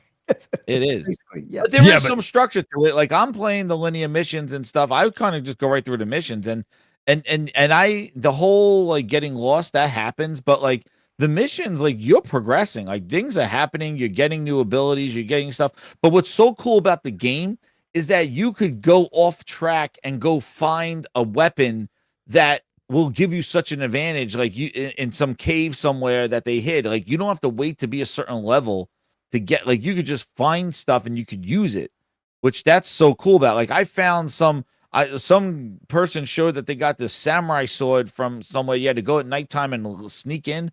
I got the samurai sword, I upgraded it, and I just destroy everything with it. And I don't know, it made the game a lot of fun for me, but like, you know, it was really cool. You could dual wield, you could go around with the archering, you this whole fist, like whole fighting with hand-to-hand combat. It really is. No, there's so much. I think we should reiterate. It's got infinite possibilities and infinite things to do. Like every. you know, like Dude, it is I will nice. sit here and actually, believe it or not, for someone who's played 0 minutes, I will sit here and praise Crimson Desert. I think it's a fantastic game. the way that I've been told by, and you even said it, you're like, no, there's no story direct. There is story direction, but most people, the thing they love about it is not the story. It's your direction. That's what I meant by the Lego joke. I didn't mean Lego game Lego Batman. I meant like creating your own adventure. And you just had Wise say it. Wise is like, it's like a Hardy Boys book. I'm like, well, I didn't like those either. Like, I just don't, like, I don't want to go to a movie and it's like the movie theater's got 2 buttons in front of you. And after the movie gets to a certain point, it's like, press A to go left, press B to go right. I want to enjoy the movie. I want you to take me through, like 007, take me through the movie. I the same way. Don't waste my time. I'm not going to make fun. Here's some clay. That's why I was so captivated by a game like this where I didn't feel that way, because I'm like you in the sense of like, I don't have time for this shit. Like, don't give me some Legos and tell me to go play in a corner. Right. I just don't know. I want to play with the final product. Yeah, you know what? I mean, don't get me wrong. So Blaze has done a great job. Lazy's done a great job of talking me into this. Death Singer has loved it. I watched some of my favorite streamers out there. The guys that have like 7 million people that follow them. They loved it. You loved it. And Davis is true. Like some of those puzzles, they don't handhold you. Go to YouTube and just do it, because they will drive you crazy. I agree. Some of those puzzles, I had to do that. Okay. I thought I gifted the game to you, didn't I? I sent you a PSN gift card for that. What's that? I thought I did. You did. That's right. You did. I haven't even used that. He's buying marathon. I haven't used. No, I have. No, honestly. Wise. Wise. Did you say? Was it? Wise. Wait. Season 2 content. Wait. Wise. Why? No. No. I didn't use anything. Wise. It was PSN. Yes.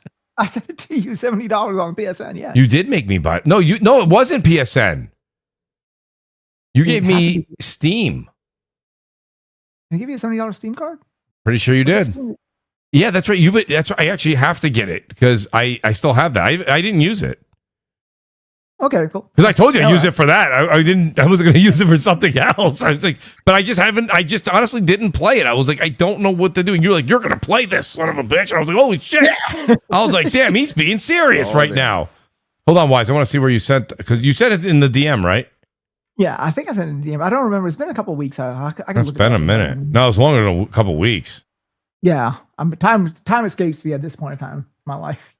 Do me a favor, go back and take a look and see, because I don't remember if it was Steam or PSN. I'm pretty sure it was Steam though.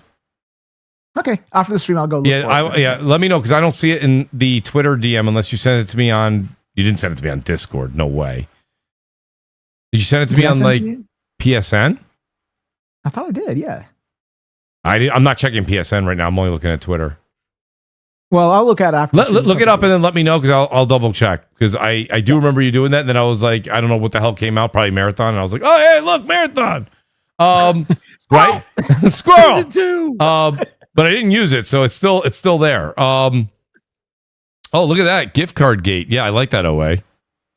That's actually a great name. All right, listen, I kept these guys for 4 hours. That was not the intent tonight. I really thought it was going to be, I thought it was going to be like 2.5. I got to go. Would you say I got to go eat and get something to eat? I got to go play some games. Oh, I think I got to eat something. I was like, yes, eating is great. I ate. That's why I was like 10 minutes late. After I'm starving. I got to eat something, and I got to take a medication before I can. All right, so let's do this. Wise, go ahead and do your outro, buddy. Thank you for being here. Lots of love for you, Wise. And then we'll just text me offline after this or tomorrow and let me know where you sent that, because I want to double check it. But Wise, let people know they can find you. And thanks for being here tonight, buddy. I really appreciate it. Great show. No problem. It's always an honor to be on. I mean, whenever you put the bat signal up, of course, I'm there day and day. Thank you. I do want to say something on this topic. I did forget about one game that I do wish I see to a certain extent on the PlayStation Showcase, or whatever they want to call it. The next Horizon 3. We know it's in production. It's somewhere in the pipe works. I'm hoping, because of Herman Hulst and that's his baby. I'm kind of, listen, I love Horizon, but I'm good on Horizon right now. I just want to see the story, how it ends. That's the main thing, that's a great, Wise, great point. I mean, that's true. I would like to see something else out of that studio, but that's me. I'm crazy like that. Well, I mean, I just like playing. I just like fighting dinosaurs. Well, like, I want to see what happens. You know me. I got behind me. I have Last of Us, like, statuettes, books. I have everything. I'm like a lunatic. I want to see how Last of Us ends, but I definitely want to play I'm glad they're doing Intergalactic before Last of Us 3, because if they did Last of Us 3, I'm like, hey, Naughty Dog, I love you guys to death, but make something else. Yeah, but they left the second one on a cliffhanger, and it would really upset. Oh, there's going to be a 3. I mean, Neil said there's going to be. He said that story's not done. He said that he didn't go into much elaboration because the way the internet is, but he said that the story's not done. Yeah, well, we'll see. But we'll see. Yeah, that is the other game that I'm looking forward to. Yeah, but my name is the Wise Old Gamer. I'm the man who brings the fun and dysfunctional. I do a podcast every Friday evening. Now, that podcast is definitely not the same attitude as this one. This one is a engaged intellectual discourse regarding games. Maybe a little bit of picking on Death Singer while we're at it. Wise goes everywhere. My show is a drinking show, and we have to talk about something while we're drinking. That's right. So might as well talk about games. There you go. So that is the show. It's a way of just getting your Friday started. So yeah, it's a paradigm shift from this one. If you've never seen the show, if you've never tuned in, it will be an experience of something that you've never seen before. So it's every Friday evening at 7 p.m. And I've started 2 more podcasts. I'm doing a game stream podcast called The After Party. And that's going to be streaming every Saturday evening on both YouTube and Twitch. And I'm going to be also doing another podcast, just my candid thoughts. I got a 60-minute commute every day, so just going to record some stuff and put it out there once a week. And it's going to be called Wise Talk. And so those are my 3 podcasts. But yeah, next our show tomorrow night starts at 7 p.m. Eastern. And yeah, just tune in. And again, thank you for having me on. Always, buddy. Great to see you here. Great talk games with you. The great Jez7780, everybody. It was fantastic. I love it. Jez, we really should have like a back and forth like stream at some point or something because that banter was fantastic. That's why I do podcasts. I love that shit. But Jez, it's an honor to have you here, buddy. Love that you do. I like how you were like, let's stream 007. And then he's like, let's do it again tonight. And then he does it the next night. And then before he does that, he does a podcast. Listen, I don't know where you get this energy. I don't know what you put in your drinks, but buddy, it's fantastic. I love it. Please keep the content coming, buddy. And thanks for being here. Do you have a wife? Thank you so much. Do you have a wife? He's got everything. Okay, let me ask you a question. What do you drug her with so that allows you to do all of this? I put on I put a TV and I put on E and I say goodbye. I'm sneaking downstairs. Goodbye. He just waves goodbye. And my wife says good TV. And but what I do is I put in some nights where I watch some shows and then I check in. I don't know. She's go with this. Sometimes she's like, what are you doing? Like, turn this off. Like, but I kind of have my gaming den. I sneak down to. I make sure everything's all good. Everything's all clear. Everybody's fed. Everybody's good, taken care of. And then I just slip into the basement, pause, and I go, look at it, and I turn it on. Pause. It's always like late at night, dude. The problem is, as I'm getting older, man, I can't keep these hours. I go to bed like 1 o'clock playing games. Like everybody's like wants me to stream some more, man. I'm like falling asleep. It's exhausting. On the 1 o'clock, like, yeah. I can't. Mm-hmm. Oh man, I wish, man. I used to stay up like 2, 3 o'clock in the morning. No, jump me up too. At 7. You can't do that anymore. Can't do that anymore. I use Cherry NyQuil in her Coke. That's all. That's right. Yeah, do that. But no, man, I did. Gaming Grindhouse is on Monday nights at 8 o'clock. That's always happening. That's where do memes, music, make some funny meme music, and talk about the topics. Basically, we deglaze the news, so it's basically just a straight shoot of what's going on. No glazing on there except for the Crimson Glaze. That's the only glaze I had this year. But otherwise, yeah, that's on Monday nights, and then I do the Gaming Grinds. Basically, it's like a podcast while I stream. And then I do the Grinds Bites, which is basically just the ad hoc shows during the week. Usually I do them sometimes on a Wednesday, usually on a Friday there. But yep, that's the Gaming Grindhouse, man. And it is just fun. I like to call it gamer entertainment. So like we just have a blast and make it fun with memes and soundboards and there he is. There's Phil. Miss you, Phil. But anyway, he lives here. Yo, great to have you, Jez. Yeah, thank you again. Anytime, man. I'm so happy sometimes to get on here, but yeah, times like it is the kids stuff going on. They got sports. And I hear you, buddy. I'm glad I got on, and awesome show, man. Awesome banter. Yeah, we definitely, man. As I said, New Yorkers, man. That's what we're gonna do, and go Knicks. That's what we do. Let's go, baby. Let's go. Yo, great to have you here, Jez. As always, buddy. I will be reaching out to you guys. I would like to do a couple marathon runs with you guys. I want to hear what you guys think. And then Most and then I'm on the hook for a little Crimson Desert in June, but that's a me problem. A little a Crimson. little Crimson, yeah, a little. No, He no, what played we're 5 gonna minutes do- again. Just a No, touch, we're like gonna do this. refunds. We're gonna hold his Crimson Desert promise until November the 19th when GTA 6 Yeah, everybody played GTA, and it's like, no, Mooch, you got to play Crimson Desert. We can play GTA. Yeah, you guys, you Yeah, can't. Crimson Desert. You can't. Oh God, you guys are great. Wolverine comes out. Now here's the question: DS, are you still here? DS, I'm sorry, we went on a whole tangent. Oh shit, he's still here? Absolutely, DS is here. Yeah. DS is probably on his like 7th track on Forza. Yeah, maybe. Yo, DS, thank you for being here, buddy. I appreciate it. I'm gonna wrap this up because it's 4 hours, but I really appreciate it. I know we got into a bit of a tangent there at the end, but DS, thank you, buddy. Let people know they can find you, and looking forward to gaming and talking to you next week. You can find me everywhere, and I will be literally here doing this again next week. Yes, sir. After, of course, all the big Yeah. showcases and reveals. So we will see what happens. It should be exciting next week, so everyone look Yes. forward to it. Finally. Sounds good, Yeah. DS. It's going to be a great week for gamers. That's right. It's our new E3 week. So, guys, be prepared. Be excited. Shout out to Porter Rock, who had to leave early. That's Porter Rock 77. Brap is out there being a coach somewhere. We'll get him back. Nib was in the chat. Nib said, Mooch, I slept. I told you guys he took a nap. Nib will be back next week. And, of course, the great Wolfgang Mishima. He's great. He's fantastic. Go over and check out Wolfgang. Always over on Twitch. Does some great Tekken battles over there. He's number 2 in the world rank. The guy's unbelievable. That being said, guys, please hit the like button on the way out. It means the world to me. We'll see you guys over on twitch.tv on Saturday. And then we're live streaming here on YouTube, the PlayStation show. And we're also State of Play. And we're also going to be doing the Xbox show here on Sunday on YouTube. And I'll be putting it everywhere on X. Again, it's M00CHTV everywhere. X, YouTube, Twitch. Appreciate all you guys. Thank you so much. It means the world to me that you guys are here. Hit that like button on the way out. We'll see you guys later. Go play some games. Peace out. Good night.